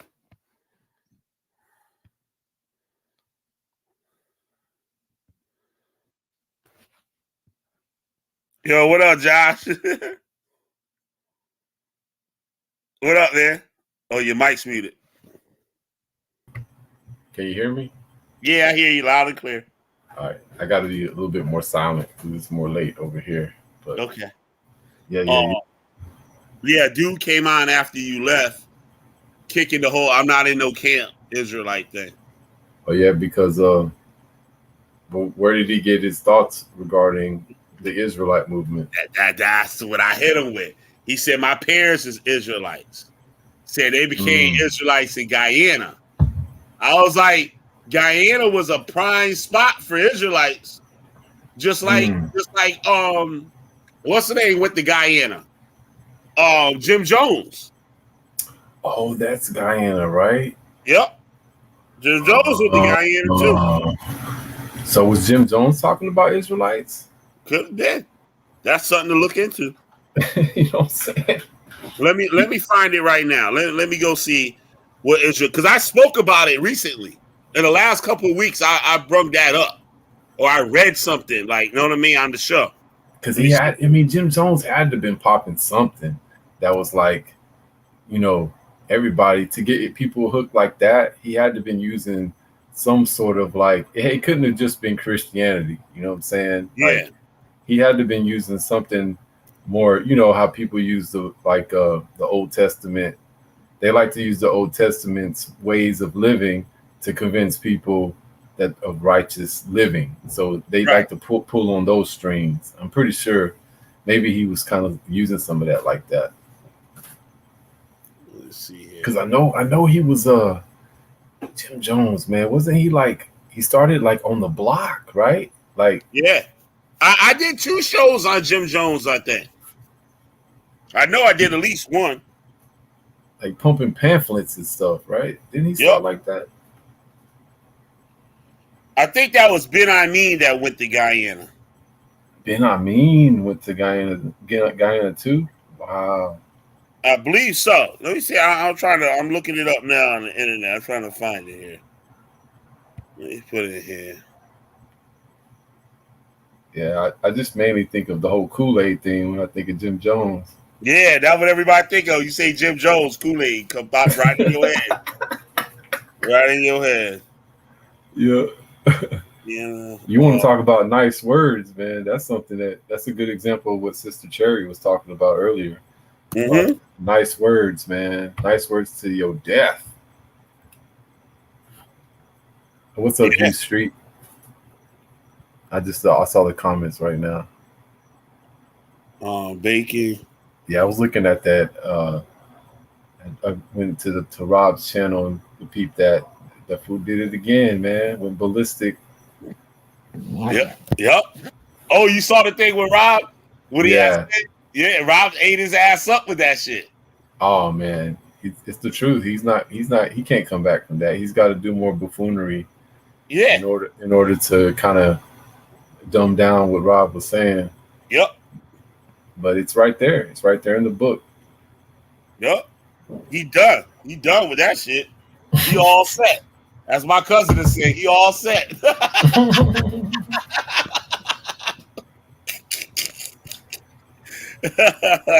Yeah, he all set. Yup, he all set. In more ways than one. If you think about Set, right? Where Set comes from. Set, Satan from Saturn. Mm-hmm. Or all set from Egypt. Yep. Yeah, he all set. He all set. Yup. Yep, that shit crazy, yo. He all set.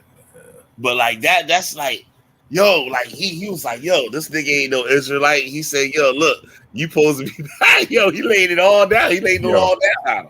But what's ill about it, they self-destruct each other because we can apply that shit to Rob Rack, like the same type bullshit.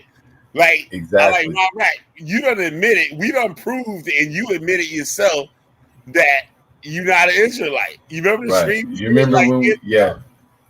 And Oh man. he falling victim to Lacquer Black. Like Lacquer Black done pumped him up, pumped his head up and shit. Right? He's like, oh shit, I got another bitch. Like, fuck Judah Nazareth. Like, you know what I'm saying? I got another bitch. So fuck Judah Nazareth. I'm winning right now. So he gonna think he gonna do something with Lacquer Black, but Lacquer Black just using him to get at that weird nigga Unseen Soldier. They were those two was going at it on our Judah channel yesterday afternoon. And like, you know what I'm saying? And they both lying. Like both of them are weirdos. Like, and I'm like, yo, y'all used to go out with each other over 3 years ago. So y'all got a 3-year beef. Nobody cares about y'all relationship. Like that was crazy. Like it's not like no coach shit or it's not even no YouTube shit. And they make videos on each other like that shit crazy. Right. But she thinks that Torah Nights was a sex club. Like a gay sex club. That was I can see how people could think that though. Yeah. With this buffoon, you know what I'm saying? Yeah. I definitely could see how people could think that, you know what I mean? Honestly. Yeah. Because it's you know, it might as well be. Because I mean, you know, I mean, it might as well, you know, unfortunately, even coming from me. But I just think that at this juncture, it's just about, you know, all the hypocrisy being exposing itself, you know. Yep. Like you said, man, like them two, we could easily just, you know, we had so much, yo, back in the day with Rob Rack. Yo, we had so many times with them fools, man. Yeah. There's something likable about Rob Rack in a weird way, like, because we had, we had, you know, like you're saying with the Mamzer, like how he was struggling, man, for a long time with that. Then he had a breakthrough. He was just like, fuck it, I'm gonna be commandments. And he has it to a point. He does have a point where he was like hashtag only the commandments or something like that. Yeah. Like he had a good point with that. Like he did. I remember he was on that for a minute. Like, and he was holding it down just straight off of just like commandments. You know what I'm saying? Yeah. And being like, man, fuck talking about where I'm from. I'm just going to represent these commandments. Yeah. And I think that's good that he can always fall back on that. You know what I mean? Like, you know, and in that, you know, in that vein, yeah, he can't lose. He's not going to be able to lose. So if anybody wants to hold that to their own person, he's going to be able to use it against them, just like he did with Judah. You know what I'm saying? Yep.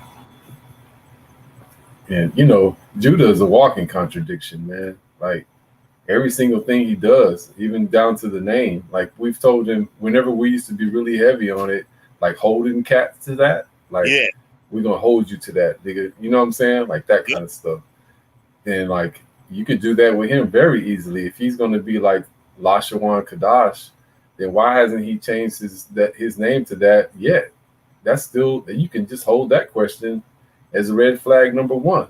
You know what I'm saying? Like, why haven't you changed your name to this Lashawan Kadash that you profess? You know, you're a fraud off the bat. You know what I'm saying?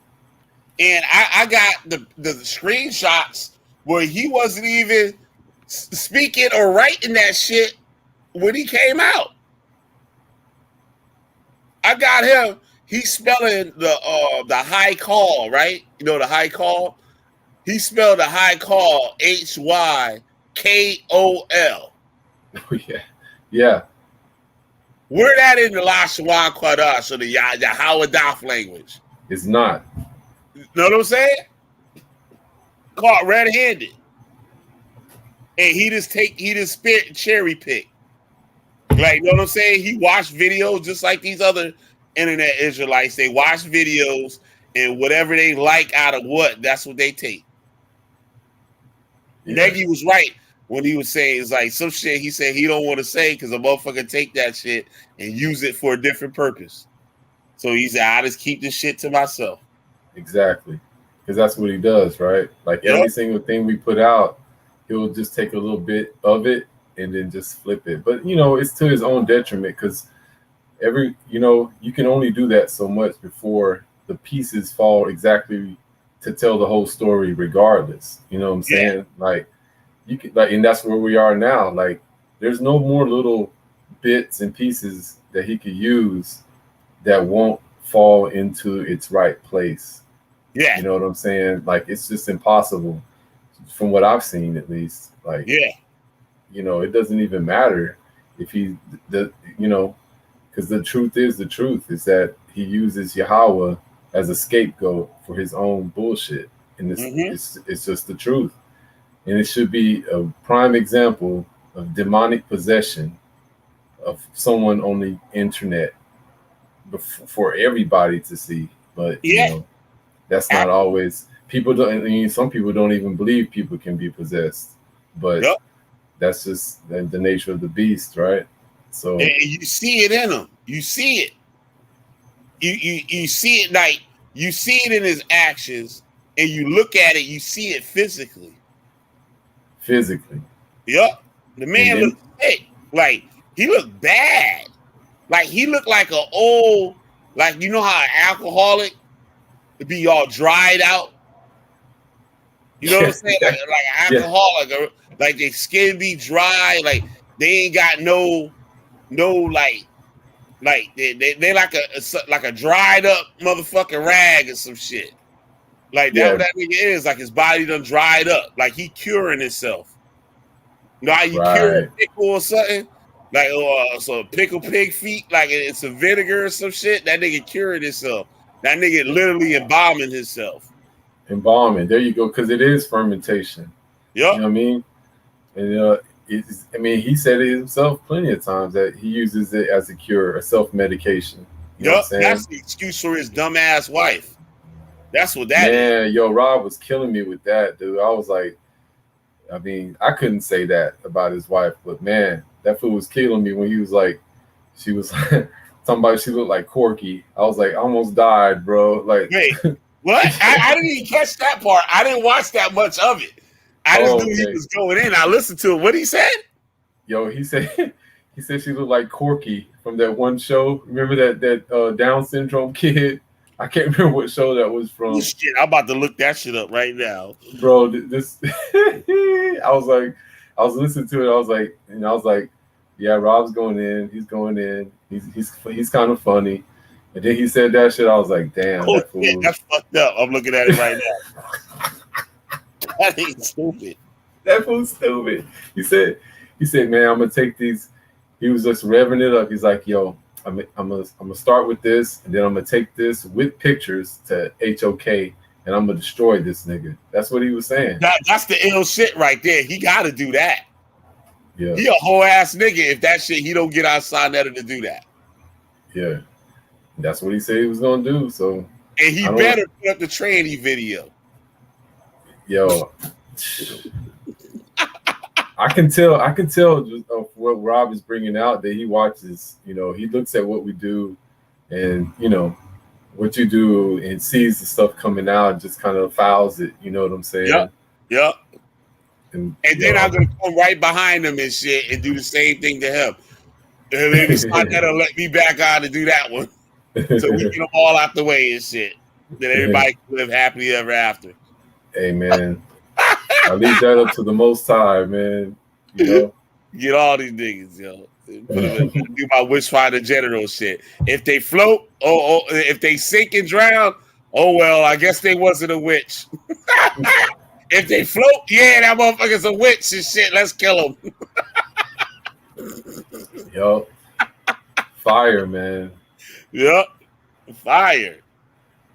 But man, that's I like Sister Cherry, man, because a part of me wants to just bug her. You know what I'm saying? Yeah, because I'm always like, I know where she's gonna go, I'm like, because she's just, she sticks with the Bible, and which is nothing wrong with that. But it's a part of me, just the kid in me, is like, yeah, I might want to bug her a little bit just to get her. You know what I'm saying? And it's good too. It's good on her side because it keeps her sharp. Right. You know what I'm saying? It keeps her on her shit. So, like, you know what I mean? And maybe some shit she might not can't answer.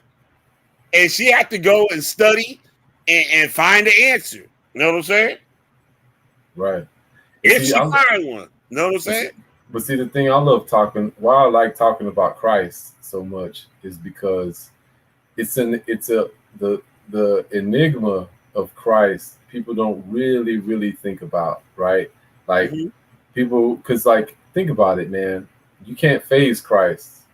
In no matter if you're a believer in Christianity or if you're not. The problem is that if you're a hater, then you can't do anything about eliminating Christ, right? Yeah. Like if you're a hater, you can't do nothing about eliminating even the concept of Christ.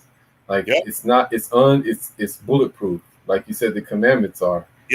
It's bulletproof because you cannot disprove only if you put a blinder on of most of the things that it said, even in a watered down version like King James version, or like, there's much more powerful versions if you're looking for like the New Testament, right? There's translations of it from Syriac and stuff like that. They're way more like in depth, you know what I mean?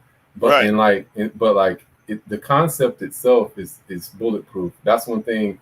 That's why I tell people, I'm like, man, you might be surprised. I might be more Christian than you are. You know what I'm saying? Yeah. But like the thing is, it's the whole concept of the word. Like you say the word and you're thinking about the Bible. I say the word and I'm thinking about speech.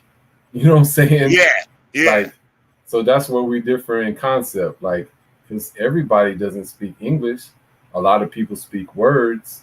But words aren't the only form of communication. And that's where I was going with the whole action, right? Because action is a form of communication, and so is pictures, So that's where I was going with it. So because that opens up a lot of doors of conversation to those who are open to it.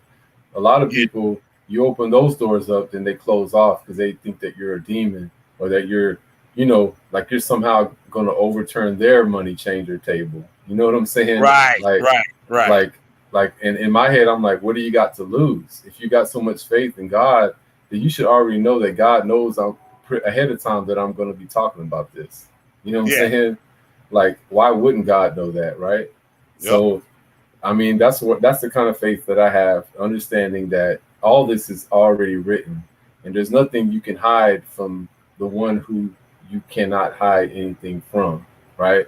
So, and that's why I don't get spooked when people talk about Satan and they talking about Hashatan and all this, because why should I? That's just an adversary to man. That's not the adversary to God. You know what I'm saying? Like, who the fuck cares? Satan's got a job just like everybody else got a job. So I'm not going to stand in the Most High's way of using Satan to do whatever Satan's supposed to do. You know what I'm saying? What the fuck? That would be stupid, because I would just kill myself doing that stupid shit. But like, people worry. People really do worry about Satan, man. They really scared. You know what I'm saying? Like, it's just amazing to me. Like, it's just amazing to me. So, like I said, I never mean no harm. I do have a point where I'd be going with what I'm talking about, but sometimes it just takes a little time to get there. You know what I'm saying? You know what I'm saying? Because, I mean, if you think about God, you can't even think about time, really. Ain't no such thing as time. So God be like, yo, you can live 50 million lives before you even catch a minute of reality, right? Mm-hmm. You right about that? You right about that shit. That's why I love the topic that you put on there, man, because it opens the doors to talk about a lot of different stuff. Like, I enjoy other religions because like we talk about, we look at it in like a principle form, right? Right. Like, what's the principle? Like, what's the principle to Hinduism? People look at Hinduism and they get caught up in the characters, right? They get caught up, yeah. They get caught up in like people and niggas with 8 arms and shit. Like, Cyclops ass motherfuckers. Yup. You know what I'm saying? Motherfuckers flying on carpets and all time. They get caught up in that shit. Elephants and shit. Yup. They get caught up in all that.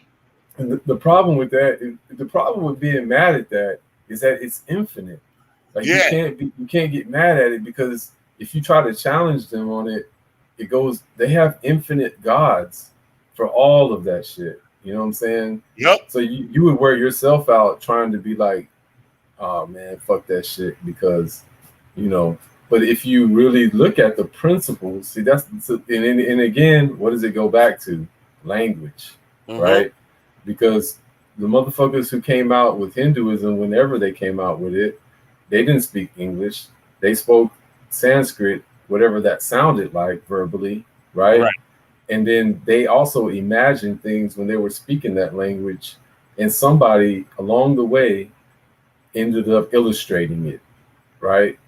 And so whoever ended up illustrating that could probably be the one to blame, rather than the people who actually were speaking about the principles. Right.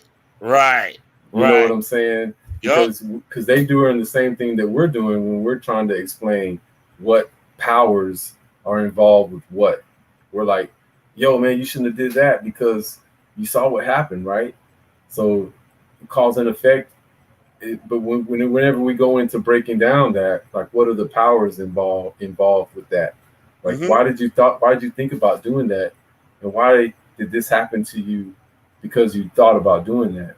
Like, that's the same thing we think about and talk about is the same thing they was talking about, but somehow or another, just like what we do, it gets illustrated and it becomes something else in a book form. You know what I'm saying? Like some nigga that was smoking too much weed that day, and like, yo, I'm gonna make this nigga look ill. Watch. Right? And they're like, oh shit, and they just left that shit the way it was. Ain't nobody told that nigga to change it. Nobody. Like, They're like, a blue nigga and shit was 6 nigga? cars, nigga. Like, you know what I'm shit. saying? Like, that shit look hot, right? You know what I'm saying? You know what I'm saying? That fool's like, yo, yep. I mean, you know, the blue nigga, he represents the power of the spirit. You know what I'm saying? And then they're like, oh yeah, oh man, oh, you mean so I ain't really got to talk about it no more? I could just rock the blues, put the blue picture up in my house. One thing I learned when I was young in art class, the teacher always talked about artistic license. Ooh. She said that's where the artist has free reign to make his adjustments to whatever he doing. Like, say, like, oh, I need you to draw this picture of this, right? They explain what they want to draw, and you got your artistic license to make that shit, like, to make alterations to it. Like, you know what I'm saying? Like, he show you a picture what the dude look like, but you dressing him a certain way. Right. You know what I mean? Oh, I need a picture of this dude walking past this store, and they just give you a mugshot photo of the guy. You know what I'm saying? Right. And they give you a picture of the store. Right. And now it's up to you.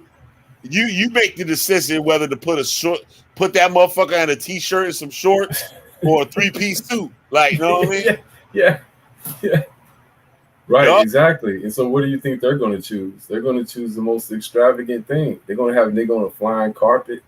They're going to have, you know what I mean, rocking the gold chains and with the crown and the anklets and, like, you know what I'm saying? Like, looking like the genie out the lamp, you know what I mean? And I think that's the thing, because I always think of it like this. Like, when people talk about Jesus, right?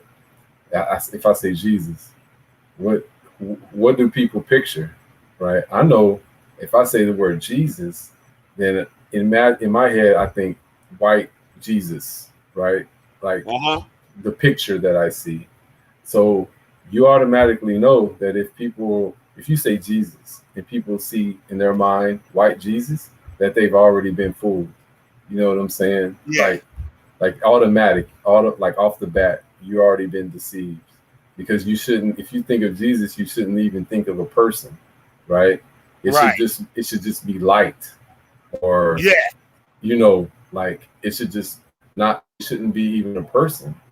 So yeah, that's how I look at it. That's how I look at it. Like, no, I said it earlier. I was like, yo, he could be like whatever. Like, know what I'm saying? It don't matter to me. Like, know what I mean? I know what it represents.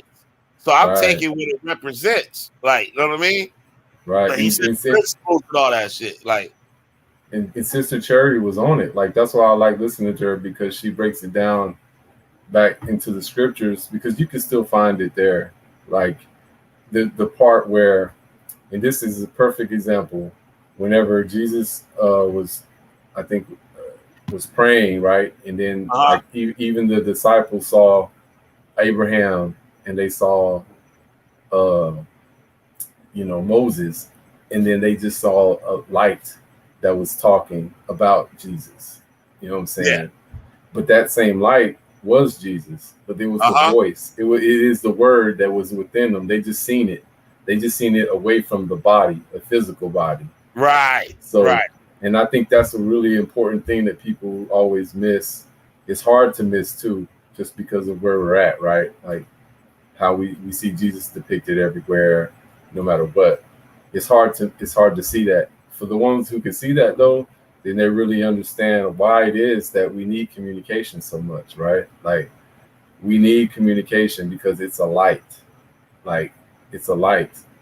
Like that's why we communicate, because otherwise we'd have to try to find that light visually in other ways, like, and that's why I brought out action, because sometimes that light is not static, right? It's active. So and then that's why it gets deep, man. That's why I really like this topic, because there's no way that we can explain it all, but we can kind of like dive into where there's a marriage between the physical realm and the spiritual realm, and like it has to be, because if it wasn't, then the Most High could easily just say, yo, I'm gonna make everything spiritual and no physical, and the physical realm will be gone, right? You know what I'm saying? Like it would be in dream world where everything could kind of just manifest. It wouldn't even matter if you got shot or nothing, right? Yep. So, but we don't live like that. We live in a half spiritual, half physical world where if you get shot, maybe your body is gonna die. Yeah. You know what I'm saying? Yep. You all set. Yep. You all set. You know, if it's a wrap, buddy. I mean, you'll be back in the spirit realm after that, or wherever. But it's a thing, and it's a reason for that, So I think that's the thing, that it's that whole enigma, right? Like, yo, and it's funny I say enigma, because the Enigma machine was what they used to decipher the I believe the Nazi code, right, in World War II. Damn. Yeah, man. Like this stuff is crazy. People don't get it. They don't get it, yo. But like even that Bible, like you talking about the Bhagavad Gita and stuff. The Bhagavad Gita, that's right. Like, so once I listened to the audio book of it, like that's an ill book. Like it's a beautifully written. Right. Yep. It's a beautiful written book. It's tough, man. It's tough. It really is. And people can argue about it, but truth of the fact is it stands the test of time. You know what I'm saying? And you got that right.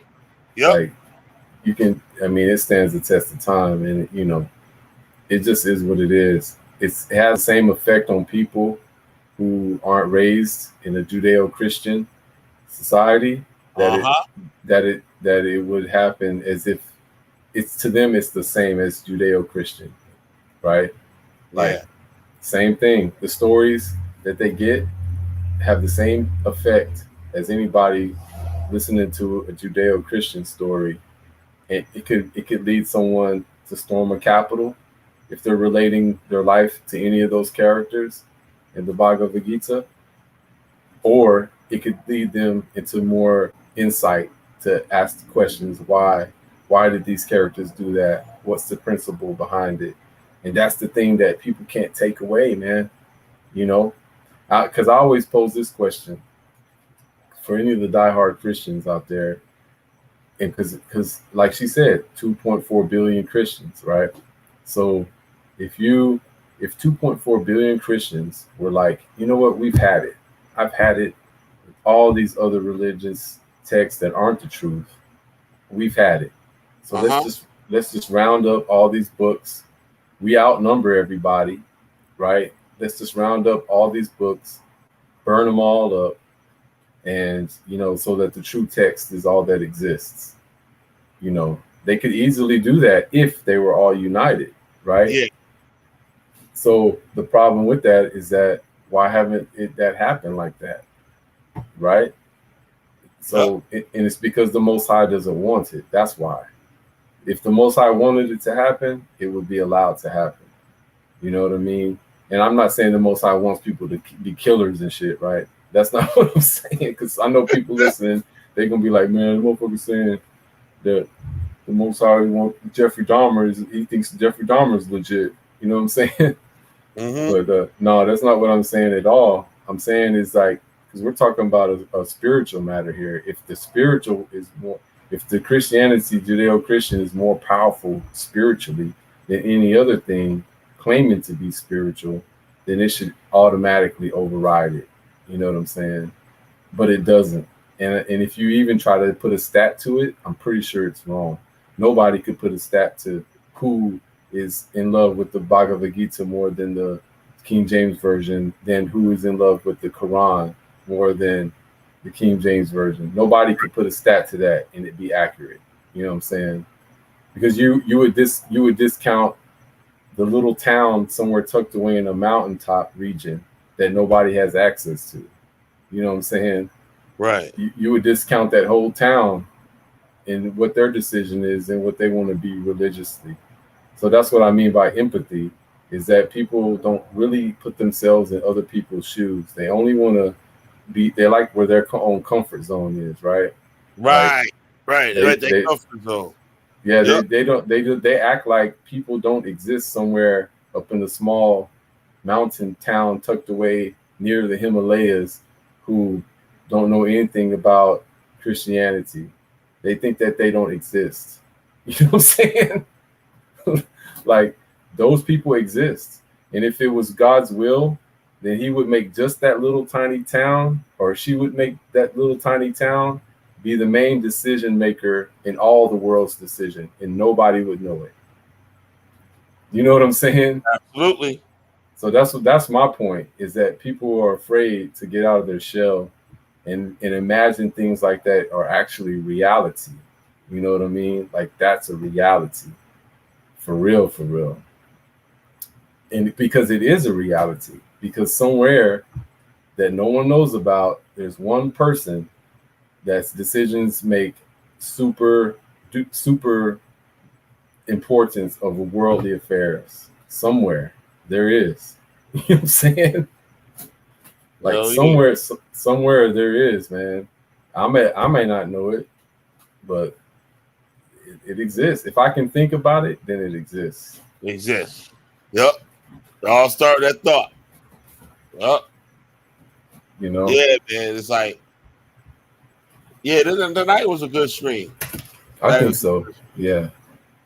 Yep. I think it's good, man. I think it fosters a lot of deep thought or shallow thought, whichever comes first, right?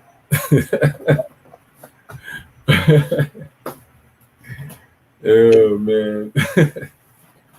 Yeah, I look at this dude's channel, and it's just like I try to get people to learn something or to think, like, you know what I mean? Not the think, like you said, the topic and stuff was a good topic. I was like, yeah, I'm gonna do this. I was like, and I asked Siberius, like, yo, you can come out and talk on this and stuff. Said how I forgot how I wrote it. Said, what makes God work for you? Mm. You know what I mean? And not saying which one is the best. I just want to know what God what makes God work for you. So whatever Right. you deal with, that's what it is. Like Right. I Right. asked Siberius, I was like, no. We're asking on an individual thing, what make it works for you. Yeah. You know what I'm saying? Not what somebody else does or what somebody is wrong about or whatever. Like, you know what I'm saying? Like Yeah. even said on other streams, I was like, shit, you can make you can worship a can of Pepsi, that motherfucker will work for you. Yes. If you do True. it right. Yes, that's true. Because you never know the power of somebody's mind, right? Yeah. Somebody in real life has that ability to, I mean, they're just, someone's got mind power strong enough to make a Pepsi can have that ability. You know what I'm saying? Uh-huh. Somebody does. Somebody. That's a good question, man. How does God work for you? Well, you know what I mean? Without sounding blasphemous, right? Right. Right. So, because, but yeah, that's a great question, man. I think for me, ultimately, it just boils down to simple things like, am I aware of, the harm that I'm causing for others? I would like to be aware of myself, my decisions, and how they affect, me living a wholesome lifestyle, right? I think that if that kind of communication comes through, then from the Most High, for me, that's a good life. Like if I'm aware that, hey, I made this decision, and it either caused I dropped a good jewel, or I did something detrimental to this person's life. You know what I'm saying? Like, I think that's a good thing to know, because I mean, and it just, weirdly enough, right? Guilt, it always plays a factor. Like, do I feel guilty about what I did, or do I not?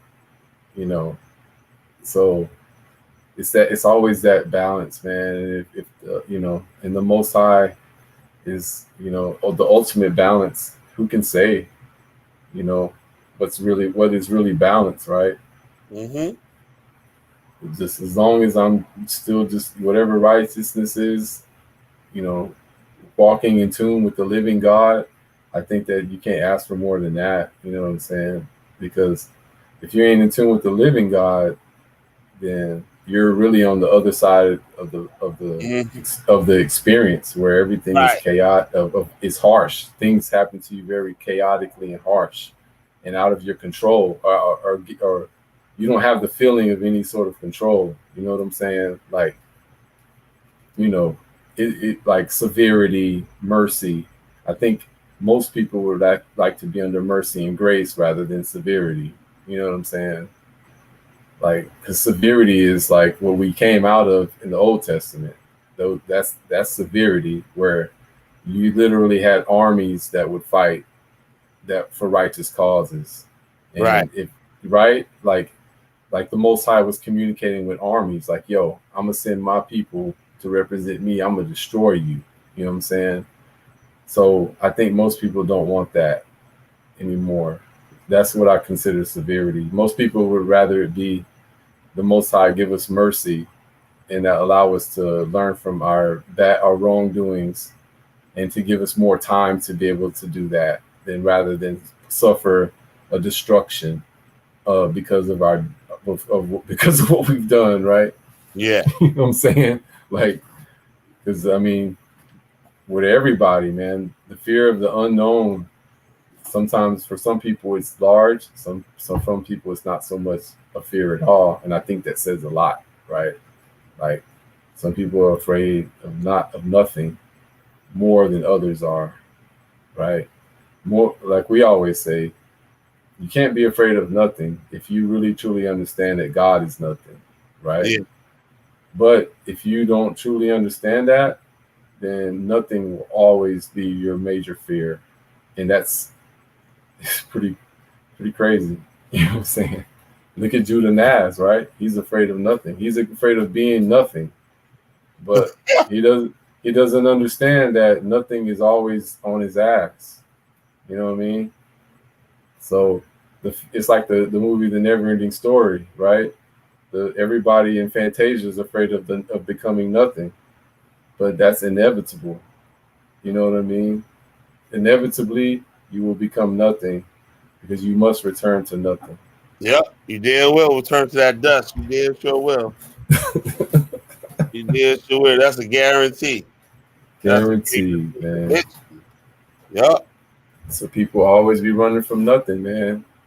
And it's a damn shame because nothing will always be catching them. You know what I'm saying? Nothing will always make nothing out of something. Always. Something has to become nothing always. Oh. It's inevitable. Right? I'm about to fucking pass out. I don't know why I'm so tired, yo. It's only 3 o'clock. It's only 3 o'clock. And I'm thinking it's like 5, 6 in the morning. That's what I'm feeling like, yo. Since I ain't going to school, yo, my ass be knocked out, yo. I come home, yo, I be laid out.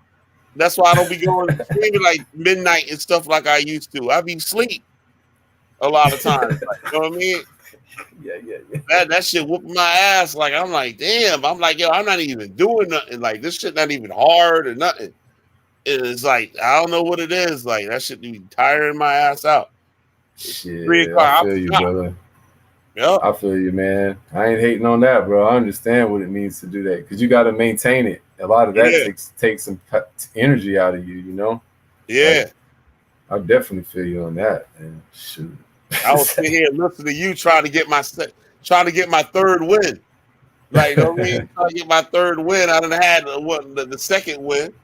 You know what I'm saying? I'm trying to get the third one.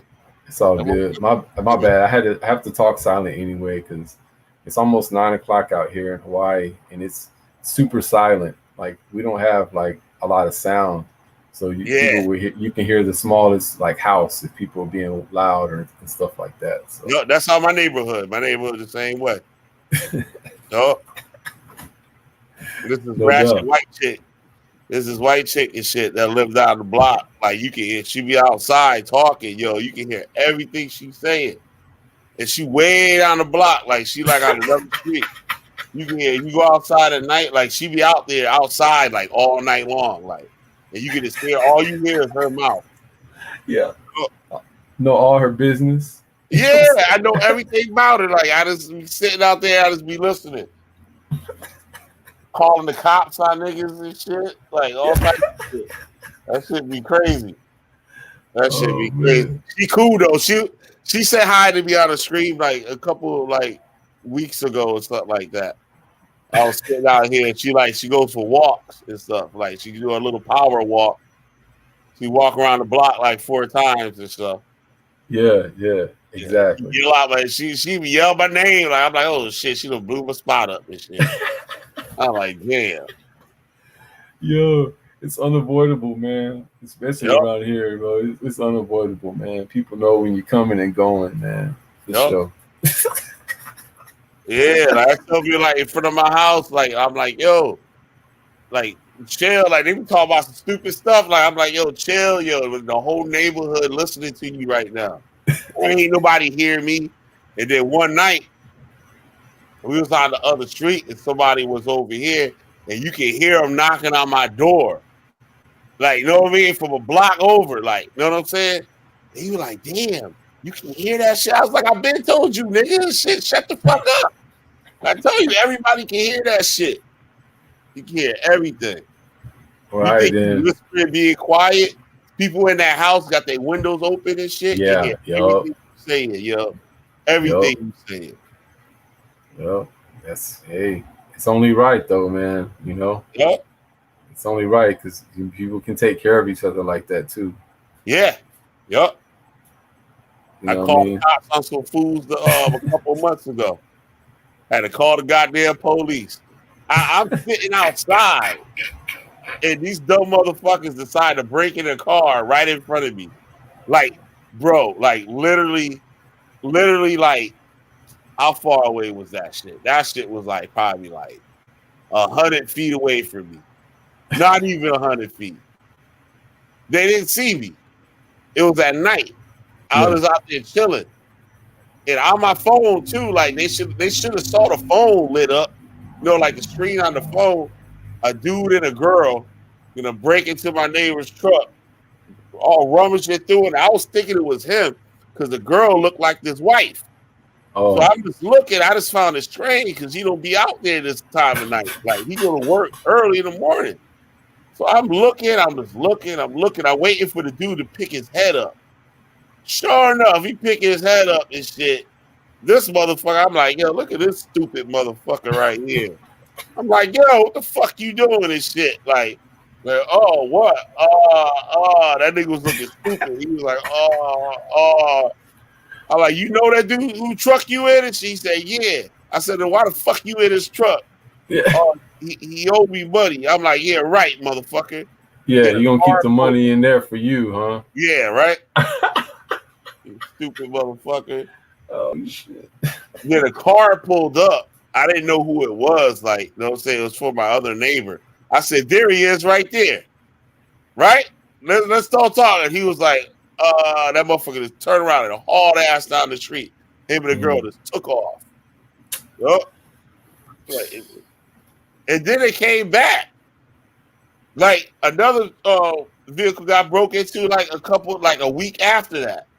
And like they don't even steal nothing. That was crazy. They stole out of the dude's truck. They stole his weed out the truck. Damn, I was getting pissed. Money in the truck. The money was in there. They stole the weed, like a little bit of weed and shit. Left the hash there. Had some hash and shit. Left the hash. Damn. Yup. I was like, these motherfuckers definitely not smart. Bro, and the other dude broke in his car. He had money in his car too, and they stole the goddamn the GPS thing. I'm like, people don't even use that shit no more. Like, you know what I'm saying? If you ain't got that shit built into your car, niggas got their phone. Like, ain't nobody buying no GPS like system. Like, what we did that like 20 something years ago or some shit, like, or more. Yo, unless they just trying to scratch a living out of like some delivery service or something. Who knows? Yep.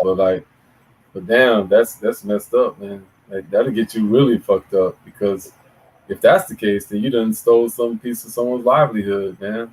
Yeah. Shit. You know? That's, hey, man. These motherfuckers on crystal meth and shit, man. Yeah, they ain't got that. Surprisingly, they don't got that shit out here. Yeah, they don't got that shit out here. Oh man, that's good, bro. Because out here it's bad, man. Motherfucking meth heads and shit. You know what I mean? And it's fucked up out here. Yeah, I ain't never heard of nobody having that shit out here ever. Oh my gosh, bro, it's so bad, man. Dudes be doing the most like heinous shit over that, man. Like, you know what I mean? Robbing old folks and shit, knocking them on their ass while they're walking on the sidewalk. Some bullshit, man. Like further digging themselves a hole, like Judah. You know what I'm saying? Doing stupid shit, just constantly digging themselves ditches, man. Like, you can't get out of it, man. When you start, you know, knocking old people to the damn concrete, it's a wrap. You know what I'm saying?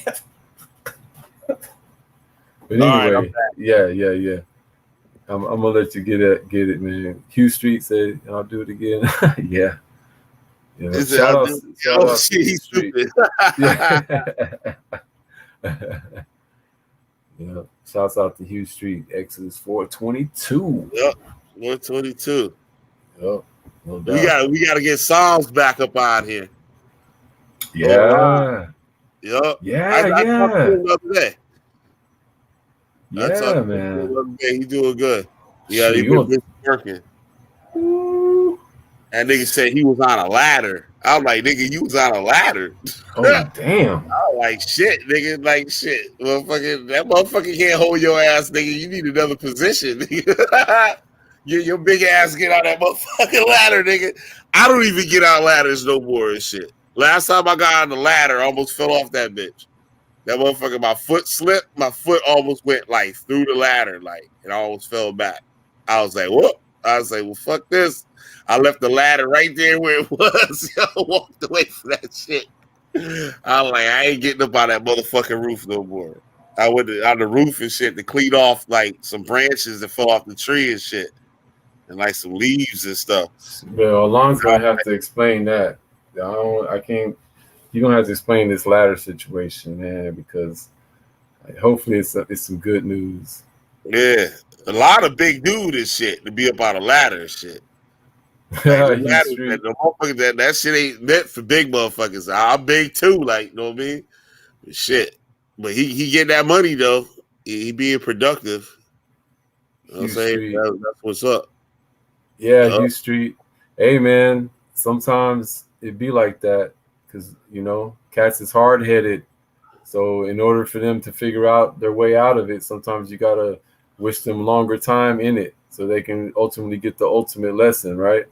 So that's just the way it is, man. I don't be like these other cats. That's the way it is. Yeah. Sometimes I don't be like these other cats, man, hooping and hollering, talking about trying to, with lightning strikes down on people. That's some bullshit, man. Just let people live their life long. If they want to live a long time underneath that dude, let them do it. You know what I'm saying? Yep. So we can only get a good laugh out of it, right? Yeah. So, you keep me getting more material. I know, Hugh, for real. They will be. Hopefully they don't. That's why I was trying to put the warnings out. Like, yo, young niggas, y'all need to snap out of it and live your life, man. Make some money. Help your community out. Get some ladies. Something. Yep. You know what I'm saying? You know what I'm saying? You're 27 years old, nigga. They 27 years old up under Judah Nazareth. That's crazy. Well, you can get me in my 20s doing that shit. Hell no. Hell no, motherfucker. Hell no. I had mad chicks show on the internet and shit, 20-something years old. What? Nigga, Black Planet, the AOL chats, nigga, what? I had a different chick every day up in this motherfucker. That shit was crazy. I had that shit lit. I was thinking about that shit the other day. I was like, damn, shit. Like, God damn, I wish I could do that shit like I used to, motherfucker. I had a fish with this motherfucker every day. Yeah, I had a different one every day from all over Connecticut. Like, the motherfucking bitches was coming from miles around and shit, like Old Dirty would say. Motherfucking coming from miles around, motherfucker. Miles around. Yeah, you said that, yep. Yep. Miles around. Yep. Yep. That shit is crazy. Yo, bro. I'm just trying to say, man. Judah Nazareth. Yeah, because people understand, man. It's just, it doesn't appeal to me to have to yell at somebody to warn them. You know what I'm saying? Yeah. Like, it really doesn't appeal to me, man. Like, it's unappealing to be wild trying to warn folks, man. I mean, we ain't Isaiah, we ain't Ezekiel. You know what I'm saying? Like, hey, nigga, you ain't Isaiah, motherfucker.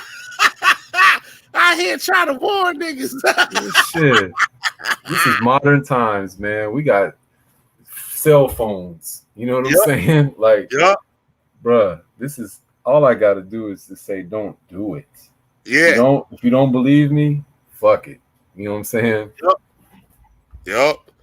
And we good for getting the I told you so's over here. Yeah. Yep. Like the new chick that Judah Nazareth gonna marry. He got a new chick he marrying now. This is this is like his fifth wife this year. Oh yeah. Here he goes. Yep. So I give her about a month and a half tops. And that nigga be calling her all types of shit. Yeah. Just like the game plan, right? Yep. Never fails, man. This dude is stuck in a loop. He does the same shit every time. Yep. And that, every fucking time. And then he claims like his wife is down with it and all this. Like, nigga, we told you, man. She's just waiting for you to die, you dumbass nigga. Yep. You know what I'm saying? Like once he had the his son, then it's a wrap, man. He's already they already duplicated him. He can just be dead and it wouldn't matter because his DNA is living in the sun now. So it's a wrap, buddy. You know what I'm saying? And they throw that nigga in the garbage. Yep, just like that. It seemed like they're about to. Yeah. If Rob he Rack already got one foot in that motherfucker. Let motherfucking Rob Rack turn into a prophet, nigga. You know you fucked up. Yeah, right. You know you fucked up. If Rob Rack is causing volcanoes to explode in Japan and shit, then it's a wrap, man. Yep. Shit. Oh, I forgot about that. We got the Witchfinder General movie coming out. So nice. Yep. They had the movie, goddamn it. Nice. Give her a year. Yep. Shit.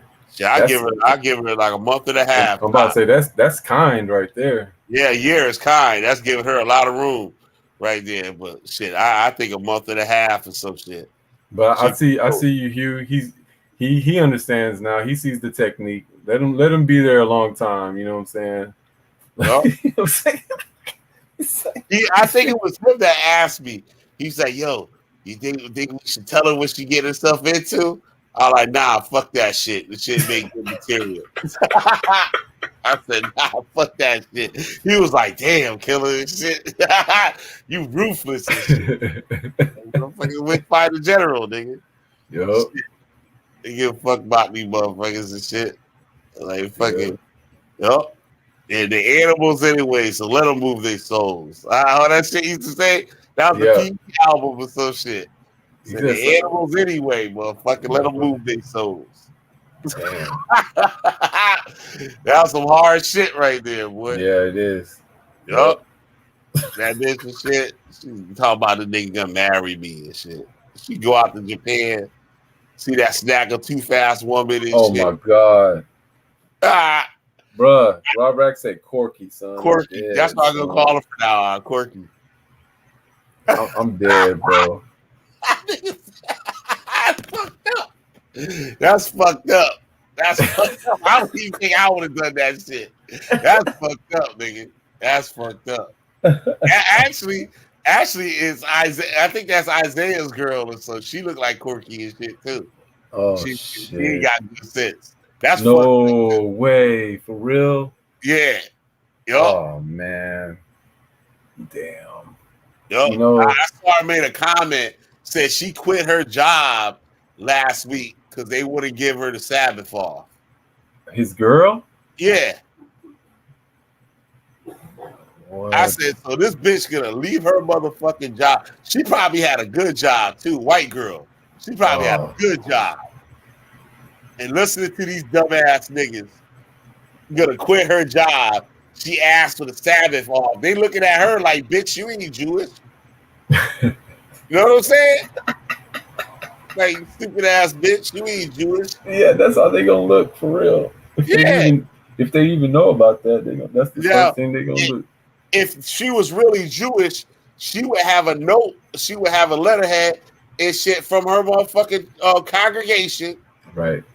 From her rabbi or whatever, telling her that she needs this days off, and the company will give her the day off. Yep, because you got to prove that it's like a religious thing. That's right. Yep. Yep. Same thing with the COVID vaccines. They some motherfuckers need that religious exemption. Yeah. Yep. There's a form you got to fill out and everything. Yep. To make it legit, at least, right? Yeah. Yeah. It's the truth, man. Yeah, they got one for the college and shit.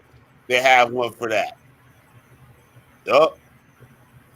Man, that fool. I'm trying to tell these young dudes, man, they messing up, man. Just messing up, bro. And food the other chick the other day. I gotta get on her. I gotta get on her soon and shit. Cause I told that bitch, I was like, bitch, you fucking with the wrong motherfucker. You could be about to be looking crazy. Yeah. right? And she talk all types of shit to me, like just talk to me any old kind of way.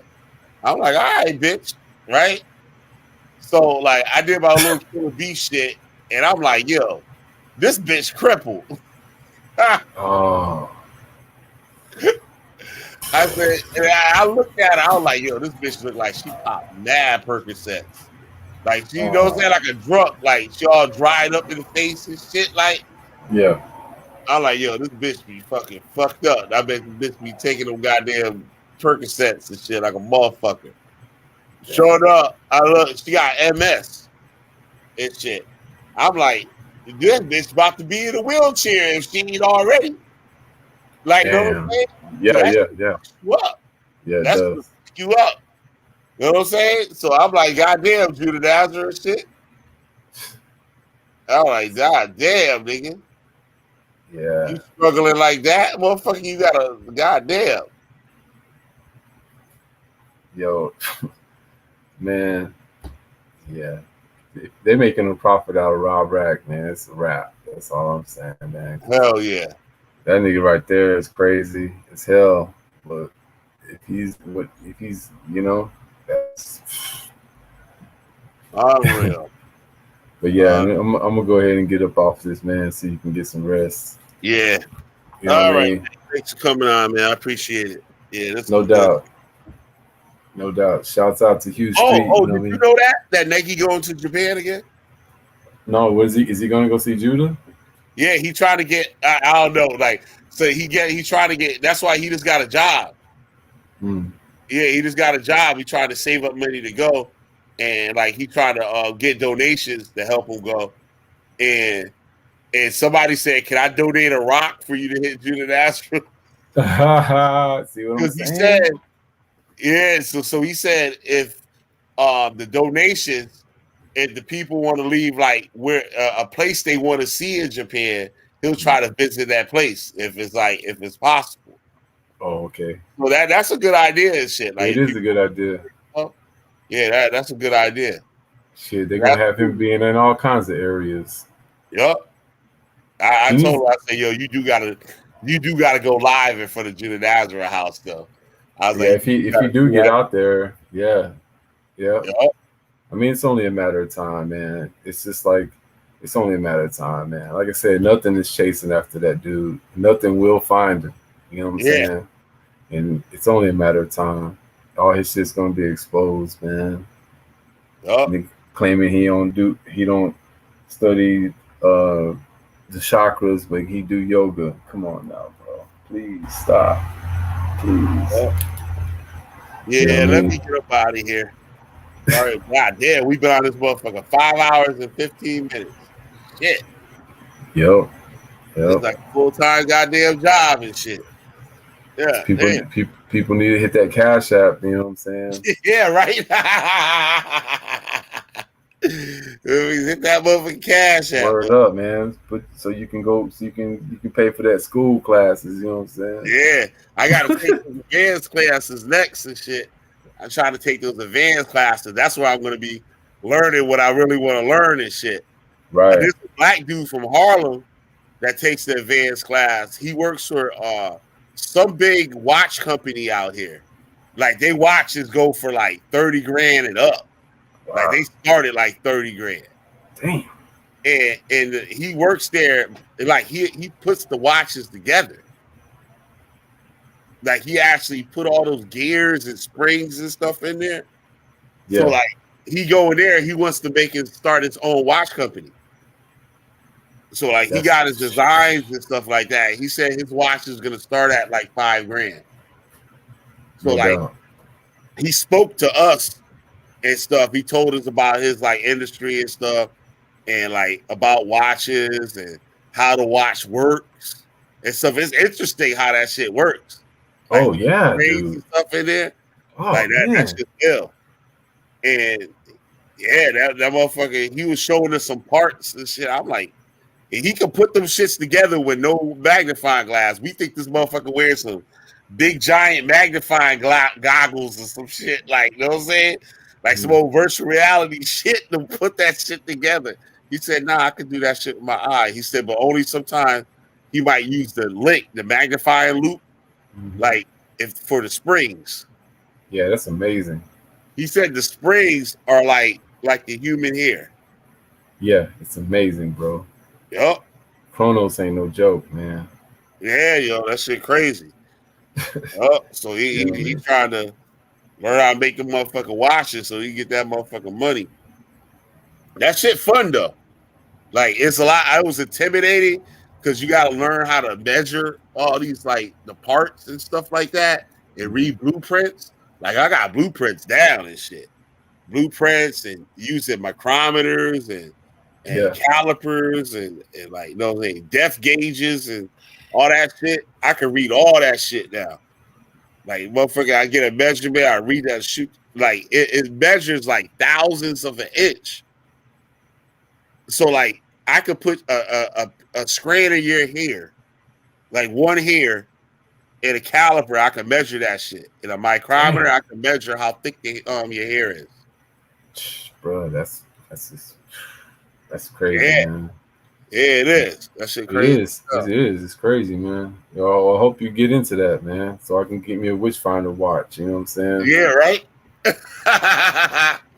Yeah, right. You know what I'm saying? Yep. Yeah. All right, man. All right, man. I'm finna give me some. All right, man. Peace out. Peace out. Yep. You hit me on the 28th. Hit me on the 28th. What the fuck? It was my birthday, motherfucker. The fuck's the 28th? Well, you hit me on the 28th. You pay your phone bill, niggas? I be calling your ass, you don't be answering at all, motherfucker. I don't know, your phone will be tripping. Yeah, it's just wild, yo. But yeah, I might try to do a stream from school one night. Just to show y'all what I be doing. That shit fun. I took a video. I thought I took a video the other night. I was gonna put it up, but all it was my hand over the motherfucking camera, which was kind of stupid. That was kind of upsetting. I was making fidget spinner inserts. That's like my most fun thing. All the big machines. I like the little machine that do the fidget spinner inserts and shit.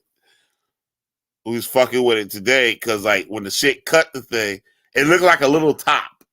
Like I don't know if any of y'all ever seen a fidget spinner. It's some like little kid toy. I'm making them stuff so they can do it for like the little kid class for the actual school like class and stuff. But it got like it looks like a top. Got a little pointy end, and the pointy end is like the last piece, and it's supposed to cut off and fall in the bin.